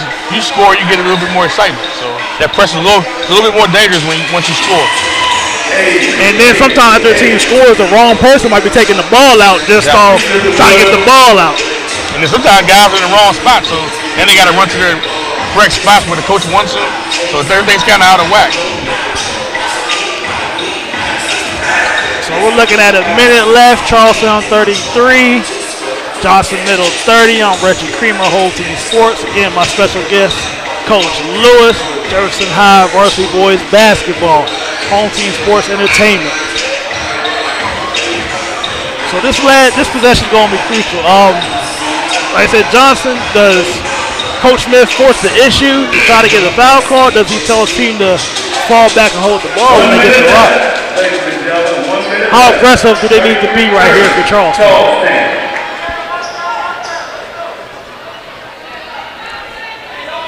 If I had to guess, I think you're going to see a lot more pressure defense from Jefferson next game than you see from Johnson. If I had to guess. It's a wild guess I got, Reggie.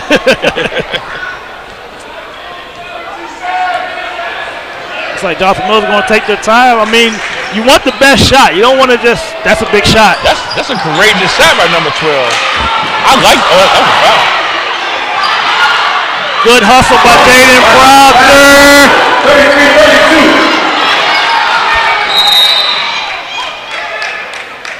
33-32. What we got here? 37 seconds left. Charleston up 1. Well, I tell you, that pressure is a little bit more excited. He's a little bit more excitement, Reggie, when they score. We have a full timeout here by Coach Smith. I'll tell you, those kids from Johnson really fought back. I thought the game was over. 33-23. About 3 minutes left, wasn't it? Yeah. And they fought all the way back 37 seconds left to be down 1. You got to take your hat off to Coach Ellis and the Johnson Middle School team from DC. So Charlestown takes the ball out.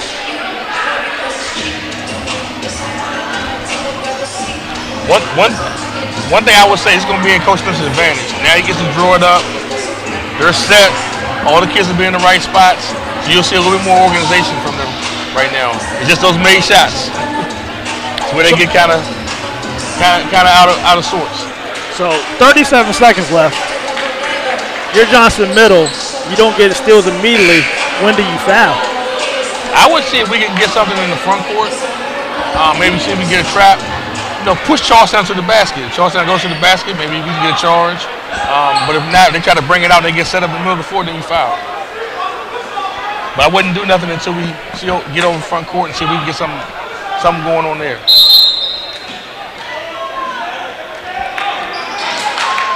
Oh, turnover. They blew it. Johnson Middle misses the gimme layup. What do you do for Charlestown? All the way to the basket, number 1, Landon Stall! Timeout, Johnson Middle. What a crazy sequence, Coach! That's unbelievable, Reggie. 2 missed layups by Johnson on the steal. And then Charlestown gets a loose ball, and what's that young man's name? Number? I gotta go back and look at that. The one who got the loose ball still, number 1, Landon Stall, all the way to the basket. Stall went in with the left hand. What a heck of a play! I mean, that was a great sequence. I would tell you this, Landon Stall, that layup he just made, number 13, I think he was gonna block it, and he didn't. And Landon Stall went in with the left hand composed and made this shot. 35-32 Charleston. Don't forget you got the Jefferson fan out there. And something I wanted to point out for Johnson Middle, as they call the timeout, number 2, Xavier Brown's team, they expressed to him to keep his head up, try to keep his spirits up, even though he messed up. His team immediately rushed to him to keep his spirits up, uplifting, let him know it's all right, which is good. It's what you want to see from your teammates. We gotta get this next play. They can't fold up. We gotta get this next play. So I want to see if Johnson will go for a 3 or will they go for a quick 2 and get into the press. If I'm Johnson, I'm 23 seconds. The ball's got to be in Jaden Proctor's hands for one, and I trust my point guard to make the decision. He can get to the basket. Gonna be interesting. I know one thing. Coach Smith will be in a 1-2-2 zone.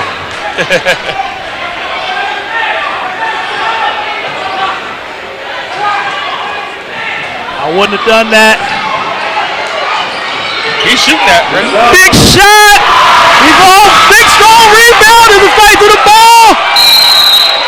Oh, we got a call here. What we got, Coach?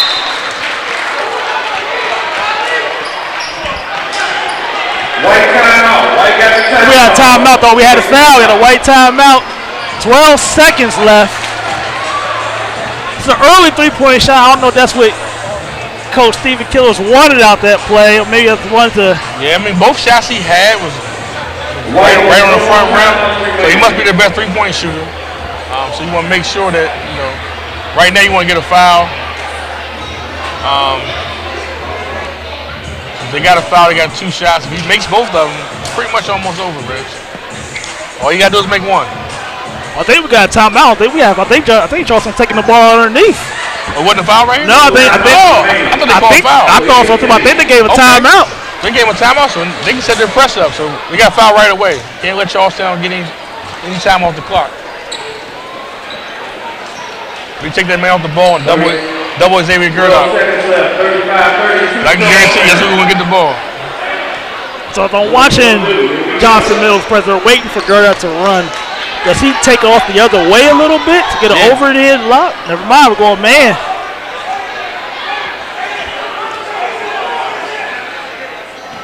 Here we go. Screen, got him. They didn't talk. They didn't talk on that switch. They had a little communication error on the switch. Both guys ran with Xavier Gerdock, which I understand why. And Coach Smith with the excellent slob play, sideline out of bounds. I will tell you this, Coach Smith has been batting almost 1,000 a day on his out of bounds plays. Big free throw. Looks like that's going to seal it, Reg. Jefferson County's going to go 3-0 for the day. Colin Weaver, but then, Coach, 8 seconds left. Seen crazier things. 37-32. Just don't foul. Just let him go. Don't foul. Let him go, 4 guys. seconds. You out of bounds. 1 second left. Yep. They could almost just let him go, Reggie. Let him shoot a layup. And the time would have ran out. We don't have no timeout.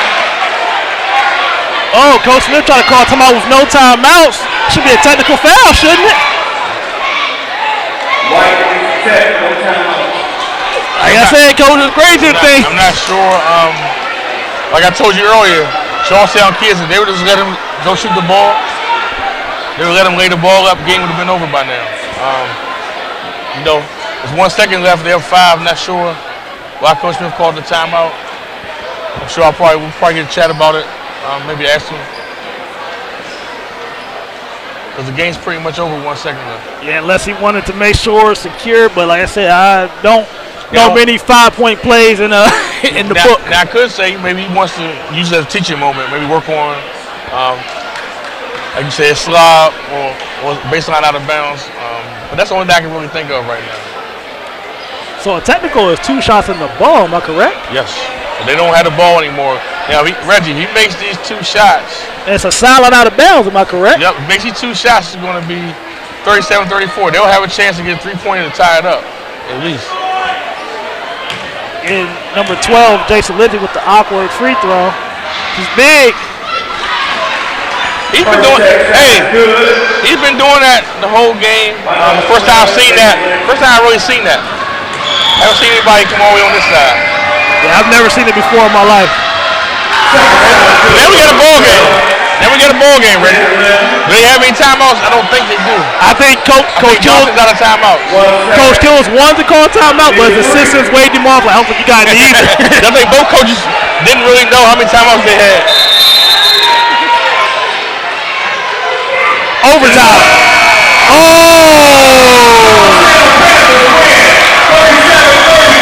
That was crazy. Great game by both teams. I enjoyed watching this game. Enjoyed calling this game a home team.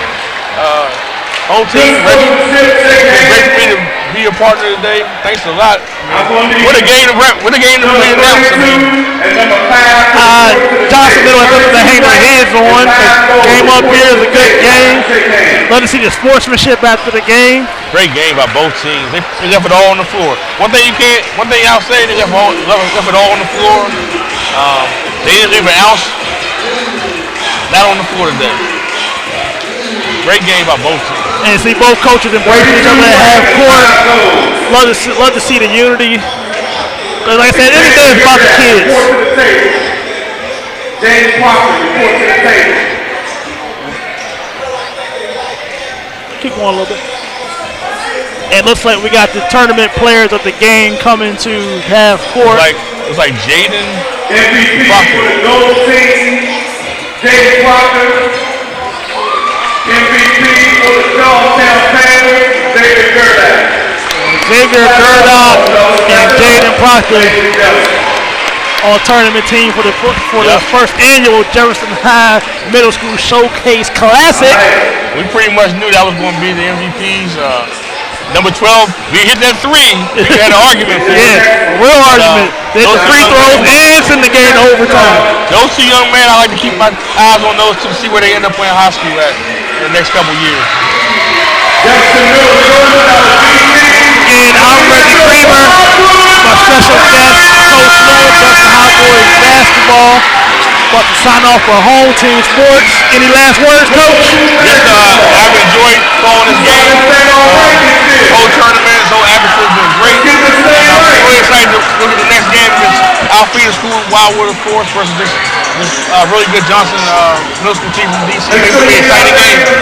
And Hopefully, home team will be here next week for our Coach Classic. We have a game next Friday night, 7:30 against Idea High School. At home, and then we follow that back up on Saturday at 3 o'clock against a tough Chavez team from DC as well. So we got two DC teams coming next week, Wild Mixer and Jefferson. So I hope everybody can come out and watch the Cougars as we open the season up. Exactly. Good luck to you next week, Coach. I'm Reggie Creamer. My guest, Coach Lewis, signing off for Home Team Sports. Thank you. Appreciate it. It's more than skill, more than endless drills, more than using your head. Being a champion takes the heart to give it your all, the agility to thrive from any angle, and the relentless drive to be the best. Welcome to Division 2, where the pursuit is yours to create, and the question isn't, can you do it? It's, will you? In NCAA Division II, student athletes leave a lasting impression on their communities. That's because Division II student athletes want to make a difference and truly be part of their surrounding communities. Through community engagement, thousands of student athletes from various backgrounds interact with community members who view them as role models. This interaction leaves a positive and perhaps even life-changing impression on all those involved. In Division II, we rise to the opportunity and make community engagement ours. In NCAA Division II, community engagement is an initiative at all 25 national championships because student athletes want to give back while competing for a national title. Over the course of the year, Division II student athletes have an opportunity to leave a lasting impression in local communities throughout the country. Whether Division II student athletes are volunteering at hospitals, schools, after-school care programs, foster homes, or retirement villages, they make a difference in the lives of others. In Division II, we rise to the opportunity and make community engagement ours. Being a champion takes more than talent, more than the perfect pass, more than using your head. Being a champion takes the spirit to always push harder, the ability to overcome any hurdle, and the fire to be the best. Welcome to Division II, where the pursuit is yours to create. And the question isn't, can you do it? It's, will you?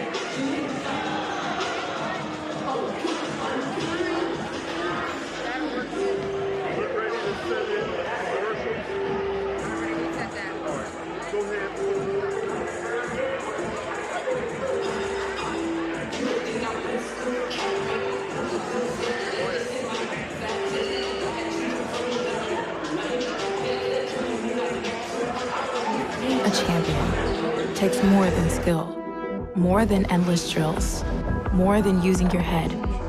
Being a champion takes the heart to give it your all, the agility to thrive from any angle, and the relentless drive to be the best. Welcome to Division 2, where the pursuit is yours to create, and the question isn't, can you do it? It's will you? In NCAA Division II, student athletes leave a lasting impression on their communities. That's because Division II student athletes want to make a difference and truly be part of their surrounding communities. Through community engagement, thousands of student athletes from various backgrounds interact with community members who view them as role models. This interaction leaves a positive and perhaps even life-changing impression on all those involved. In Division II, we rise to the opportunity and make community engagement ours.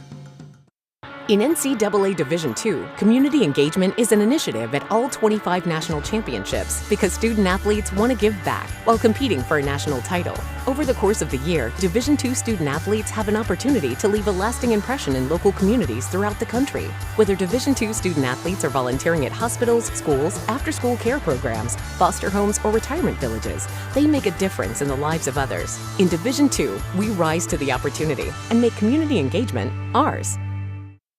Being a champion takes more than talent, more than the perfect pass, more than using your head.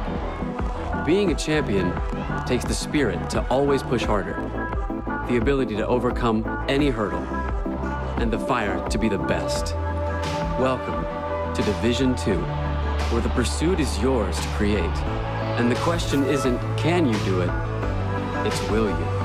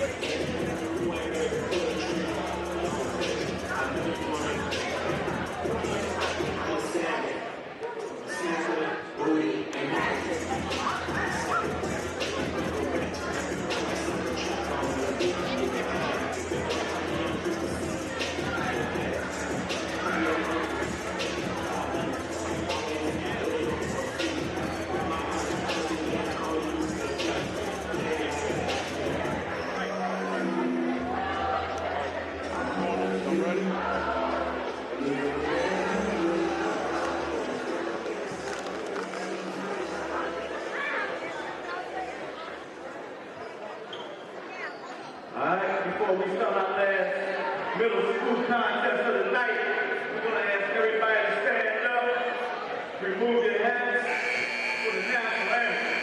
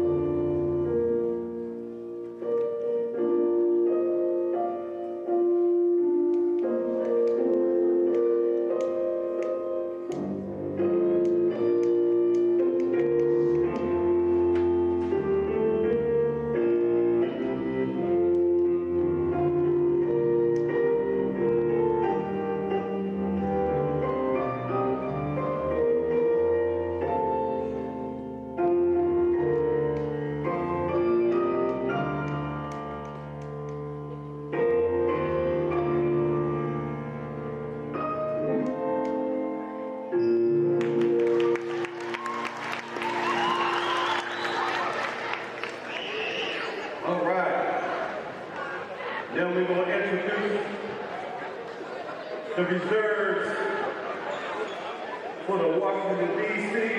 Jefferson Middle Trojans.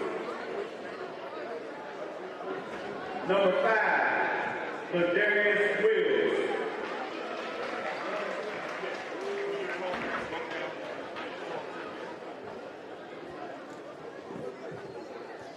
Number 10, Amir Muhammad.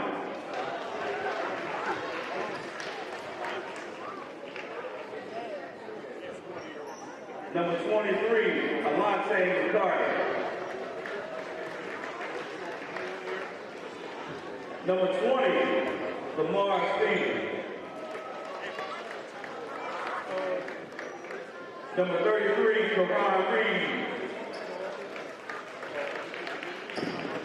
And number 25, Brandon Scott. Now the reserve for your Wildwood Mustangs. 00, Darius Johnson. Number 1, Johnny Gibson.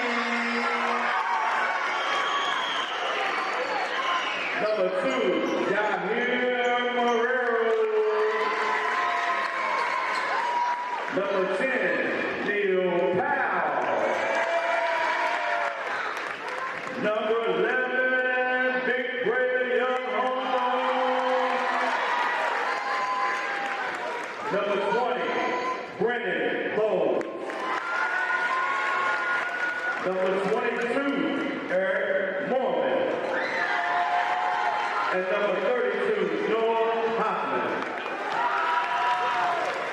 Now, the starters for the middle school Trojans of D.C. Number 0, Deron Jones. Number 1, Corey Brandon. Number 2, Jamal Price Jr. Number 12, Isaiah Young. And number 15, Cornell Shaw. Now, your starting lineup for the Wildwood Mustangs. Number 4, from Charlestown,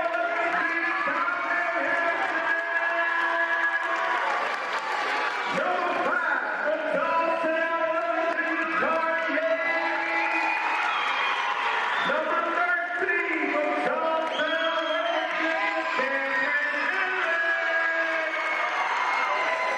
Number 15, from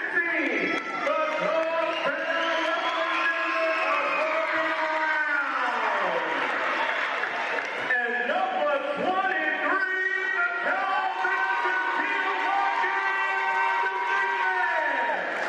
let's go.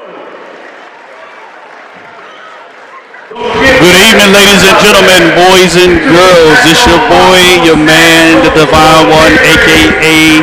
Tommy Murray. I'm along here with my partner tonight, Mr. Money Mar himself, Marcus Roper. Glad to be here. We got a big game tonight versus Wildwood versus Jefferson Middle School.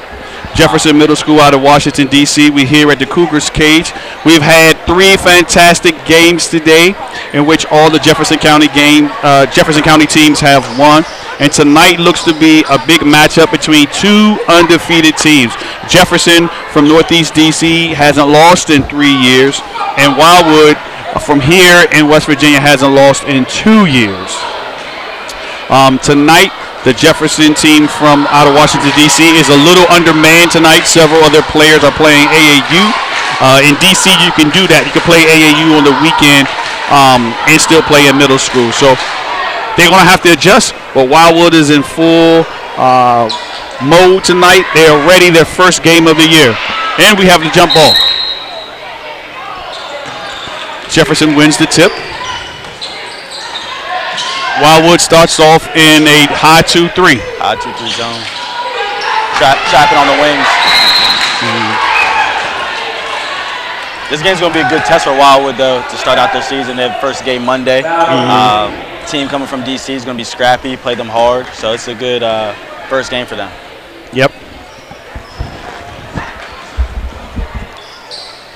Ball inbounds.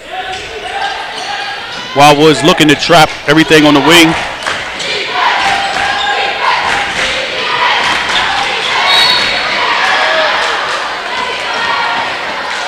An aggressive 2-3 zone. Blocking fouled on number 4.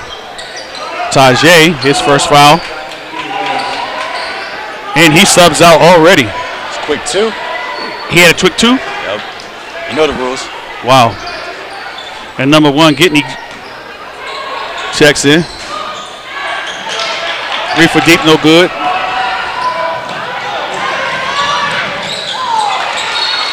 Gitney tries to push the ball up the court and goes to the basket. Is blocked by number 12 for Jefferson, Isaiah Young.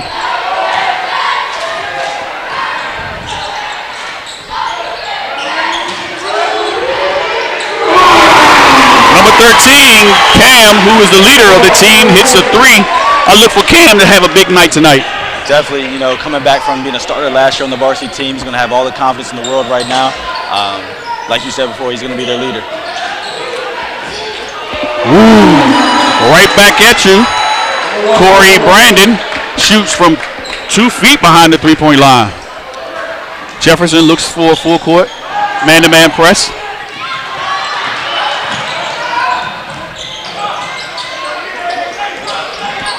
Wildwood breaks the press easy. Up top, Kari Yates. Oh, and he gets plucked by number 1, Corey Brandon. You like to see the aggressiveness from both teams coming out early. Yeah. Wildwood picking up 2 quick fouls.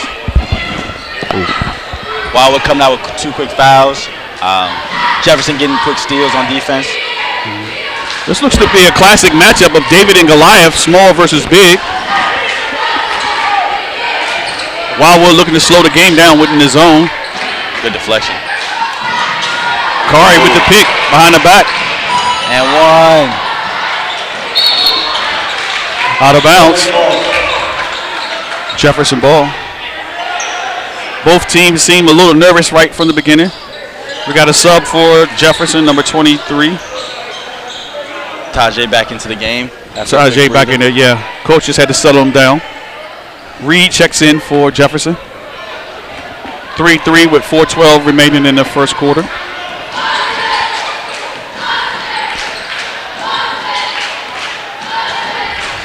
Jefferson gets a man to the high post.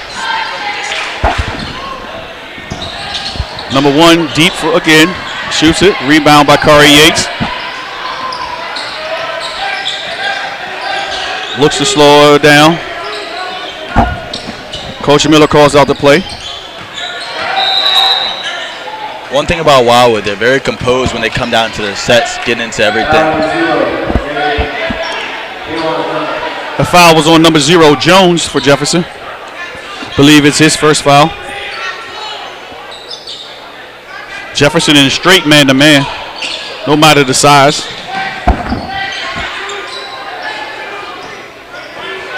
Point guard Tajay's up top.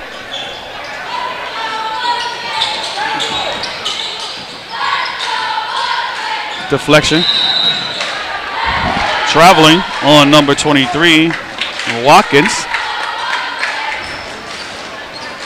3:30 remaining in the first quarter. The crowd is on the edge. Number 11 checks in for Wildwood. Braylon Holmes.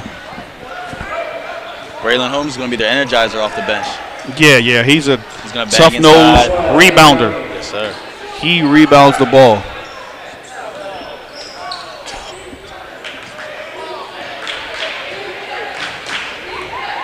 Wildwood still in the 2-3.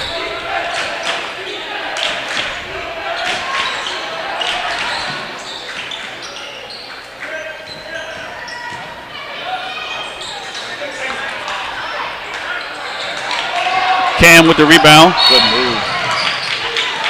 The referees are calling this game a little tight. 2 fouls apiece early. 2 fouls apiece early with 3 minutes left in the game, or 2 minutes left in the first quarter. That's Price Jr. with the foul. Inbounds to Cam, the lefty. Pulls back. Pulls another three. Second three ball. And Cam is 2 for 2. He has all 6 points for Wildwood. Ultimate confidence right there. Yep. And then the blocking foul. Blocking foul on Cam. Cam has a bandage on his nose. I wonder what happened. His nose ring. Nose ring, nose ring. No injury, no injury. Oh, nose ring. Well, why he ain't just take it out? Can't take that nose ring out, man. Oh. Traveling. 6-3 with 2:48 in the first quarter. A slow-paced game, which is in favor of Wildwood. Quite sure Coach Miller wants to keep it under control. So, Coach, how do you feel about this new middle school showcase event? This is the first annual one.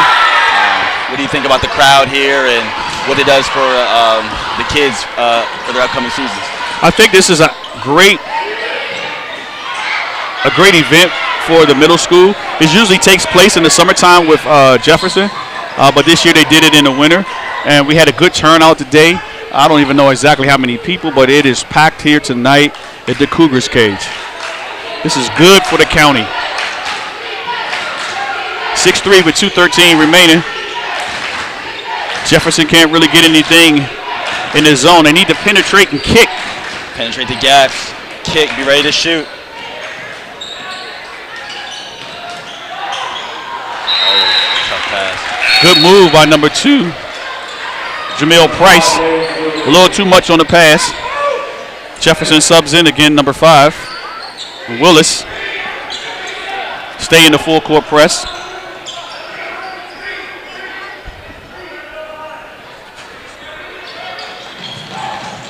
Getney goes long. Hail Mary pass. Traveling. Good call. Good call. Good pass, though. Yeah, good pass by the 8th grader Cam, the lefty. The crowd is restless. They just waiting for something to happen. You know, this vibe in here right now reminds me of a high school game. You know, we got packed crowd both sides, cheerleaders on one end. We have sports commentating up here. Dragged his back foot, number 5. Number 5, Willis. Dragged that back foot. Money Mari, in your training, how do you help kids to stop that from that traveling, like on that possession? So to stop traveling or any, double dribbles, any type of violations, we break down footwork. Footwork's the most important thing. Once you get your footwork down, I think after that, you can go full speed. But it's all about just breaking it down first. Everyone wants to go fast. We can't go fast. We have to walk first. Yeah. You know what I mean? So I just say by breaking it down, footwork, and then once we got our footwork down, then we can put in the dribbling and the ball handling, shooting, layups, all that. Footwork is the key to basketball. A lot of times we don't spend a lot of time on footwork, you know what I mean? But if you get that footwork right, everything else will fall in place. Footwork helps with balance, everything. We say it all the time. If you have your footwork down, then all you have to worry about is making the shot, making your layup. But then when you don't have your footwork, then you got to worry about your feet, and then you got to worry about your shots. It's just too much to worry about, you know what I mean, in the course of a game. Yes. So get your footwork down first, and everything else will come. Number 2, Price Jr., being very aggressive, attacking the basket. Gets fouled and slips as he's going to the baskets. He's at the foul line shooting 2.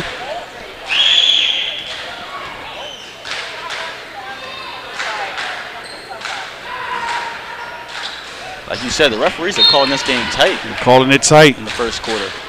4 fouls for Wildwood, 3 fouls for Jefferson.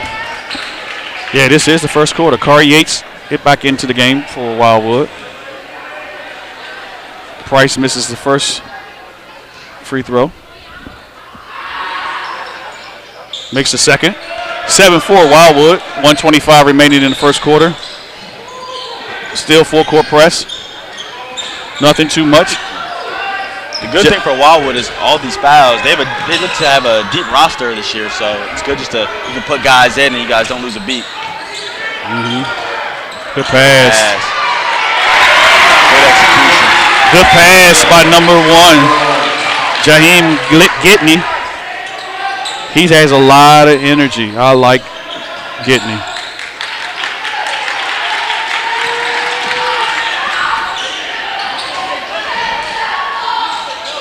Inside to Price. He misses it. Rebound by Wildwood. Kari Yates, who has grown about 3 inches since last year. What's he, about 6'3", 6'4" these days? Oh, I don't know if he that tall, but he about 6'1". Gitney. Come off hard. Rebound by Wildwood. Number 23, Watkins. Puts it back in, 11-4. Wildwood up. This extended zone is slowing Jefferson down. They got to get somebody at the high post.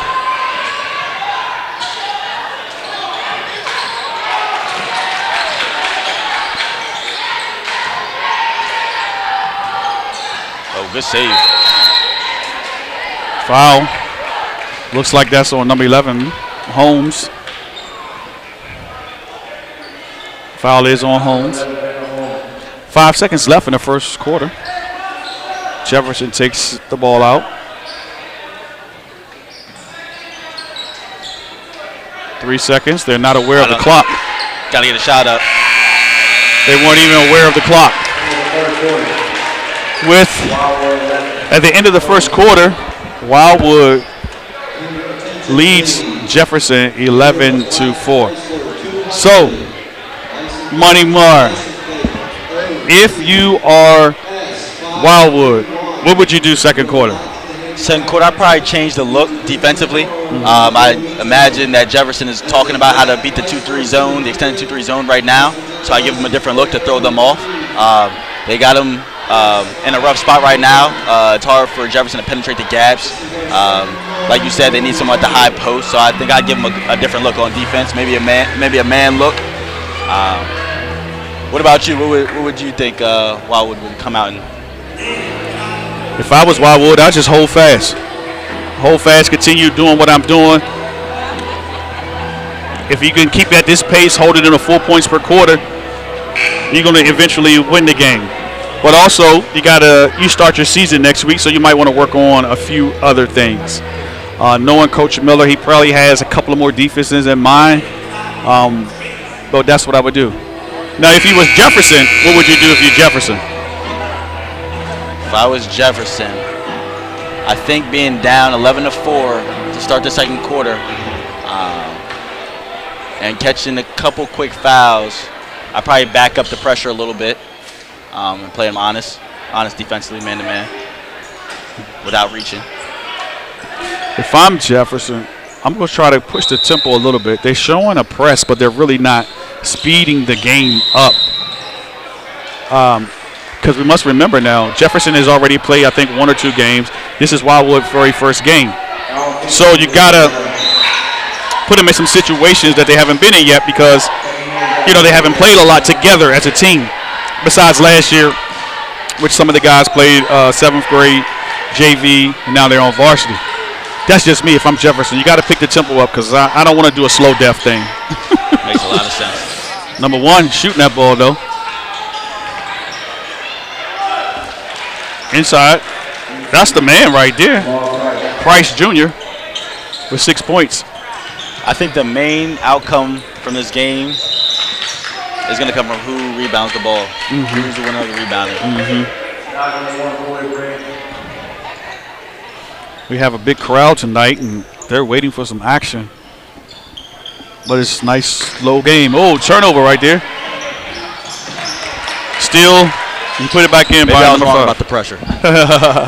It's a slight pressure. It's not real, nothing heavy. It's just to make sure you take care of the ball.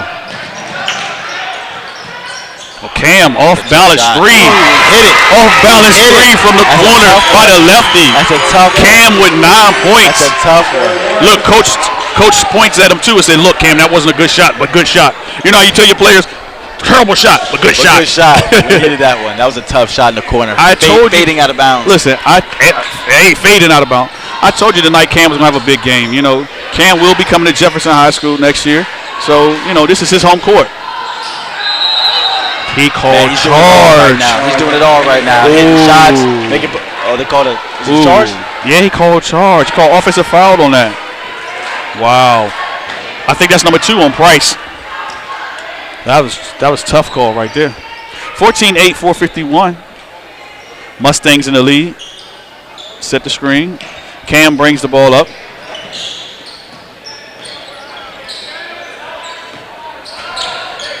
Over to Kari Yates. Set the side screen and roll. Bray Holmes rolls. Short corner jumper. No good.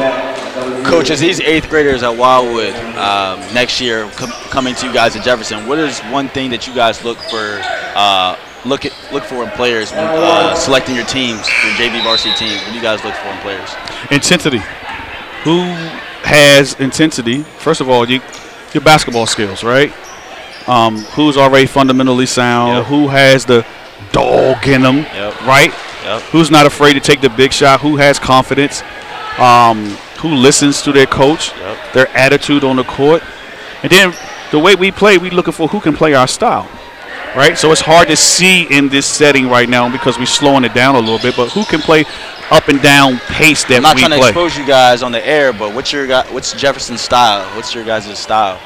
How do you guys play? Pedal to the metal. Pedal to the metal. Pedal to the metal. Full speed. Coming at you. Let's go. Play defense. Let's go. That's it. If you can't play defense, then I don't understand.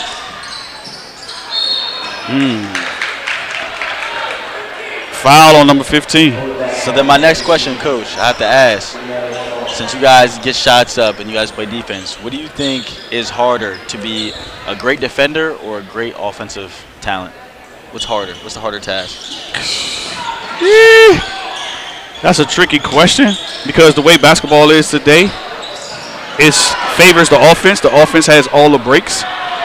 So defense, but I think defense is about effort. Good pass. Good hustle by number 1 for Jefferson Brandon. I think defense is all about effort and want to. You got to want to. Pump fake by Holmes. Tries to go to the basket, knocked out of bounds. Jefferson ball. So you see Jefferson climb right back into the game after a few minutes. The tempo has picked up a little bit. It's going to be a great game. Turnovers have happened. Really it's just the fouls. Both teams about to be in 1-1. Holmes dribbles. Cam looks to go back door, nothing there. Kari Yates brings it off, dribbles off his foot. This Jefferson team is really scrappy.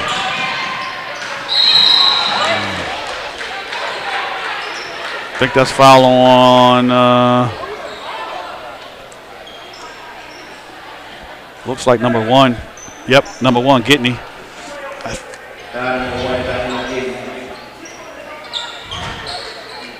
Now it's going to be a free throw game. Jefferson shooting free throws for the rest of the half, huh? Rest of the half.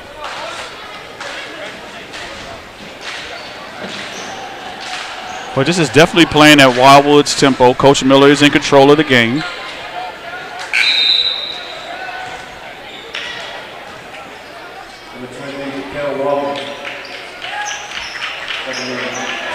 Like I said before, the great thing about this Wildwood team is they're so deep. So they're just bringing guys in left and right. Subbing in right and left. No drop off. Losing no height, no size or anything.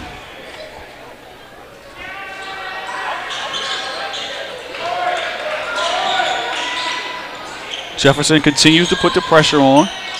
Not too much on the ball, just enough. Just to let you know, here comes the double now. Look to trap on the sideline. Tip ball. Cam cross court, Bray Holmes for 3. Kari Yates with the rebound.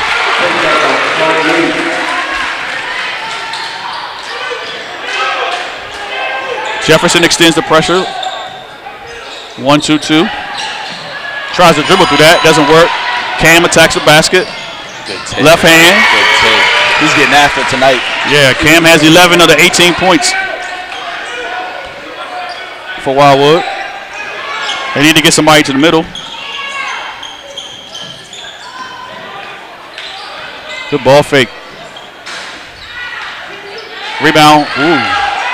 Nothing. Good save by Bray Holmes. Kari Yates. Ball's poked out. Jefferson is using the old school, old man moves. as you dribbling up the court, just poking it out from behind. So, as a trainer, how do you train your players to defend that? How is the counter to that? If I'm dribbling up the court and the man keeps reaching behind me and poking it out from behind. For one, keeping your head up, keeping the ball low, so for when they reach it, they can't smack it out of your hands. 3 by number 2 for Jefferson. Just keeping the ball low and under control. Price is cooking out here. It's about to be a 1-0 game between Price and Cam for Wildwood. Tajay with the floater.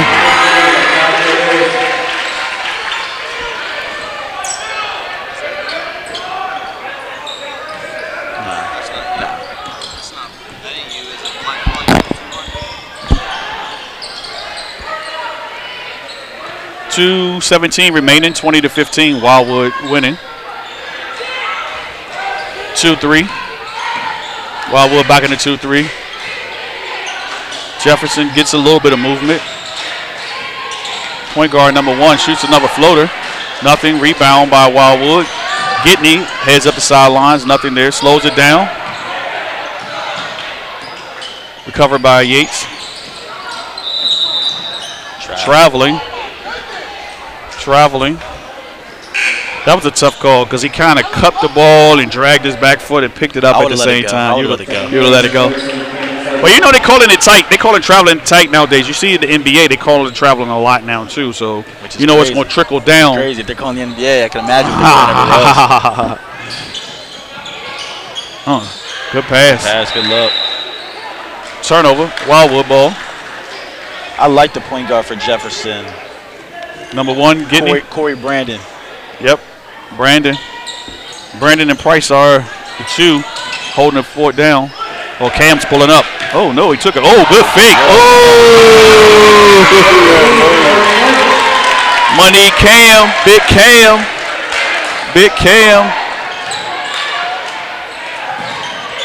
Cam has 13 points. Cam is playing like he's been around the block before at this varsity level. Who, Cam? Yes. Yeah. You know, this is the first time since Little League that Cam is on the team where he is the man. You always see glimpses and flashes of a potential great basketball player, but he's always been on a team with other good pieces. Like last year, they was undefeated. He was a 3rd option, maybe 4th option. Now, he's number 1 option. I remember 2 years ago when my brother and I started training, Cam came to us. It was COVID year, so the season was delayed, and Cam came in. He was about 3 inches shorter, struggled with his ball handling, couldn't jump like he can now, unconfident. But it's crazy to see, 2 years later, just from, a credit to all his hard work, playing AAU, playing at the park, playing with his friends, working out. He's really coming around to a complete basketball player. 22-15. Wildwood lead Jefferson. Junior. Good floater down the middle. Junior. Price Jr. Jefferson will not go away. Oh, they're not going away. 22-17. But the tempo of the game is speeding up a little bit. Good ball fake. Good layup. Watkins. Coach Miller puts on the press because he's seen the pace of the game is getting a little fast, so you put the 1-2-2 in there to slow it down a little bit. Different look. Yep. But Jefferson, they haven't flashed anybody to the middle yet. With the 10 fouls, if I'm Jefferson, I'm just keep going to the basket every time. Maybe that'll be the discussion the next time out here. What? Putting somebody to the middle. Now we must let the viewers know that Jefferson is missing five or seven players who are playing AAU, and their head coach is not here. But guess what? It don't matter. All you need is 5 players. When you step in those lines, all that. Hey, you ain't trying to hear that. You ain't trying to hear that. That's right. Regardless, missing key players and the head coach is still a good basketball game right now. Yeah, definitely. 24-18. Here at the Cougars cage, I gotta ask, who came up with the Cougars cage? Is that you? Did you come up with the Cougars You know cage? that's me, man. Okay, I was just making sure. Creative genius over here. Sure. Cougar cage, huh? When you step into these lines, it'll be like this next week as the Jefferson Cougars play their annual Cougars Classic. We have a few teams for DC playing. So check Coach, out. Excited for the season? What year is this for you here at Jefferson? Oh, I lost track after at Jefferson. That means you're getting old, huh? Yes, I am getting older. Older, not old. Okay. Older. I've been here a long time.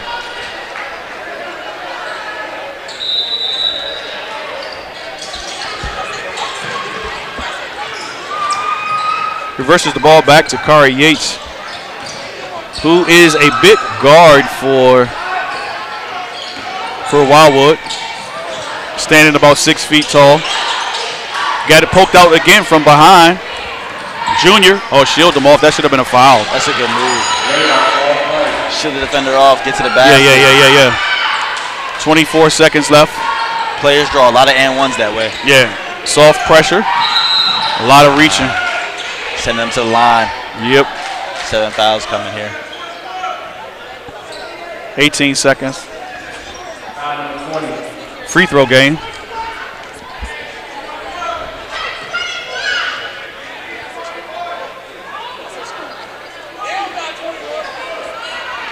I think the crowd's a little restless about the score right now. Man, crowd is restless after these last two games. The Shepherdstown versus, who was it?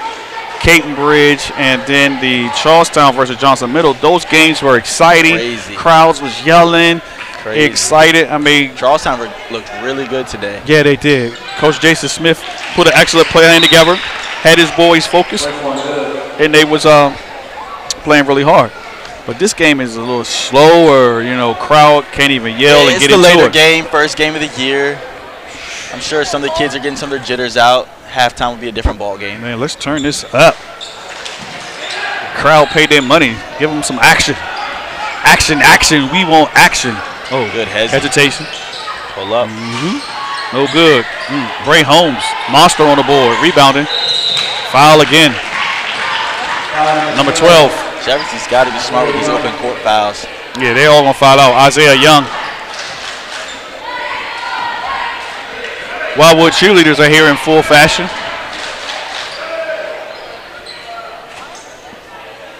.4, 25-19 Wildwood. Before halftime. Thank you for joining us here on Home Team Sports. Tommy Murray, a.k.a. the Divine One, along with Money Mar, Marcus Roper. We got Uncle Harry on the camera. Miss Shalenko on the ones and twos, controlling the board. Tajay makes both free throws. 3 seconds left. Pulls up for three, a floater. Oh, and a foul. A foul. Can't give that one Now up. look, that was a tough play because actually Kari Yates was standing still a little bit.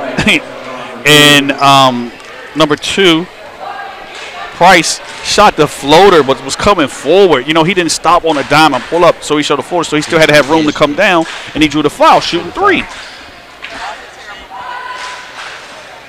He makes the first one. If he hits all 3 of these, Jefferson has to be. A good ball game. Yeah.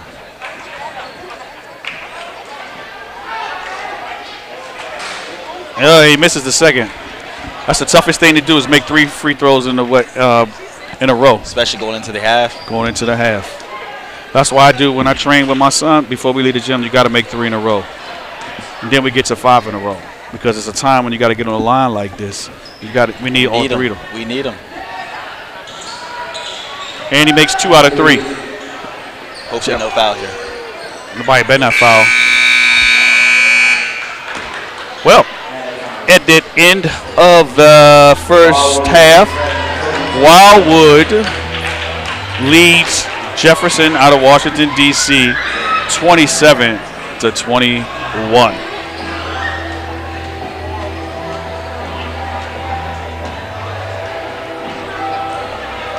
So we're going to go to a break right now, and we'll join you in a few minutes. A champion takes more than skill, more than endless drills, more than using your head. Being a champion takes the heart to give it your all, the agility to thrive from any angle, and the relentless drive to be the best. Welcome to Division 2, where the pursuit is yours to create, and the question isn't, can you do it? It's, will you? In NCAA Division II, student athletes leave a lasting impression on their communities. That's because Division II student athletes want to make a difference and truly be part of their surrounding communities. Through community engagement, thousands of student athletes from various backgrounds interact with community members who view them as role models. This interaction leaves a positive and perhaps even life-changing impression on all those involved. In Division II, we rise to the opportunity and make community engagement ours. In NCAA Division II, community engagement is an initiative at all 25 national championships because student athletes want to give back while competing for a national title. Over the course of the year, Division II student athletes have an opportunity to leave a lasting impression in local communities throughout the country. Whether Division II student athletes are volunteering at hospitals, schools, after-school care programs, foster homes, or retirement villages, they make a difference in the lives of others. In Division II, we rise to the opportunity and make community engagement ours. Being a champion takes more than talent, more than the perfect path.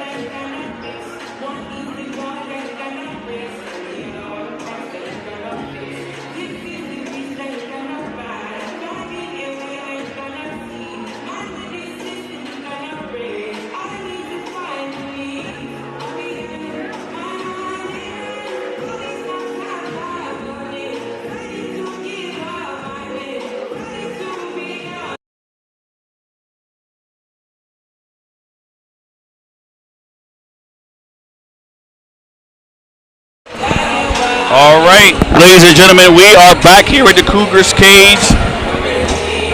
I'm your host, Tommy Murray, a.k.a. the Divine One, along with Money Marcus Roper. And it is 27-22 with the Wildwood Mustangs leading Jefferson Trojans out of Washington, D.C. Both teams are undefeated. Jefferson is undefeated for the last 3 years, and Wildwood has been undefeated for the last 2 years.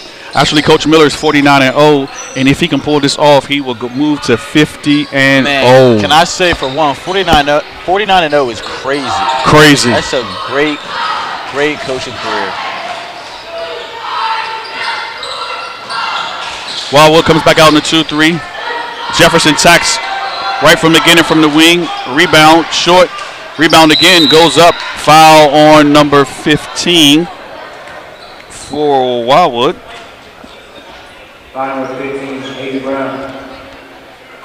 Brown with the foul. 30 seconds in, another foul. Oh, Lord. We're going to be shooting free throws the whole game. It's going to come down to that. But that's why you spend the last 10 minutes of practice shooting free throws, right? Definitely. Bray Holmes. Bray Holmes comes in. He's in early in the second quarter.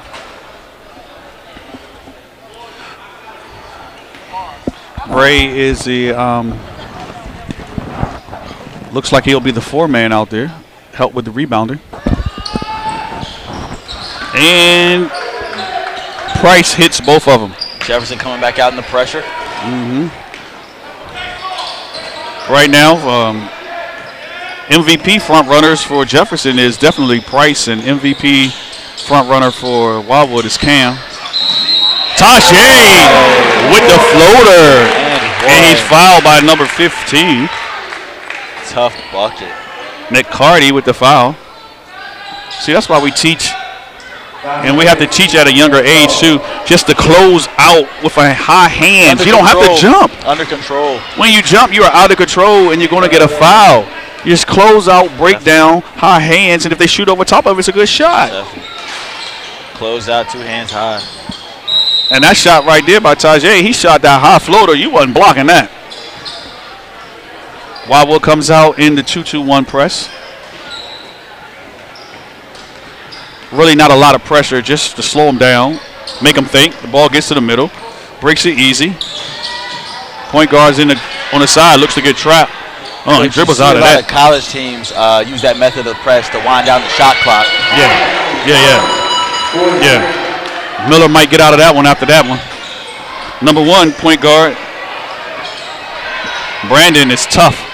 He's getting to the paint, dropping dimes. Plays much bigger than his size. Yates dribble handoff to Cam, going left to lefty. Misses it. Rebound. Watkins has been cleaning up everything tonight. Watkins is. Yes, he is. Jefferson seems to be really calm with the press.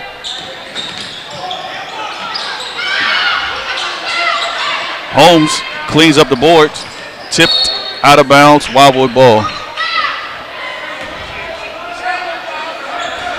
Fans saying it should have been a foul. I agree. It was a little bump right there. An underrated skill, in my opinion, that's rarely worked on, I think, is rebounding. And then the pass after the rebound. Yeah. Number 2, the ball Price. Rebounding and passing after the rebound, right? Is that what you said? Yes, sir. Yeah, that is a skill stolen by Jefferson. Into Brandon with the in and out on the sideline. Passes to number 2. Fake. Up, no good. Rebound. Teams are scrapping tonight. Strapping, I think that's on number 11. Yes, Holmes.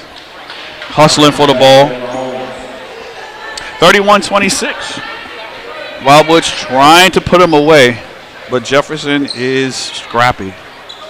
Back to the 2-3 for Wildwood. Tries to dribble through it. Ooh, Another foul. Another foul. Number 2, Price, is being aggressive. That's been another thing about this game with the slow pace is just the fouling every couple possessions.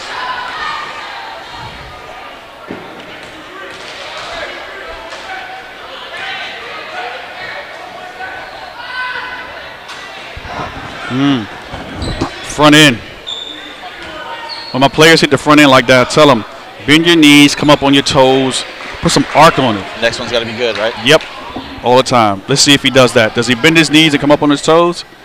Use his legs because he's tired. Bends his knees, come up on his toes, and it's good. Hit it. Man, you should coach or something. I should I? Coach.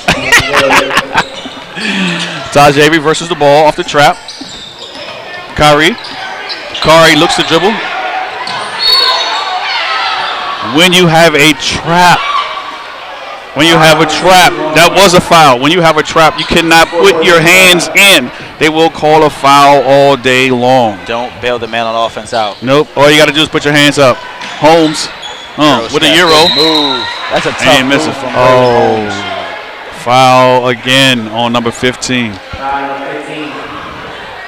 I think the fans from Washington, D.C. are about to get a little upset because we are calling it really, really tight today in the Cougars' cage.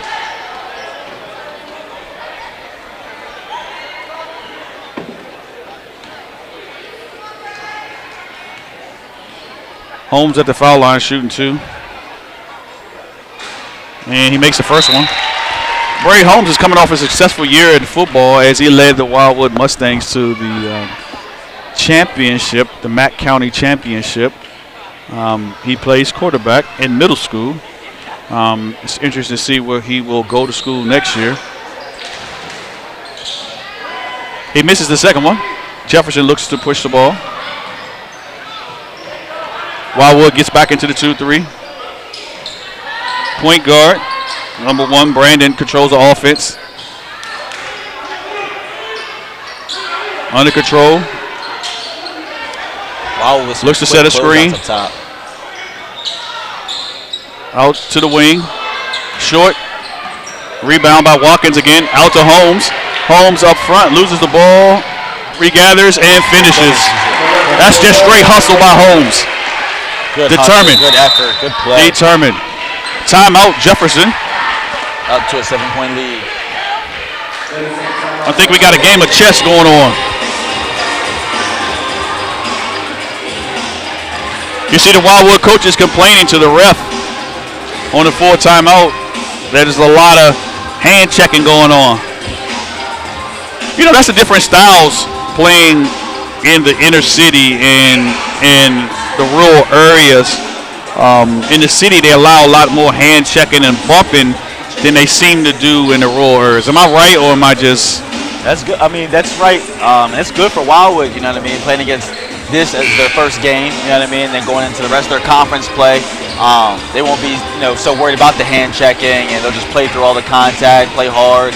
If they get the foul, make the free throws, take the ball out. If they don't get the foul, they'll keep playing hard, keep playing through it. Wildwood back into the 2-2-1 with the 2 smaller guards up top.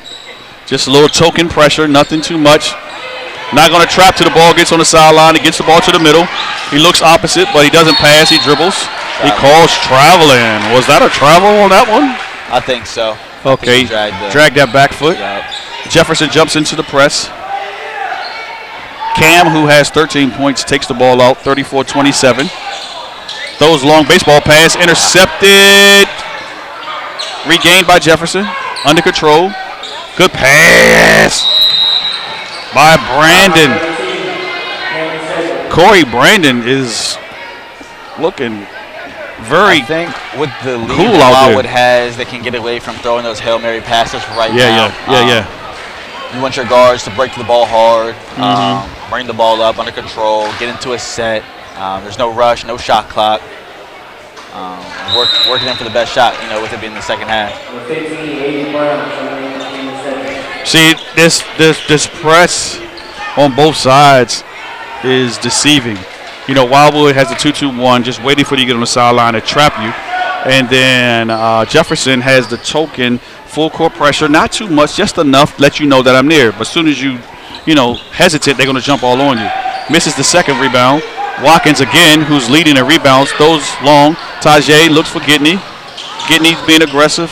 Nothing. Swings back up top to Tajay. Coach Miller calls out a set, tells him slow it down. Bray comes up, set up the high screen and roll. Tajay into the basket, bounce pass to Watkins, back out to Holmes. For three. Bray Holmes is cooking right now. That's a great shot. Holmes is in the cookbook right now. Shot. With 5 second-half points in this quarter. And tips the ball out. Hustling. Rebounding, hitting threes, getting deflections, doing it all right now. Bray just playing hard right now. That's all he's doing. Just playing hard. That's all you can ask for. Wildwood back in the 2-3. The calm, cool, collected point guard calls for the screen. Hits him with an in and out. Pulls up. No good. Rebound by Holmes. Gives it up to the point guard. Tajay pushes the ball up to Holmes. Over to Watkins. Nothing. Back up top to Tajay with the hesitation. Tips it out. Swings the ball. Gidney slows it down. Holmes sets the screen again.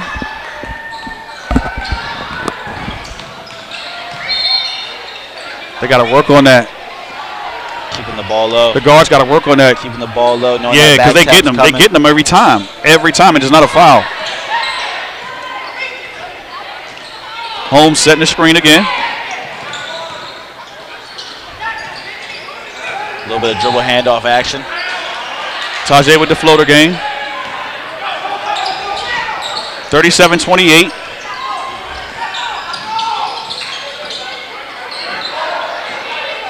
Good pass. Good pass. How many times have I said that about number one? Getting into Corey Brandon.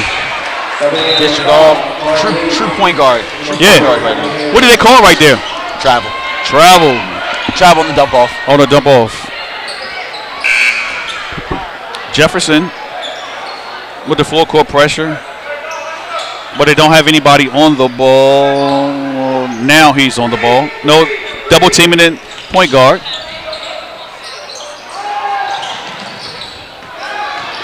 Tajay stays low on his dribble.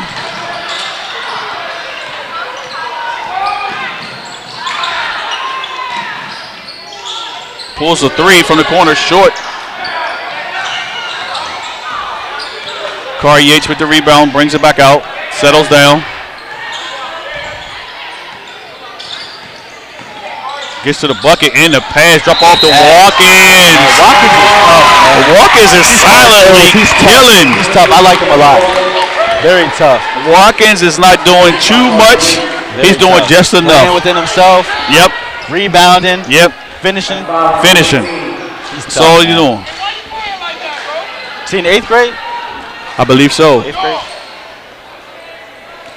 That was actually a good drive by Kari Yates to get into the paint. He got 2 feet in the paint and dumped it off to Watkins, whose hands was ready to receive. Man, every year it just seems like Wildwood comes with new talents every season. And we have to credit that to the local trainers, the local AAU programs. Rebound and put back in. Who's been working with the youth. Because the kids develop way before they get to middle school. Definitely.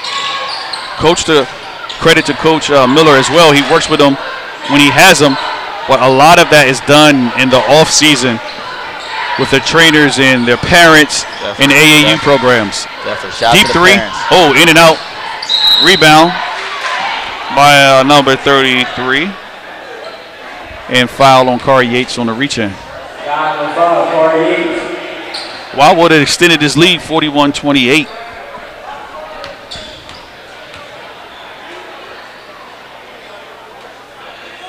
Jefferson has to be very careful right now.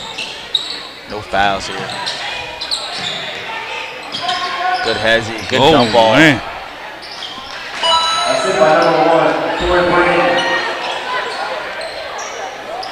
Brandon, once again with another assist. Corey Brandon probably has 10 assists. He's the real deal, man. He gets in the lane, finds his guys, has a floater on him, can shoot the 3 ball. Nice little handle. can definitely tell he works on his game year round. 41-30.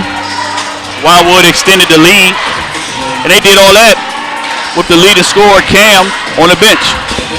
He checks back in.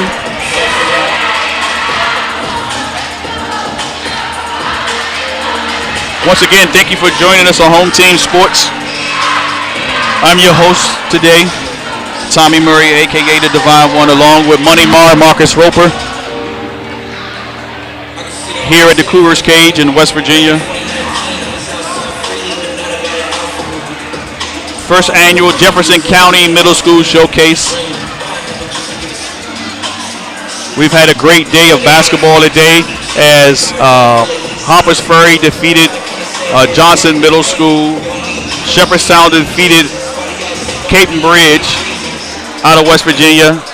Charlestown Middle School defeated Johnson Middle School out of Southeast DC. And if Wildwood can hold on, it looks like we'll have a clean sweep of the Jefferson County teams. I think in a lot of years, might be the most well-balanced that the middle schools have been in terms of just well-balanced talent. Wildwood's coming off their 2-3 year undefeated season. Charlestown's getting better. Shepherdstown's getting better. Harpers Ferry's taking some steps. So you like to see that. Cam back in the game. Once again, Coach Miller is talking to the refs about the reaching from behind. Technically, if you don't touch the man, you just touch the ball. I don't think that's a foul. That's going to be on the Wildwood players keeping the ball low. Yeah. Cross-court pass to Holmes with the pump fake. One dribble pull-up. Short, air ball. Point guard, Brandon pushes it. Good hesitation. I'd like to see him pull it one time, though. Looks inside. Wildwood back to the 2-3. Just to slow the game down. Down by 9. That's travel right there. You got to call travel. Got to call travel on that one. They ran into his own man. Couldn't even call foul. Bray Holmes and Cam both going after the rebound. Intentions were good. Going for the ball. Yep. Jefferson gets the ball back. Throws to the wing. Good move. Rebound again by Holmes. Cam brings the ball up the court. That's a foul right there. See? He reached in.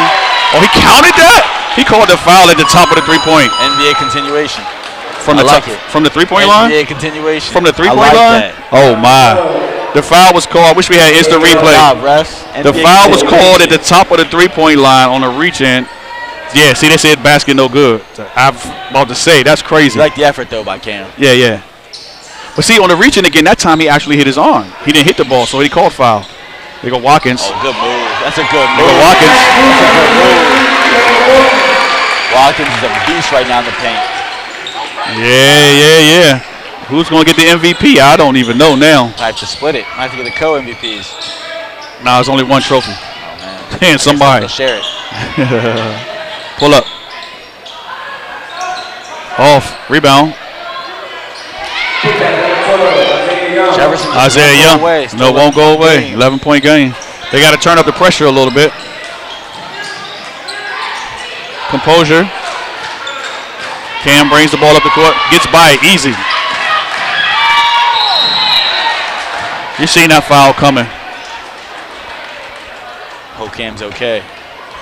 Yeah, Cam is a guy who plays hard, and sometimes he ends up on the floor a lot. Like to see him take off for 2 feet so he can have his balance, so he won't get a lot of those bumps and bruises. So a lot of that can be cut off by, just jump stop with 2 feet and go up strong.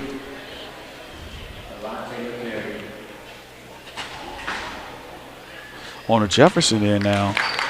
Isaiah Young could have took the charge because once Cam broke half court, he was going to the basket full speed. I think there needs to be more of an emphasis at the middle school level, younger age, taking charges. Mm-hmm. Charges help a lot out at the high school, college level. Yeah.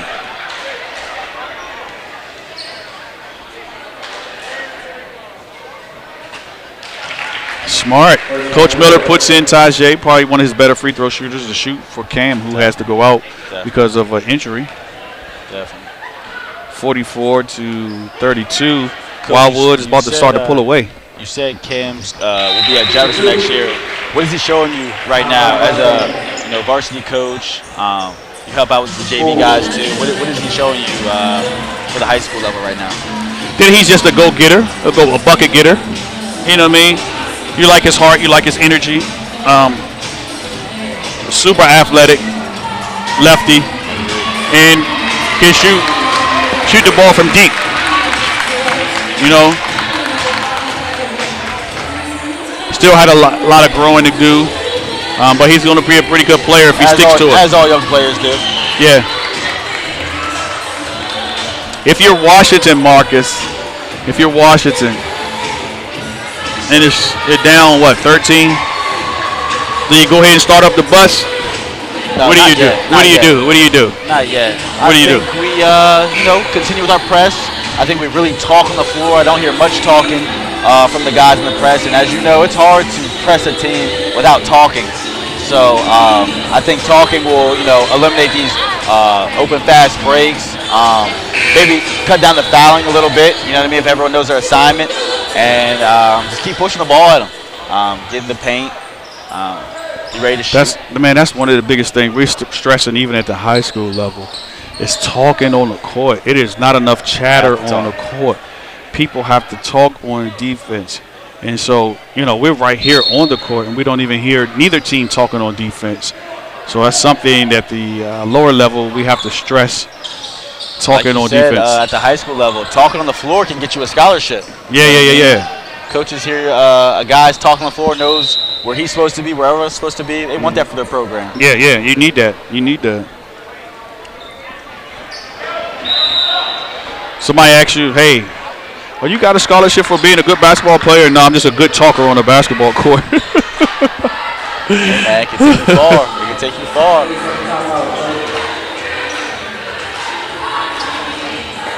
Timeout on the floor. Jefferson's still playing hard. I think minimal talk and trying to be a good defender is one of the hardest things to do. Yeah. You know what I mean? I don't understand how you can play basketball and play defense without talking. Like, I only know one person. I was just a chatterbox. One person, Kawhi Leonard, has mastered that. Kawhi Leonard, he never talks. He never talks. But we ain't Kawhi Leonard. We need to be Patrick Beverly's out here. Patrick Beverly. Talking the whole time. It's a Lakers fan over here talking. Who? I mean, defensively, does he not talk the whole time? He does. All right. He does. I ain't say nothing about his skill. I said about his talking. Bray with the rebound. Outlet to Tajay. Misses the layup. Watkins with the rebound. Block. He's getting every board tonight. Yeah. Blocked by number 12, Isaiah Young. 4:05 down by 13. Jefferson better turn it up a little bit. Wildwood just need to execute and finish strong. Sets the cross screen. Tajay gets the ball, rips through, throws a high pass. Entry pass, no good. Tajay for three, no good. Rebound by your favorite point guard, Brandon, under control.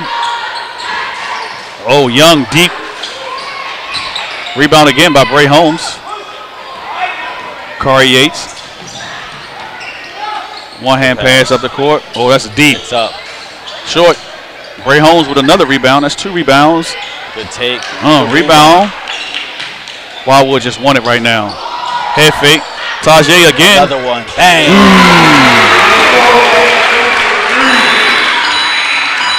Harrison. Wildwood turns up the pressure just a little bit. Oh, I think that's the second turnover of the night for the young point guard right there. Indecisive. Seems to be putting it together right now with the energy. Oh, yeah. Matching it with the shot making. Yeah. Now the question is, can they get up by 20? I couldn't tell you. Wow.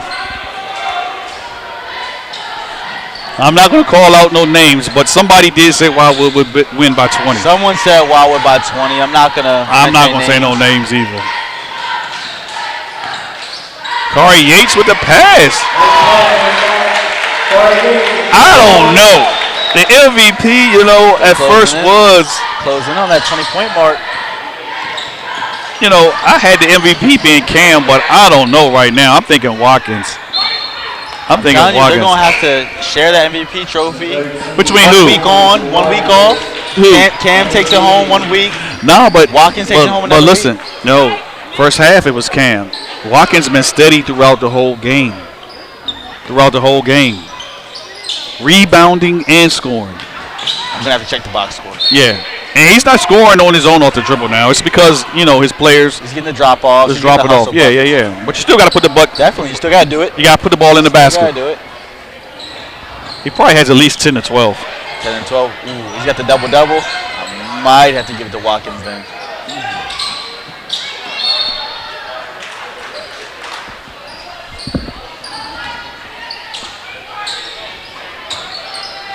I don't even know if he's been out the game. It don't seem like he's been out the game. Cam? Watkins. I think everyone's rotated through with how the fouling's going. I think everyone's rotated through a little bit. But that's the type of impact he's giving. He's been on the floor the whole time. 50 to 32. Wildwood is mopping these guys. Young shoots for 3. Cam travel. Oh, we didn't call traveling. We called foul. Foul on number 23, which that was a foul. You look to see Ryan Miller possibly unload the bench here in the next minute.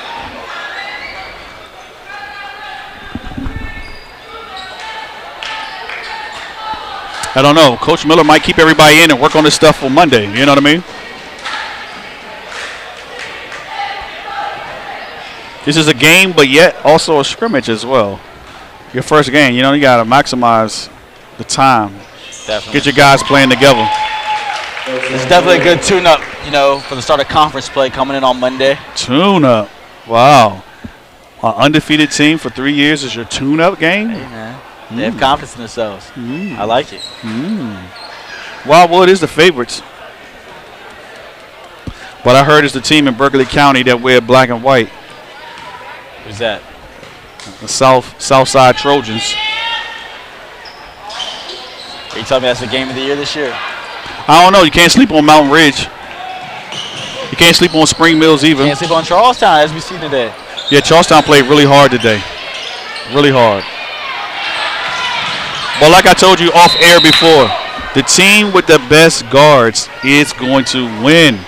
It's like that in the NBA. It's like that in college. It's like that in high school. It's like that in middle school. Whatever team has the best guards will win. Wildwood seems to have guards and inside presence.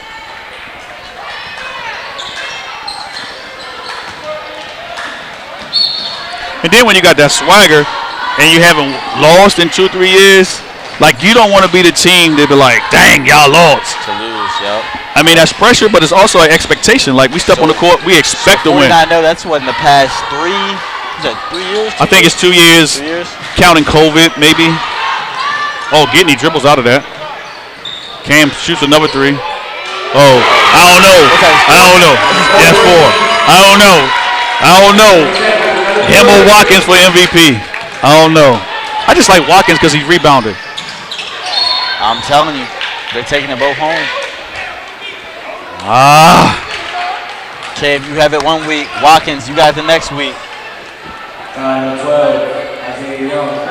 Cam ran right to the foul line. He's trying to get his points up. You got about 15, 16 right now? Yeah, he's trying to get a 20-piece. 20-piece in middle school, that's pretty tough. That's tough. Pretty tough. With only 6-minute quarters. We need to check our partner, Keem Holmes, who's running the book tonight, and see how many points Cam got. Cam makes the first one.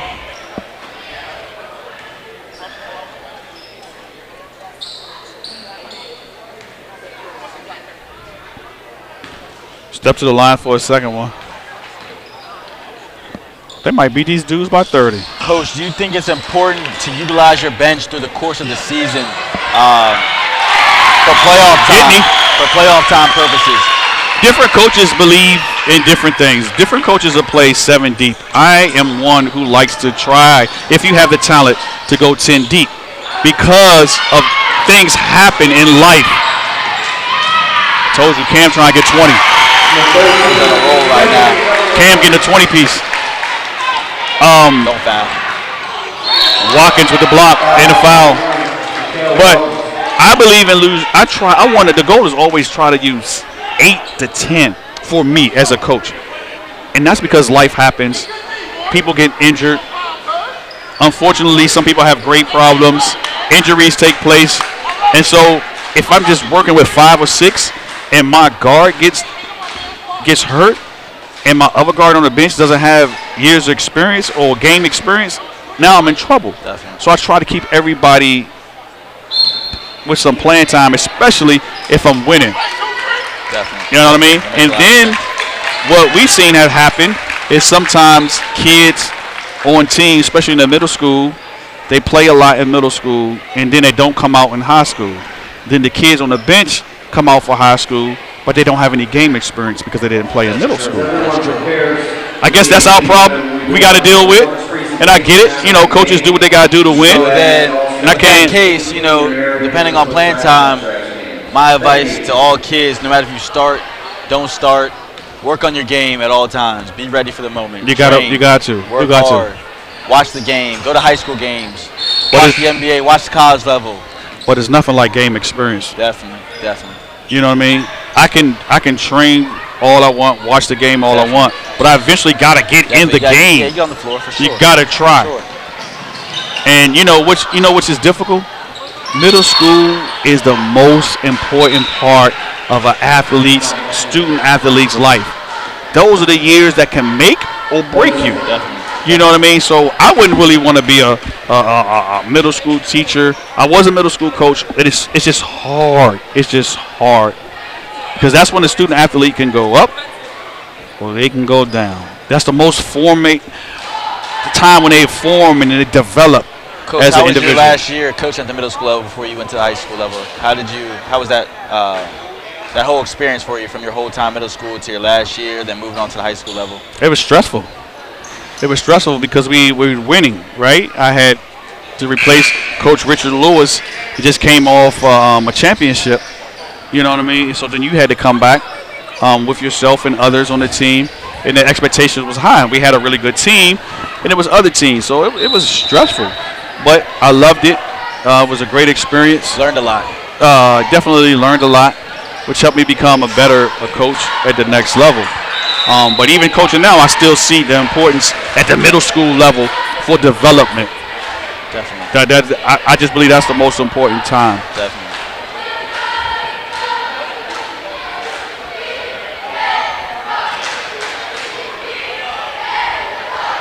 Wildwood looks like they're going to win this game. Coach Miller get his 50th win. Number 32 checks in for Wildwood. Noah Hockman stands about a good 6'2", 6'3". Then 00 checks in for Wildwood as well. Darius Johnson. Wildwood got a lot of height on their team. Can I say it again? 50-0 is crazy. Crazy.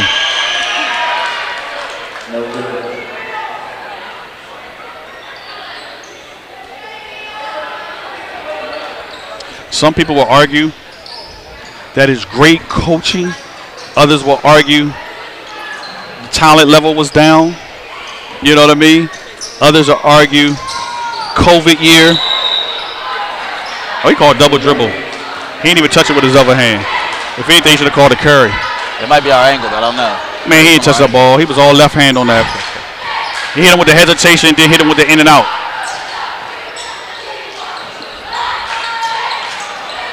But no matter what's going on, just to go 50-0 is difficult. It's crazy in itself. I don't care if you got a good team, a bad team, COVID, or whatever. Competition is high or competition is low. 50-0 is 50-0. Yes, sir.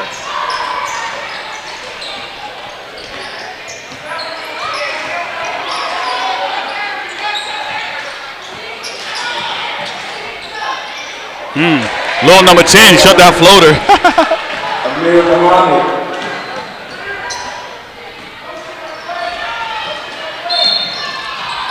I think Amir Muhammad is a 6th grader.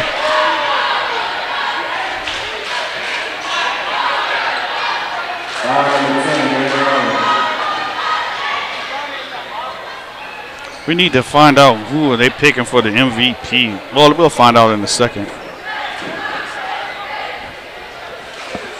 Co-MVPs, man, I'm telling you, co-MVPs.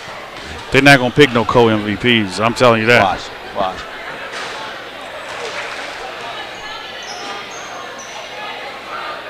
Cam's taking it tonight.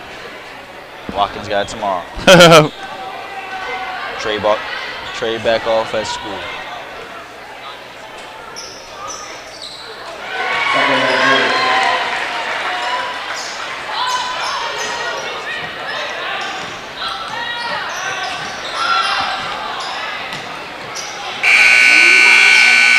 And that's the ball game. Wildwood Mustangs beat Jefferson Trojans out of Washington, D.C. 62-36. Money Mar, what are your closing comments for tonight? Man, it was a great day of basketball. I think this middle school showcase event was one of the best things for Jefferson County basketball-wise this year. Starts off the year great, you know what I mean? We get to see, all the teams in one gym throughout the course of the day. As you know, the season goes on.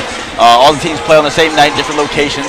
So I think this is very good for opposing coaches to check out who they're going to be up against this year, the fan bases. And it's just a great way to start the basketball season, man, going into the Christmas break here soon. It's a great tune-up, Definitely a great team effort. Good to see Wildwood get number 50. Oh, they are giving the MVP to Cam. They're giving I see you right there, the MVP to Cam and number 2, Price Jr. Both get MVPs for the first annual Jefferson County Middle School Showcase. What do you think about that? You say co-MVPs. Great effort tonight from Cam. He came out, from the gate, shooting, confident, rebounding, pushing the ball hard. It was a great effort from him tonight. Definitely a great effort for both teams. We really would have liked to see Jefferson at full speed, but hey, you got to play the game with the players that you have. So much credit goes out to Wildwood Middle School. Wildwood has been preparing all week for their first game, so we congratulate Coach Ryan Miller on going 50-0. Him and his staff. Crazy. I'm going to say it for the 4th time. 50-0 is crazy. Preparing his staff, getting ready, executed the game plan well, and we look forward to Wildwood in their season this year. And we look forward to all the teams. Yeah. Jefferson County went 4-0 today. Yes, Jefferson County went 4-0 today. So they did well. Congratulations to all the coaches. Coach Ryan at Harpers Ferry, Coach the great Don Bullitt at Jefferson. A big shout out to the whole Jefferson organization, the home team organization, the community for coming out tonight. Yeah, the community did come out. Congratulations to Coach Jason Smith and of course Coach Ryan Miller. Hey, we want to thank you for joining us on Home Team Sports tonight. We want to thank all the team, Uncle Harry for helping out. Miss Shalenka on the 1s and 2s.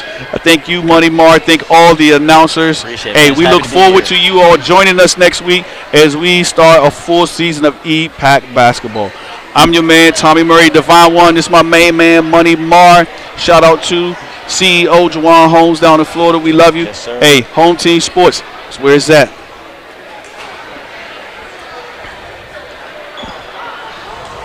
Cut it.